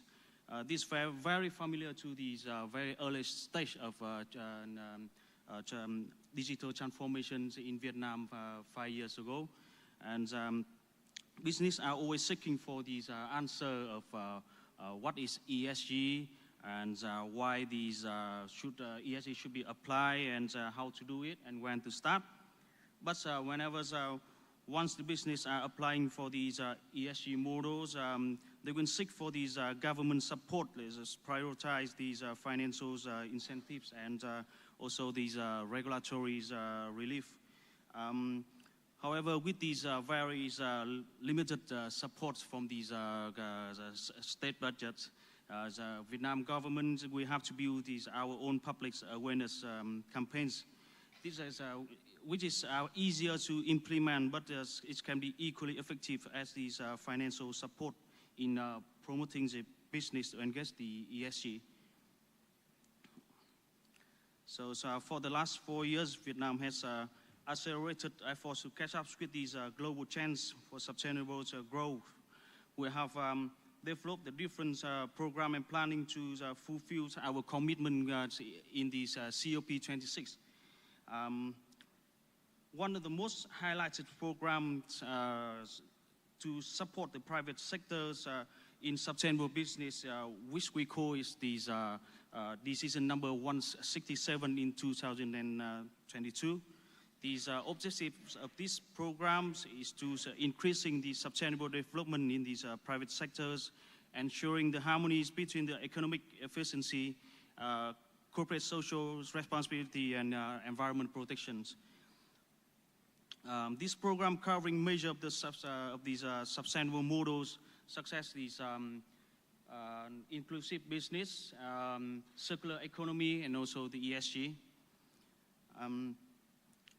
Our target is to support more than 10,000 enterprises in sustainable business by the end of 2025.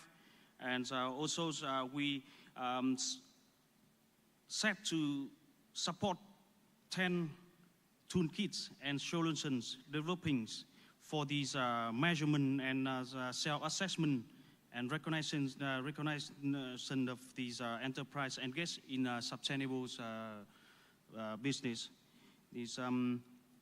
On the other hand, we can see here is Vietnamese government also we collaborate with these USAID, with some of these also JICA, these international institutions to promote the private sector driven sustainable growth. For the last year, we have a very good programs which is called this Vietnam ESG Initiative for 2023.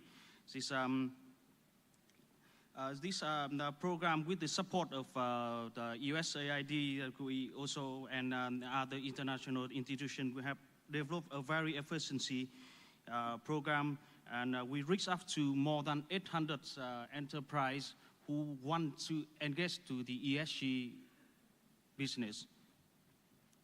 This program is its very first program to provide all of the training and consulting service to have the business to develop this strategy and action plan for the ESG.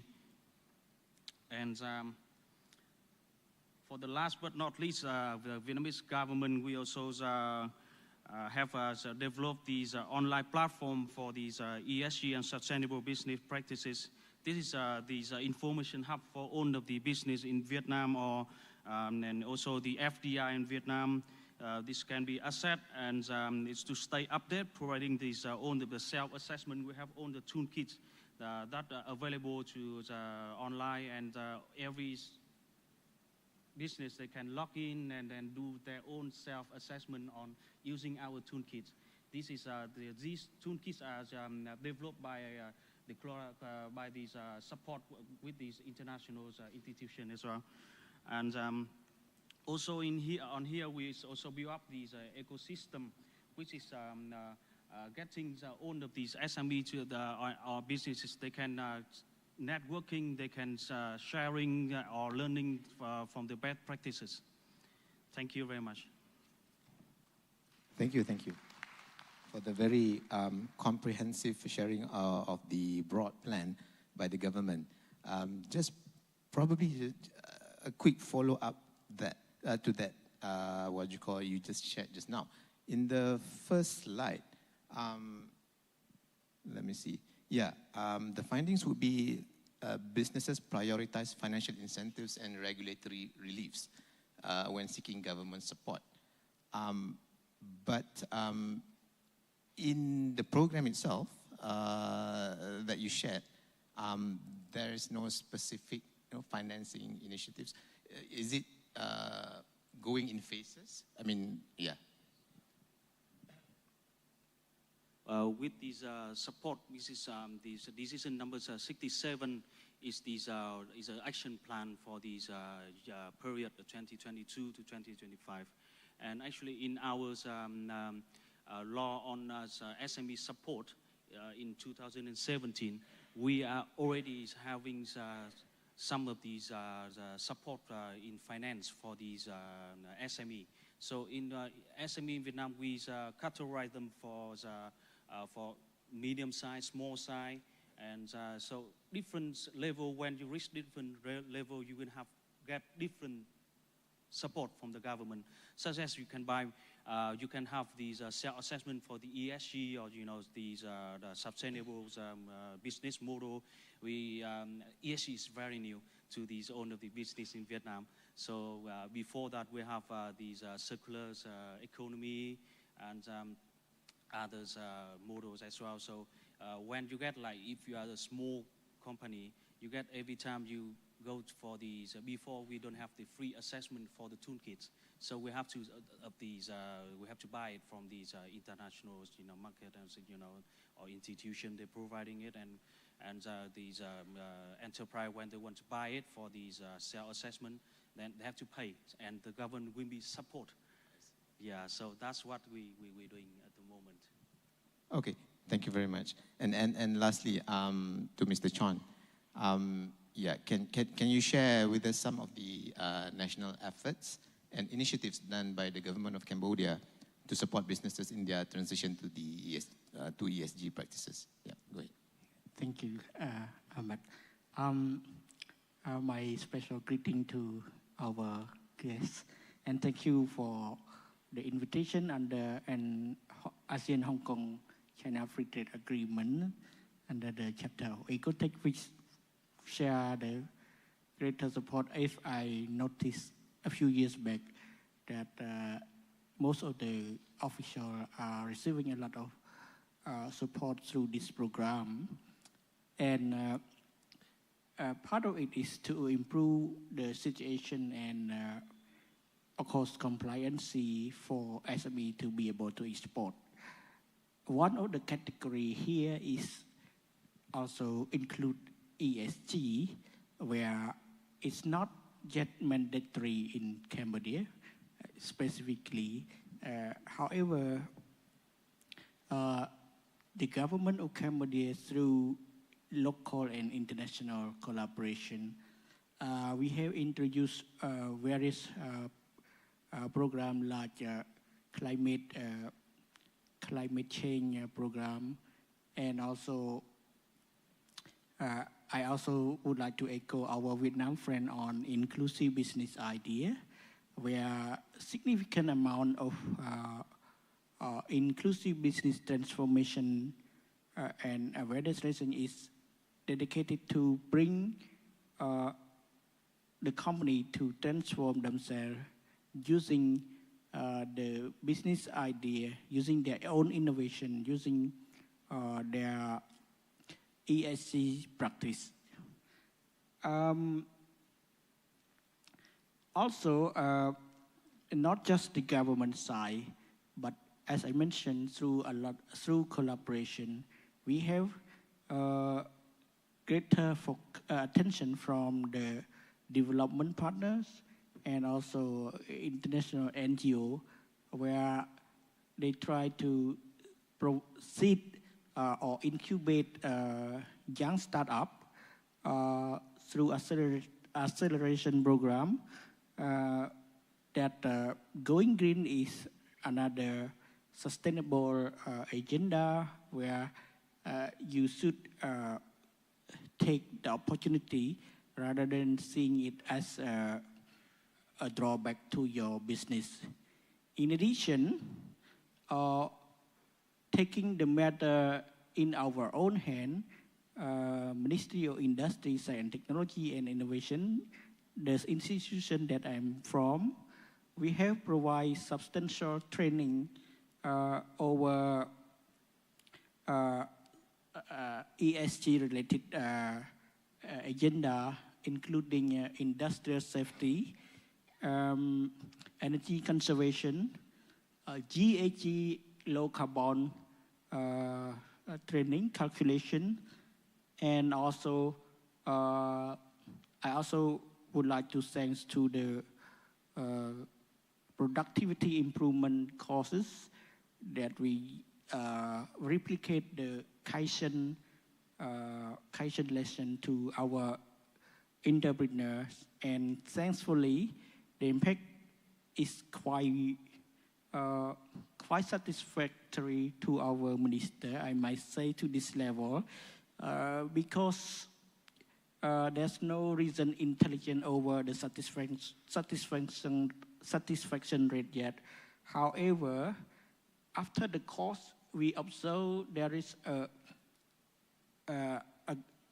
feedback from those companies that they found the course very informative and very comprehensive in helping them to monitor their own action, how they can change into better performance corresponding to society, like in making a CSR inside of their firm more systematic, and not just providing some local fund and one-off project. That's not the way anymore.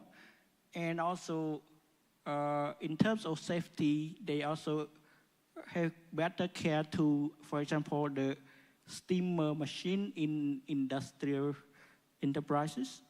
They have taken good care following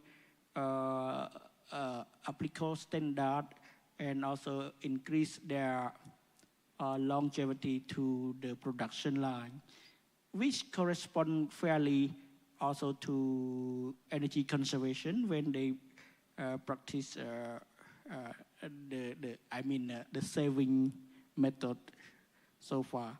So what I might say in Cambodia, we believe our government leaders, the Prime Minister and leaders alike, we believe strongly in environmental conservation, because we have a long tradition of that, and we would, although it's still not mandatory, but we do hope that ESG is still being planted more and more to our entrepreneur and also national and international company alike.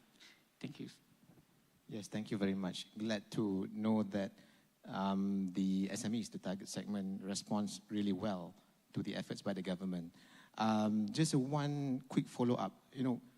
Through the courses, the capacity building initiatives, were there any issues and challenges that surfaced then?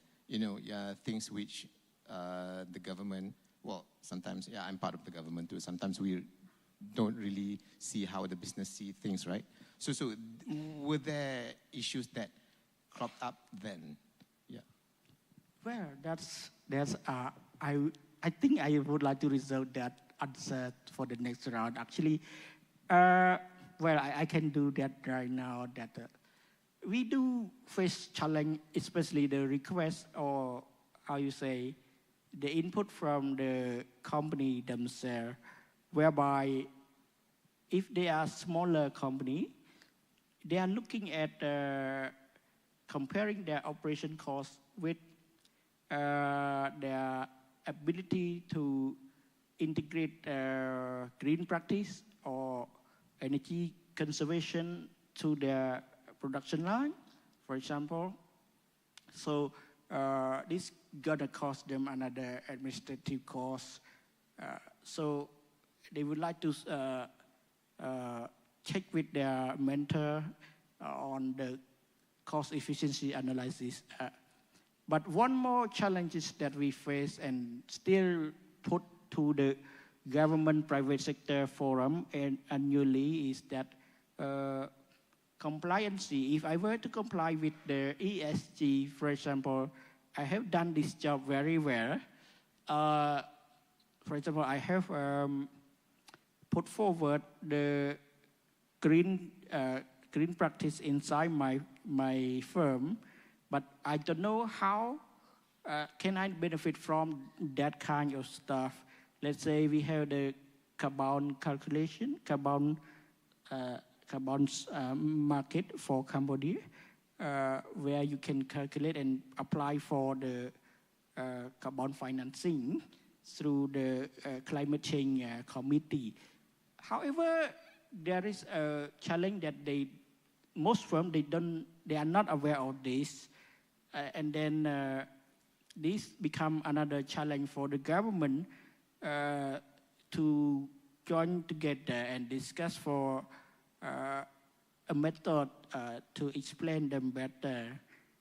We also heard about the reporting difficulty, whereby company need a standard report or some kind of convenient way of reporting their own practice to the government or to the investor. Because we also have impact investor where they play a very critical role in financing, providing green finance for those companies. So inability to come up with a good reporting for climate change, for example, it's another challenge for the government to consider. And I also would like to take this great opportunity to learn and also possibly replicate how the best method of reporting on ESG, for example, and then put forward into our policy discussion at the table. Surely, thank you. Thank you so much, Mr. Chon. So that's the end of the first round.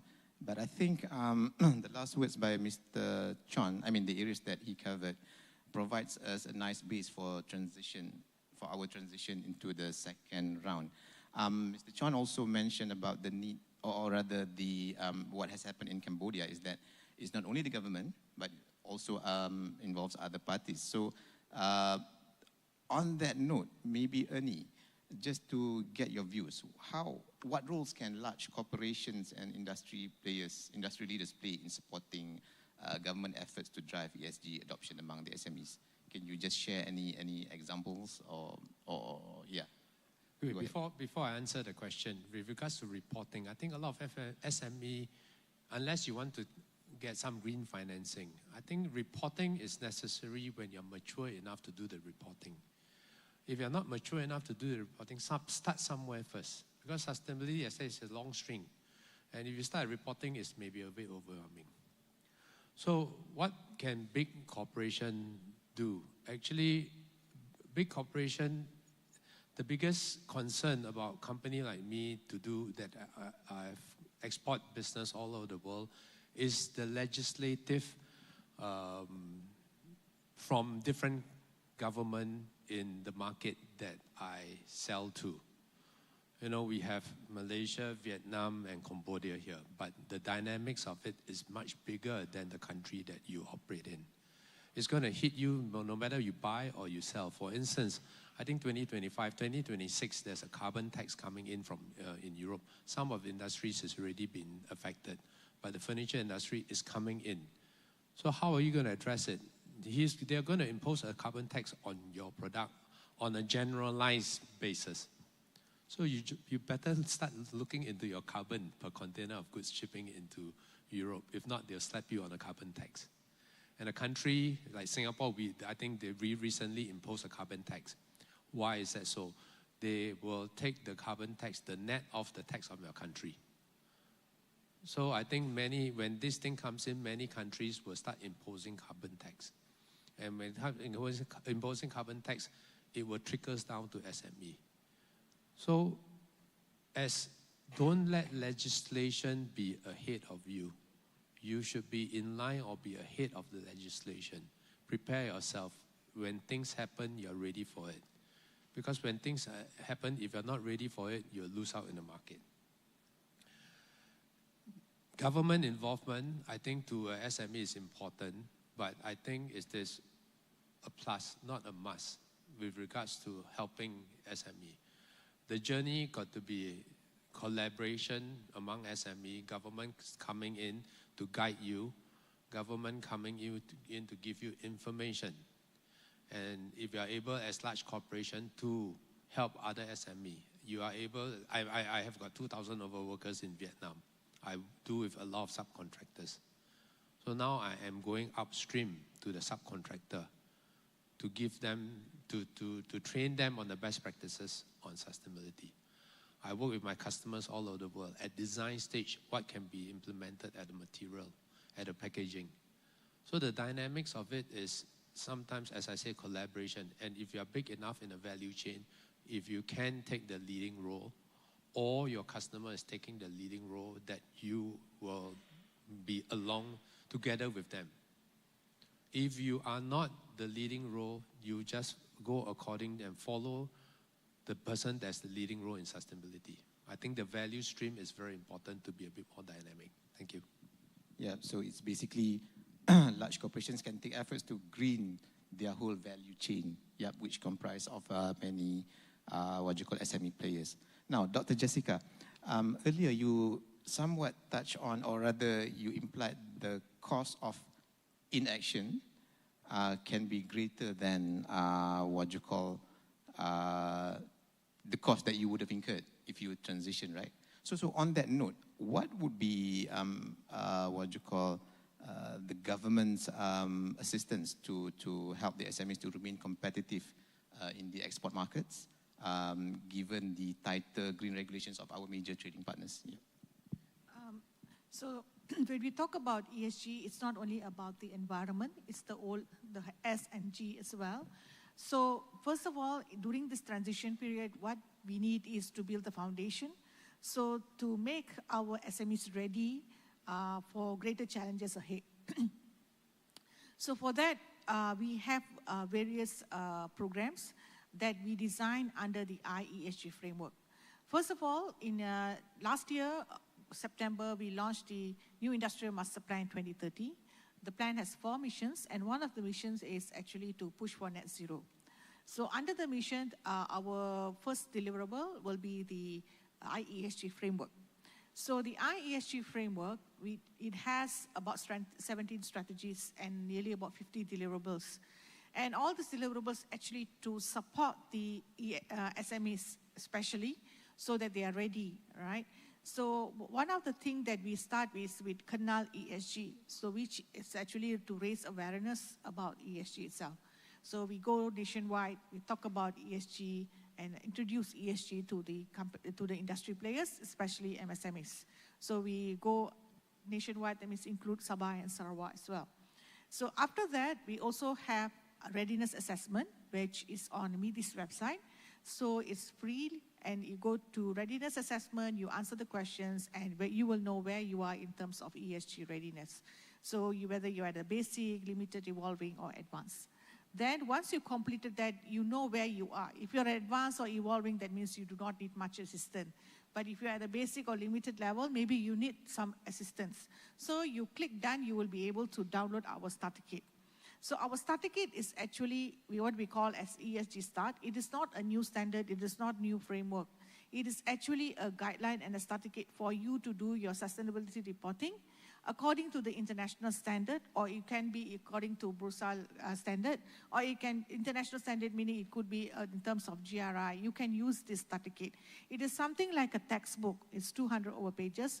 Don't worry, because a lot of companies we have approached, because we also conduct clinics. So clinics is actually at the smaller level, smaller groups.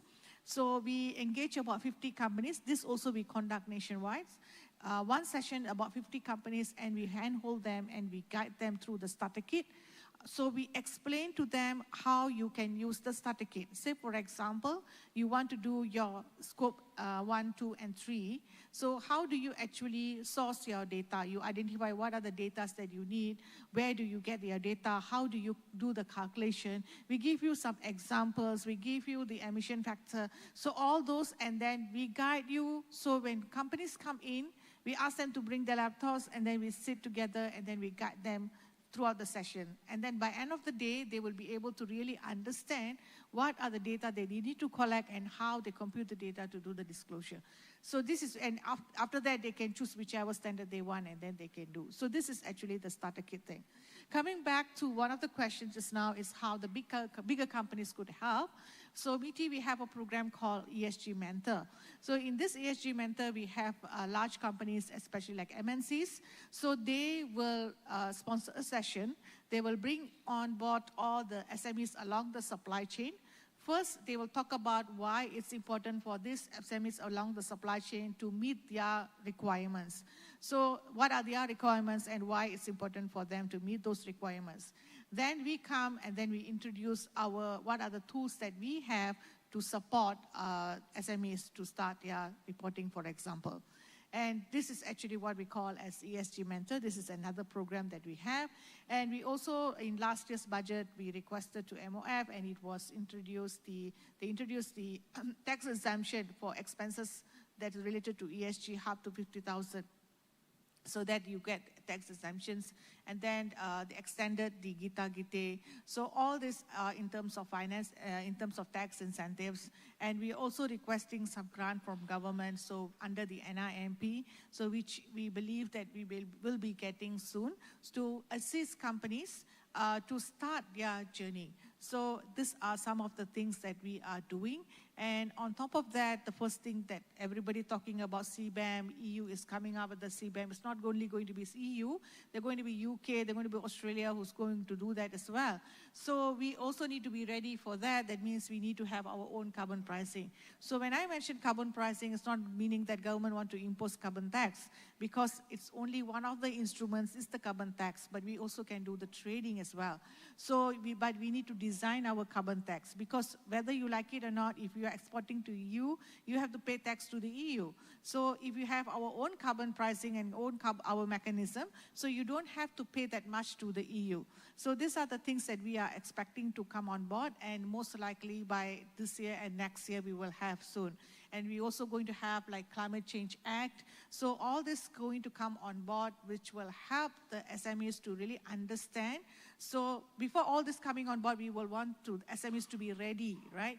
Ready to embrace all those that's going to come on board soon, and ready for the greater challenges ahead. Thank you so much, Dr. Jessica. I think it's maybe a few in the audience would like to meet you offline to learn more about what you have mentioned just now. Unfortunately, we can't accommodate for this session because we have time. So let me transition to Bak. Okay, based on what you have shared just now, could you further share or provide some insights into, what lessons that you have learned from the specific policies or regulatory frameworks that you have been, undertaking in Vietnam? So which ones are most effective? First of all, I just want to share about these the challenges that we facing when we making these in the process of making policy making. So these are in the process of bringing up all the policies for the last few years. We are facing a lot of challenges, especially in these in the limited of the domestic expert. For the domestic expert in Vietnam, some of these experts are very good at some of the factor like E, S, or G. There's very few service provider or expert. These can be good at all of the three factors that we have mentioned.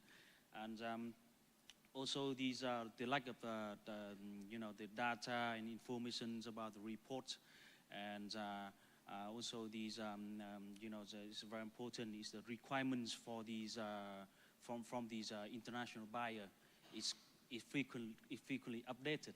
So it's frequently updated. So it's forcing all of these domestic company to constantly update in a very short time. So what we have done very successful in our policy is to create these our own ESG hub, which is I have shown before. Is on that the ESG hub we have the online platform. So we have shared every information that we have gained in the last few years, and also on the toolkits. So it's like Dr. Jessica just mentioned, we have something like a very starter kit to showing them that what these business need to do at first when they want to engage to ESG. And also maybe Dr. Ernie here, he can be our very future, expert in Vietnam to, support us on this policy making on the ESG. Yes, hopefully yes. And also these on this online platform, we also have these all of these. We let these the user to create the account. So these we have contact and networking of all of the MSME have already engaged to this platform, and on that we promote them to share their best practice and to show to these the other MSMEs the lesson to learn. So that's what I think is the most effective policy that we have been done in these last few years. Thank you, Bob. Mr. Chon, just now you shared about the challenge and difficulties faced by the SMEs, and if I got you correctly, it is about the reporting part, measuring your what you call level. So well, how can we governments, for us in developing economies, balance between this stringent ESG compliance requirements and the operational capacities of the SMEs? I mean, so as the adoption is seen as a value addition rather than a burden to our SMEs. Yeah. Yes. Thanks for this question. I would like to echo Mr. Eniko and for your very good suggestion on navigating MSME on such ESG compliancy from the very beginning. Or you can walk ahead of the government, not waiting for the regulation to come, because the two sides of the coin are, you are right, there are benefits that you need to deep dive from the very challenges that you can see, so you can navigate your company or firm to do something right for the society and right for your own goods and good for your own employee. That's how ESG concept should portray in your company. And I think that doing good, doing better is for human development and the planet safeguarding. So moving on, how can government navigate through these challenges? I think that we also agree to take on the step-by-step approach, whereby awareness raising is still another key milestone that we need to put into our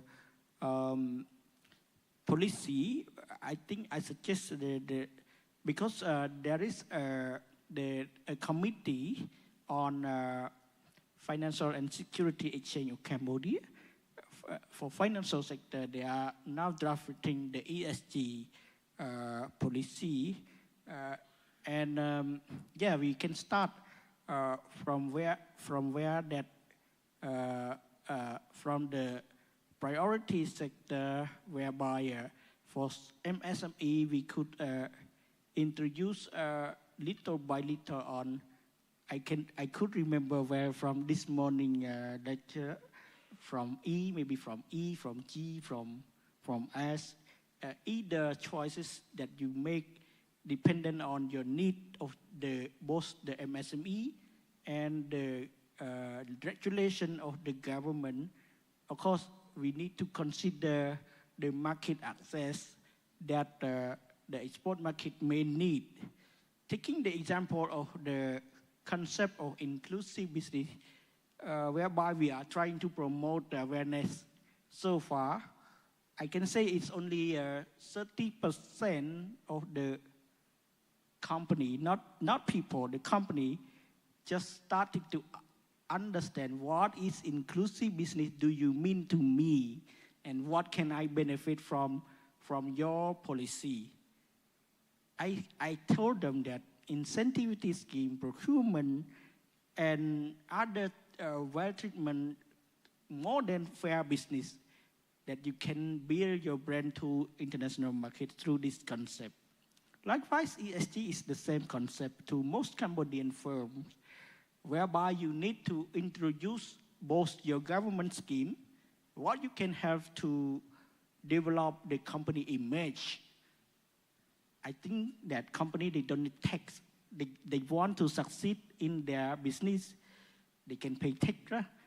Of course, they like tax incentive, but really they love what government could support their brand and how we can navigate their brand to the competitive market and access to more, taking the best method to improve the situation of MSMEs through digitalization.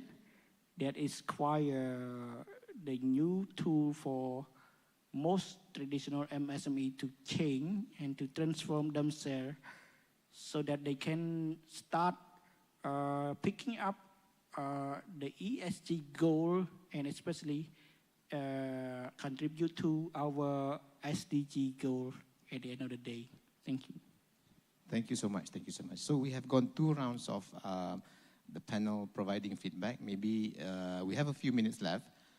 We can open for any questions from the floor. To the, if you can state your name, if you have some questions, you can state your name and the organization that you are representing, and the panel, the name of the speaker, panel speaker you wish to pose questions to. So I open questions to the floor, if there are.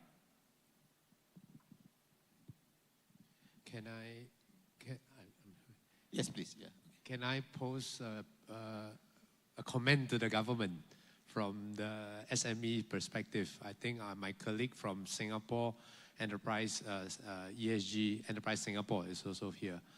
I think in a government perspective, I think we need to understand that we are economies of different countries. We compete in the economy, but we have only one environment that we live in. So how can we collaborate in the environment side and yet compete in the economy side? It becomes very important, especially in this region where we are neighbors. We share a common environment throughout the world. Second thing is the collaboration among governments is also very important, or even, in fact, among companies. I think Singapore has this PACT program, Partner for Capabilities Transformation, where we can become like Queen Bee, the big boys taking care of small boys, the government taking care of big boys to groom them so that they can groom the SME smaller ones. So that is my plea to the government on this panel. Thank you. Thank you, Annie. So do we have any questions from the floor? Hello, good afternoon. I'm Anali from British Standards. I wish to air my observation, if I may, Mr. Moderator. But before I do, I wish to commend SME Corp for having such a diverse panelists today across the region. So, if I were to recap the sharing earlier, I've heard international standard requirement by our Malaysian counterpart, reporting from Mr. Chorn in Cambodia, and also expertise requirement from our Vietnam peers, right? We at BSI, as a founding member of ISO, this is an area that we are more than happy to collaborate, and I think that's a point Mr. Ernie would be agreeing to, collaboration at the standards, at the methodology, and also at the framework level. And I think the clearer it is in terms of requirement for the companies to meet, I think it'll be easier in the implementation. So my offer would be, I would like 5 minutes of your time, each of the countries, if I may, to kind of just explore further. And that would be all. Thank you. Thank you. I would be happy to meet you.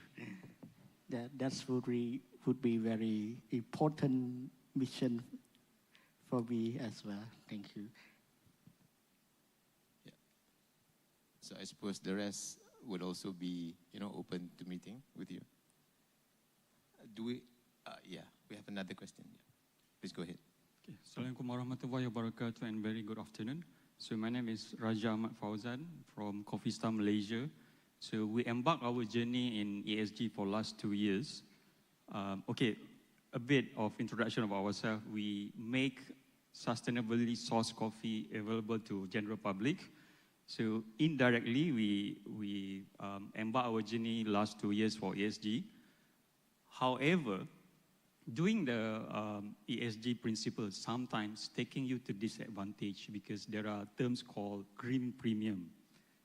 So your unit economics will become slightly disadvantaged compared to others. So my question is to government officers, for example.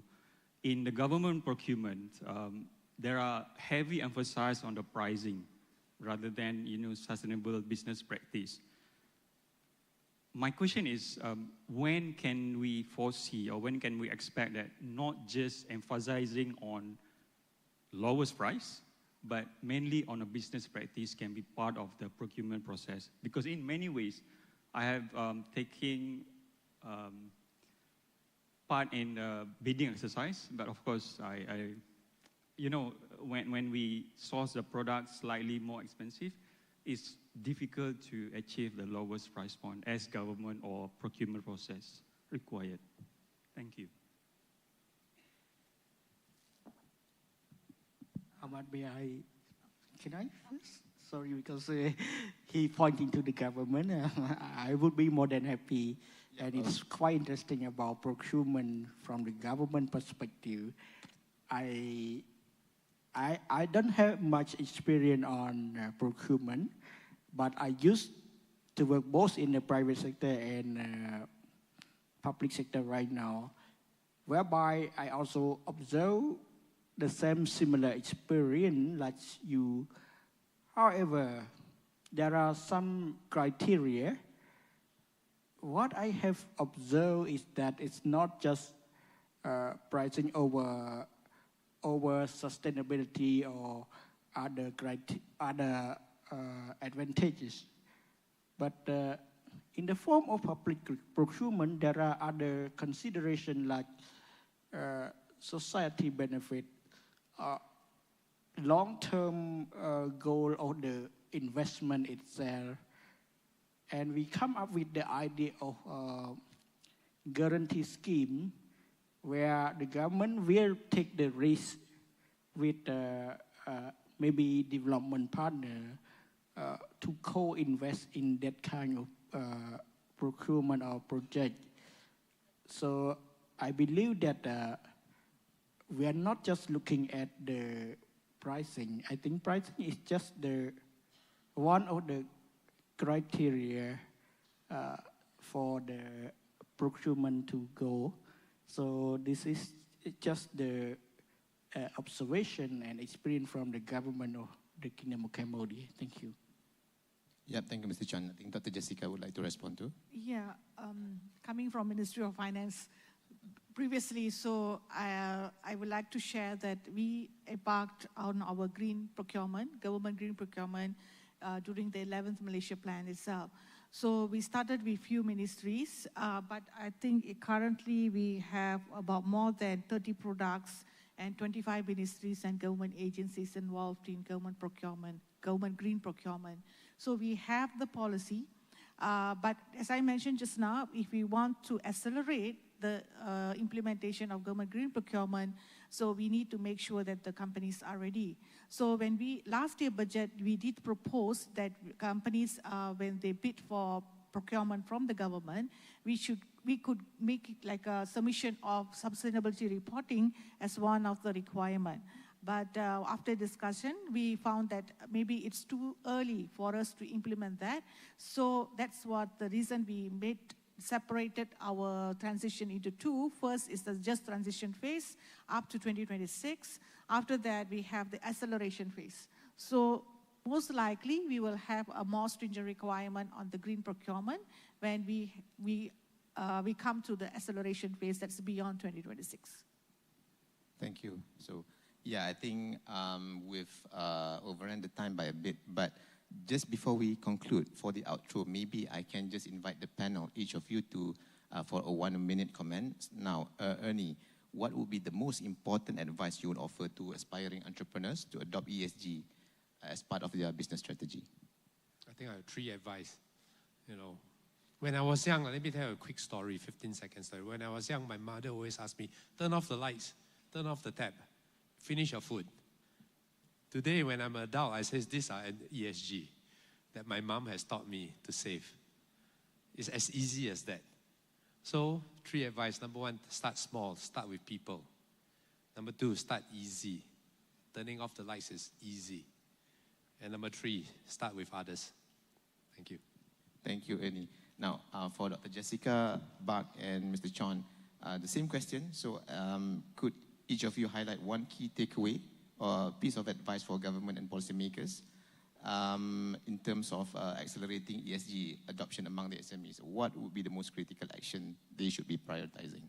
First of all, of course, it's ESG, but I will say that start with the governance. Start with the governance, and then everything will fall in place. So as Mr. Ernie mentioned, start small. Don't panic. So you have been doing a lot of things. Maybe you have not just documented it. So start documenting all those things. And of course, my companies told us that, no, we have not started anything. We have not fixed our solar panel. We cannot do our reporting. We cannot do this. We cannot do that. So if everything is already done, everything is positive, then there's no problem at all, right? So that's what we call as greenwashing. So even, of course, that's what you want to achieve, but you can do it later on. You can set it as a target. But first of all, talk to your stakeholders, talk to them and ask them what are the most important things for them. So you can be 20, 30 items that you have listed, but mostly maybe not relevant to your stakeholders. Maybe it could be only 2 or 3. So start collecting data on that, start monitoring it, and that's how you will start your journey in terms of your sustainability. And also remember that whatever you do in ESG, definitely it's linked to the bigger goals of the bigger 17 global goals. So that's what. Another thing is currently government has not mandated anything. So, and it's not a direction from the government, but it's obviously market-driven, unless and until SSM comes on board and then they say they're going to amend the act and they're going to make it mandatory for all the companies to do sustainability reporting, regardless of the size, then it's going to be mandatory. Otherwise, until now, it's actually market-driven. And from the policy side, I think there should be better coordination and integration among all the ministries and government agencies that are doing ESG or driving this ESG agenda. That's all. Thank you, Dr. Jessica. Mr. Bak? From Vietnam point of view, in the last few years, our experience is to give these various recommendation for this own of these SME who want to start to adopt the ESG in these in the business is start protect the environment first, and then when we have these awareness of protecting everything around you, then that's when we can start to do another thing like Mr. Ernie just said just now. We start from small, and it's for these policy makers. It's like the government's point of view. I think is collaborate with these international institutions is one of those key factor for these making the policy for the country, because in Vietnam we have spent a lot of times researching on our own, and then we're having these the source from these international institutions. Everything is accelerated in very short time. Yeah, thank you very much. Thank you. And lastly, Mr. Chon. Thank you. I think the most important part is that you can carry with ourselves is contribution. Contribution for the next generation, contribution for the current generation to teach other generation on the public good.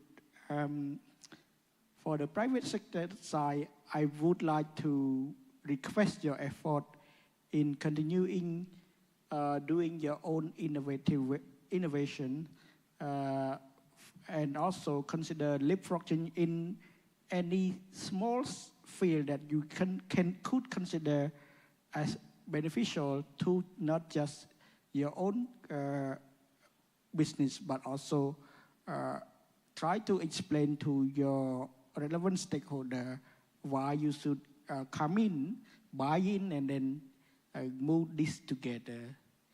On the government perspective, I think that we need, not just need, but must coordinate and continue with the strong collaboration, focusing on supporting ESG practices and incentivize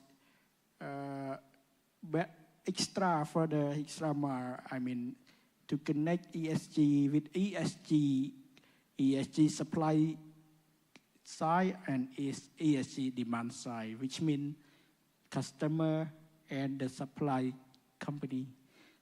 I think that's the best way. Thank you. Thank you. So that concludes our session today. Please join me in giving a round of applause to all the panelists for their insightful sharing. Thank you very much. I hand it over to the MC. Thank you, Mr. Ahmad Hanif, Mr. Ernie, Dr. Jessica, Mr. Bach, and Mr. Chon for such an extensive discussion of a very important topic to help us to better understand and appreciate government roles and policies to accelerate adoption of ESG practices among SMEs. Please remain seated. Please remain on the stage for a token of appreciation. May I invite Yang Berusaha, Mr. Rizal bin Datuk Naini, Chief Executive Officer of SME Corporation Malaysia, to come on stage to give the token of appreciation.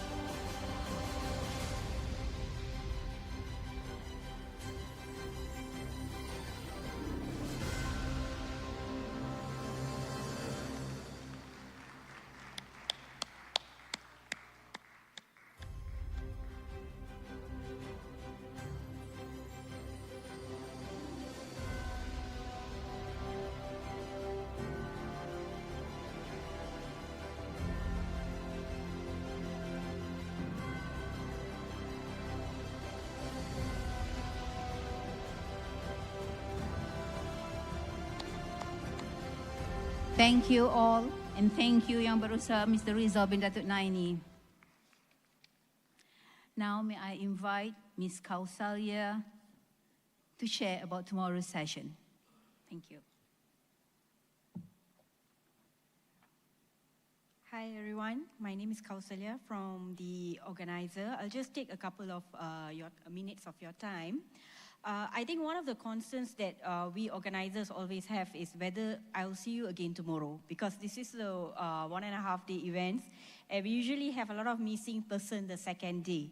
So on this note that before we go to our last session today, I would like to do a little bit of pitching why you should be here tomorrow. Okay, I think there are 3 important things that's going to happen. First of all, tomorrow is just a 3-hour session, just a 3 hour of 24 hours of your time tomorrow.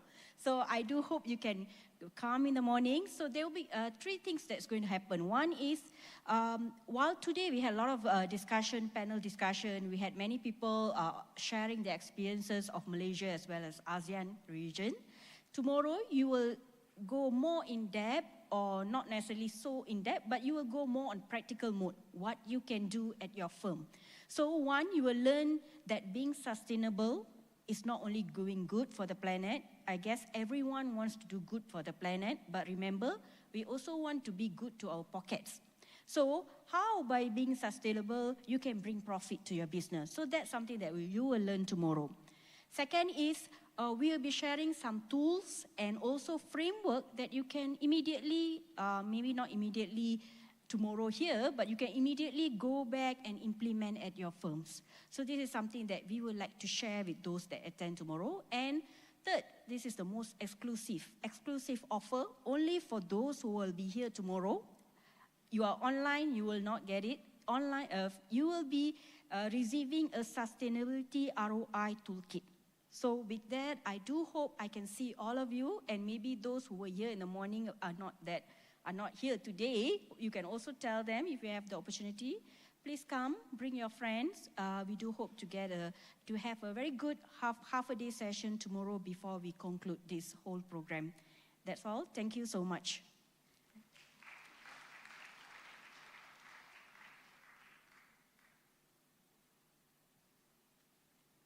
Thank you, Ms. Kausalya.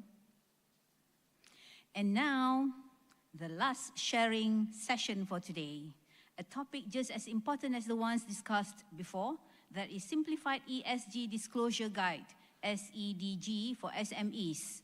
With due respect, I invite Mr. Al-Fazriq Hamzah, Head of Stakeholder Engagement, Capital Markets Malaysia, to share with us his knowledge and experiences. Thank you.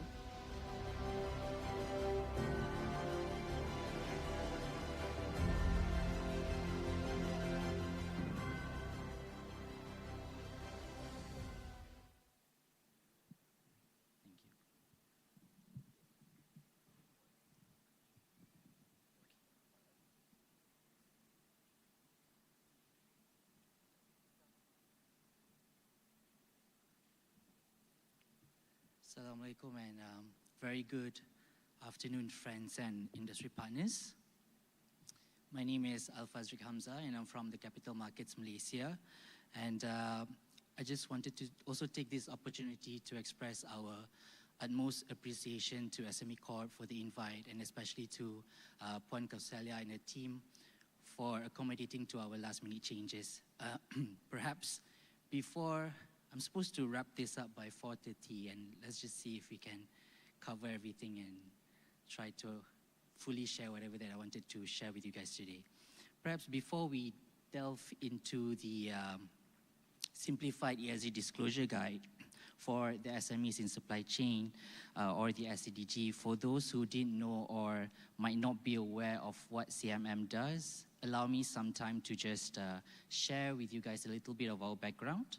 So the Capital Markets Malaysia, or CMM in short, we are an affiliate to the Securities Commission Malaysia, the SC. We were established back in 2014, and our main mandate is to spearhead the positioning as well as the profiling of the local and international capital markets for Malaysia.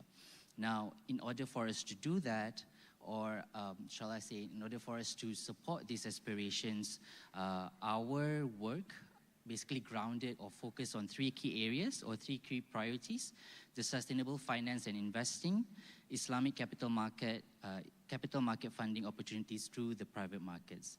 And aside from all these, we also work to support the SC by providing any support in terms of the line departments, in terms of promoting or profiling the SC's initiatives or framework. And I just wanted to make a note that CMM is also funded by the Capital Markets Development Fund, or CMDF. So all of our initiatives are fully covered by the CMDF, and which makes all of our engagements are free to attend, and although some might be just by invitation only. Just go to the next slide. So I think after the whole almost one-day session from today's conference, I think most of us can realize that Malaysia is experiencing a significant shift when it comes to the corporate landscape. As the adoption of ESG, or the environmental, social, and governance becomes more prevalent in the space, especially for the corporate landscape, we see that these ESG considerations are no longer just a niche concern, but also seeing that it has become somewhat critical or central for business strategy across the country.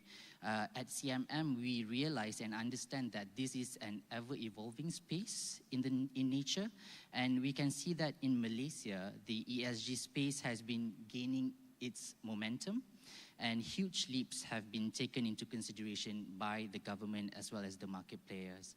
Like, for example, we now have the National Energy Transition Roadmap and the surge of other initiatives and regulations surrounding the ESG in supporting the ecosystem.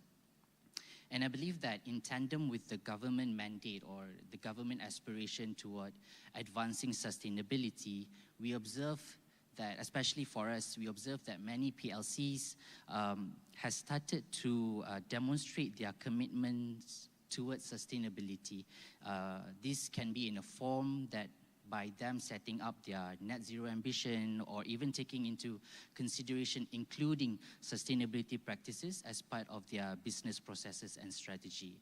So in that sense, for CMM, our effort towards supporting these ESG advancements in both private as well as the financial sectors, our work are mostly grounded by our Center of Excellence, as you can see on the screen here, that was developed to cater to a specific audience and also to achieve specific set of goals. As you can see on the screen, we have 3 COEs, or Center of Excellence, that aim to implement initiatives in supporting the overall ESG development ecosystem. So the first one is the Malaysian Sustainable Finance Initiative, or the MSFI. This Center of Excellence is actually created to serve or to cater the financial sectors. The steering committee of MSFI includes all major financial institution association, Islamic Banking Association, the Insurance Association, and the steering committee also chaired by the SC. And this COE is actually aimed to provide a sense of capacity building programs to the financial institutions to encourage more sustainable financing opportunities for the market in terms of green projects. So, like, for example, our theme for MSFI this year, 2024, is financing energy transition, which is also in line with the government narrative that was pledged back in last year, COP28,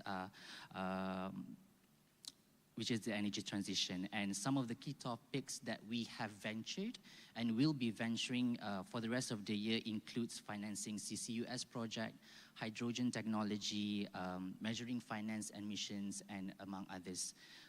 Now, I'm going to skip the CSC for a while, the Center for Sustainable Cooperation, because I'm going to talk a little bit more about it in my next few slides. But I'm going to go ahead with the Sustainable Investment Platform, or the SIP. This is actually an active collaboration between CMM and also the Institutional Investor Council Malaysia, the IIC. So what it does is that it aims to support the development of ESG for the fund managers, the institutional investors, as well as the GLICs. And like, for example, this year we rolled out our first cohort of the Responsible Investment in Practice program. This is in collaboration with the IIC as well as the PRI Academy that ultimately aim to provide somewhat a greater depth of understanding when it comes to sustainable finance investment. And this program is expected to benefit 150 Malaysian investment professionals. Now, as for the CSC, this is basically one of the reasons what I want to share with you guys today about the SCDG. This is how the SCDG was being developed. So we gathered our data back in 2021 when we did a report with PwC on the corporate Malaysia's journey towards sustainability supply chain.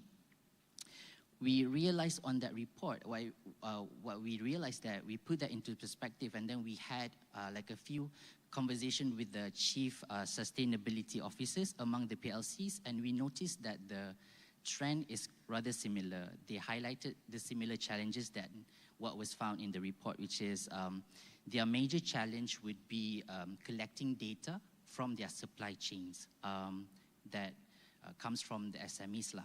And as one of the key mandates for CSC is to support the development of ESG for the PLCs, we realized that in order for us to do that, in order for us to support these PLCs, the same level of support need to also be rendered for the SMEs because of the data requirement by the PLCs.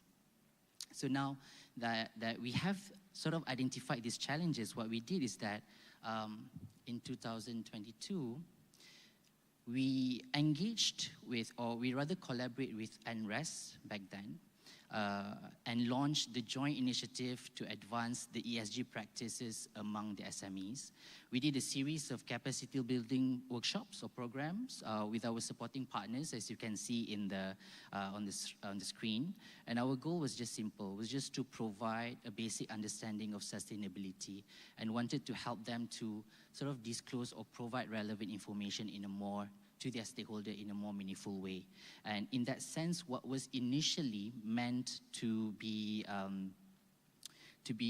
what was initially a center of excellence for the PLC, now it has been expanded to also cater for the SMEs who basically form a huge part of the supply chain. That is now has become the somewhat crux of the CSC Center of Excellence, and this is somewhat the genesis of the SCDG.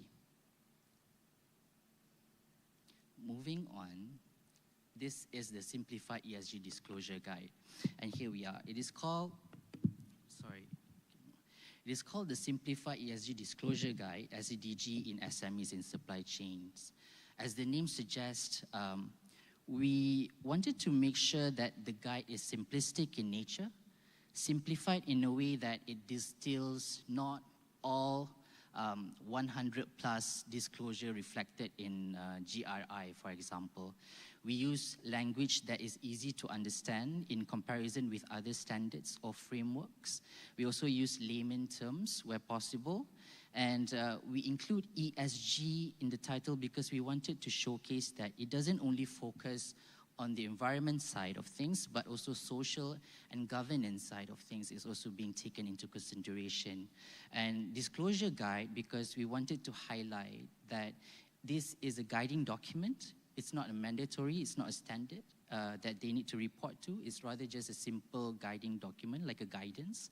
And for SMEs in supply chains, so we had this conversation with, also prior to us coming up with this document, obviously we had like a stakeholder engagement sessions with the ministry, regulators and all that. So we had a conversation with SME Corp, and they suggested that to include this because this guide won't be applicable to all 900,000 SMEs in Malaysia, for example, and rather according to their data, only up to 260,000 SMEs will find this guide useful, and those are the companies or the SMEs who are being asked to disclose by their investors or their customers. So the aim of our SEDG is pretty much to just help the SMEs to kickstart their sustainability journey by making things simpler for them, simpler for the SMEs. The SCDG is also a document that somewhat balances out the best practice and also practicality when it comes to sustainability disclosure reporting. With SCDG, the SME who need to disclose will be able to provide relevant data to their customers. And on the other spectrum, the PLCs or their stakeholders will be we'll be able to have more sort of robust yet simplified ESG disclosure data that is aligned with global and also local standards or frameworks.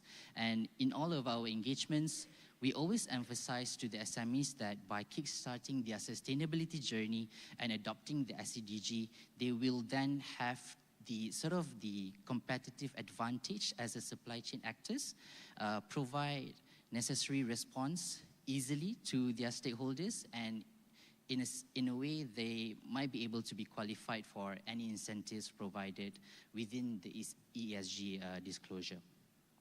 Now, just to provide an overview, highlight that this guide gathers international and local standards in a simplified manner for the SMEs, especially for those in the supply chains.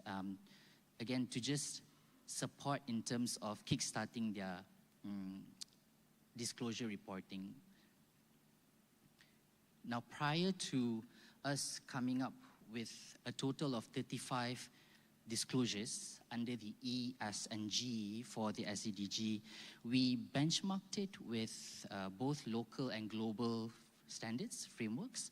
Some of the global frameworks that you can see on the screen, we also benchmark it with GRI, FTSE4Good, ISSB, the Greenhouse Gas Protocol, and we also look at local standards such as the Bursa Malaysia Sustainability Reporting and the MCCG, and among others.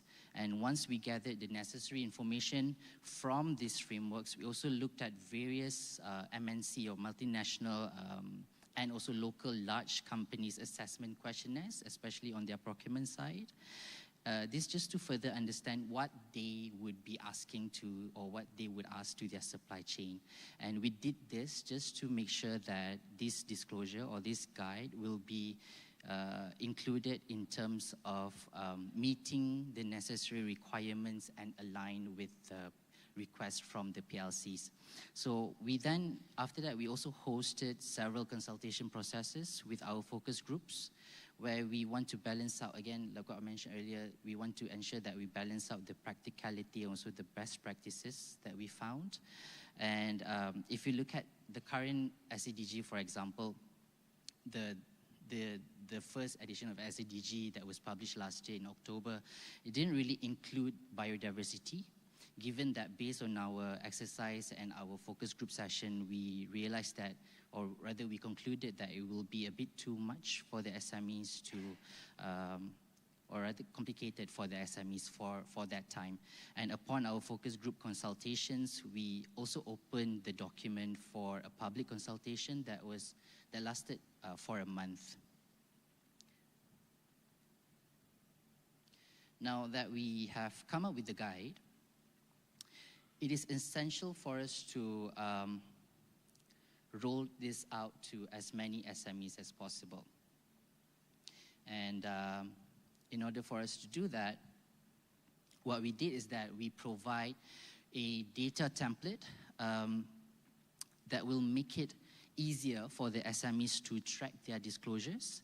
We also provide a reporting template for them to report their disclosures in a more meaningful way. And as for the SDG, we have also included in our website a template in Excel format. Excel format because it's the simplest form of document that the SMEs can use. And also lastly, and also it's free. And lastly, we also developed the SDG Adopter Program, where we engaged with large companies, financial institutions, trade commission, and among others, that will be encouraging their network, who mostly are SME stakeholders, to somewhat utilize the guide. Like for example, here you can see a snapshot of our current adopters. This is not the updated list, I believe.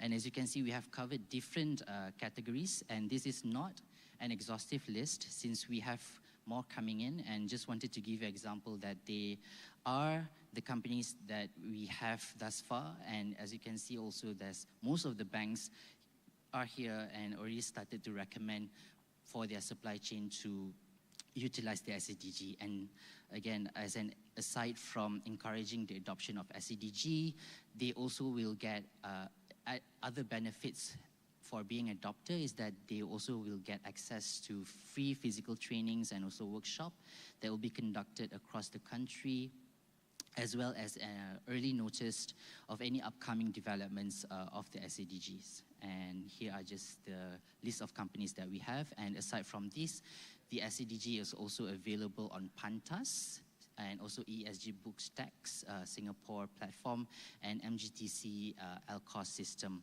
Since some of the larger companies who are our adopters already integrated their data into this platform. Now, in the next few slides, I just want to show you how the disclosures are being laid out in the document. As you can see here, we have three key pillars, environmental, social, and also the governance pillars. And as you can see, we have also mapped it. All these are the basic level of 15 disclosures with a total of 35 supporting disclosures. In the next slides, I will show you how so these are all the basic disclosures under ESG. And for your information, this information is also being mapped into three categories: basic, intermediate, and advanced. So we somewhat anticipate the SMEs would be able to disclose the 15 basic disclosures in a year, and they should be able to try and to disclose intermediate within the next 2 to 3 years, and try to reach the advanced stage within the 4 to 5 years of their ESG reporting journey. And I think one of the key realizations that we have in our journey in terms of coming up with this SDG is that we did a pilot session with, prior to rolling out this SDG with one of our adopters, suppliers, that is Nestle. And the feedback we gathered from the pilot is that for most of the suppliers or for most of the SMEs, the environmental disclosures are tougher for the SMEs to report on compared to the social and governance. And hence, we kept on emphasizing on the simplistic nature of the SDG when it comes to the language, so that it'll be easier for the SMEs to comprehend. And I think this is my last slide for today. This year, May, I am pleased to share that we have launched our sectoral guidance, or we call it the sector guides, featuring enhanced environment and social disclosure guidelines for SMEs in supply chain. This is targeted to 5 significant sectors in Malaysia, contributing to the one of major Malaysia economy, namely the energy, transport and logistics, construction and real estate, agriculture and manufacturing. The newly introduced sector guides were developed in response to feedback that we gathered by us during our public consultation and also market consultation with our multiple stakeholders group, including the MNCs, PLCs, SMEs, the regulatory and the policy stakeholders. So the intention is basically to address the need for additional guidance surrounding the disclosure expectations, especially for specific SMEs in these 5 key sectors. It is in a way an extension of the current SDG, and to simplify it, what these sector guides aim to achieve is to provide the SMEs with a streamlined and standardized set of ESG disclosures expected of companies operating within the global supply chains. So these sector guides will actually delve into environmental considerations, which are reflected in the form of additional disclosures required by the individual sectors. And on top of that, we have also released a human rights and labor practices guide. This is just to help companies to achieve deeper understanding of these standards, especially to address the global concern of forced labor, which are especially relevant to labor-intensive sectors such as agriculture, manufacturing, and real estate. And we also have, in terms of our effort to support greater adoption, we will be releasing our practical video tutorial and also a nationwide workshop that is currently ongoing. And lastly is the multi-language versions of the current SDG set that we have. Is also available in Bahasa Malaysia and also simplified Chinese. I think with that, friends and industry partners, mark the end of my presentation today. I'm happy to connect during our networking session for a potential collaboration or if you have any questions during the networking. Thank you. We open the floor for one question. One question, anyone? No? Okay. Thank you, Mr. Fazrek, for sharing with us your invaluable input regarding simplified ESG disclosure for SMEs. Please remain on the stage for a token of appreciation. May I invite Yang Berusaha Mr. Rizal bin Datuk Naini, CEO of SME Corporation Malaysia, to come on stage to give the token of appreciation.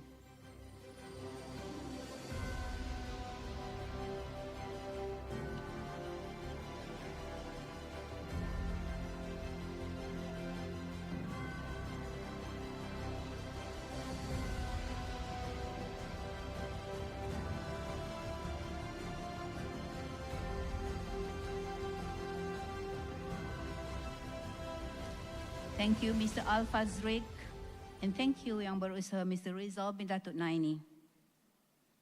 And with that, ladies and gentlemen, we have come to the end of our first day of the Policy Dialogue and Workshop 2024, Empowering SME Sustainability. Before you go, there are lost and found of 2 items. Please come and collect it from the Secretariat, if it's yours. Please enjoy the afternoon tea served. I look forward to see you again tomorrow morning. Session tomorrow starts at 9 a.m. and open for registration at 8:30 a.m. Have a good rest tonight. See you all tomorrow. Thank you.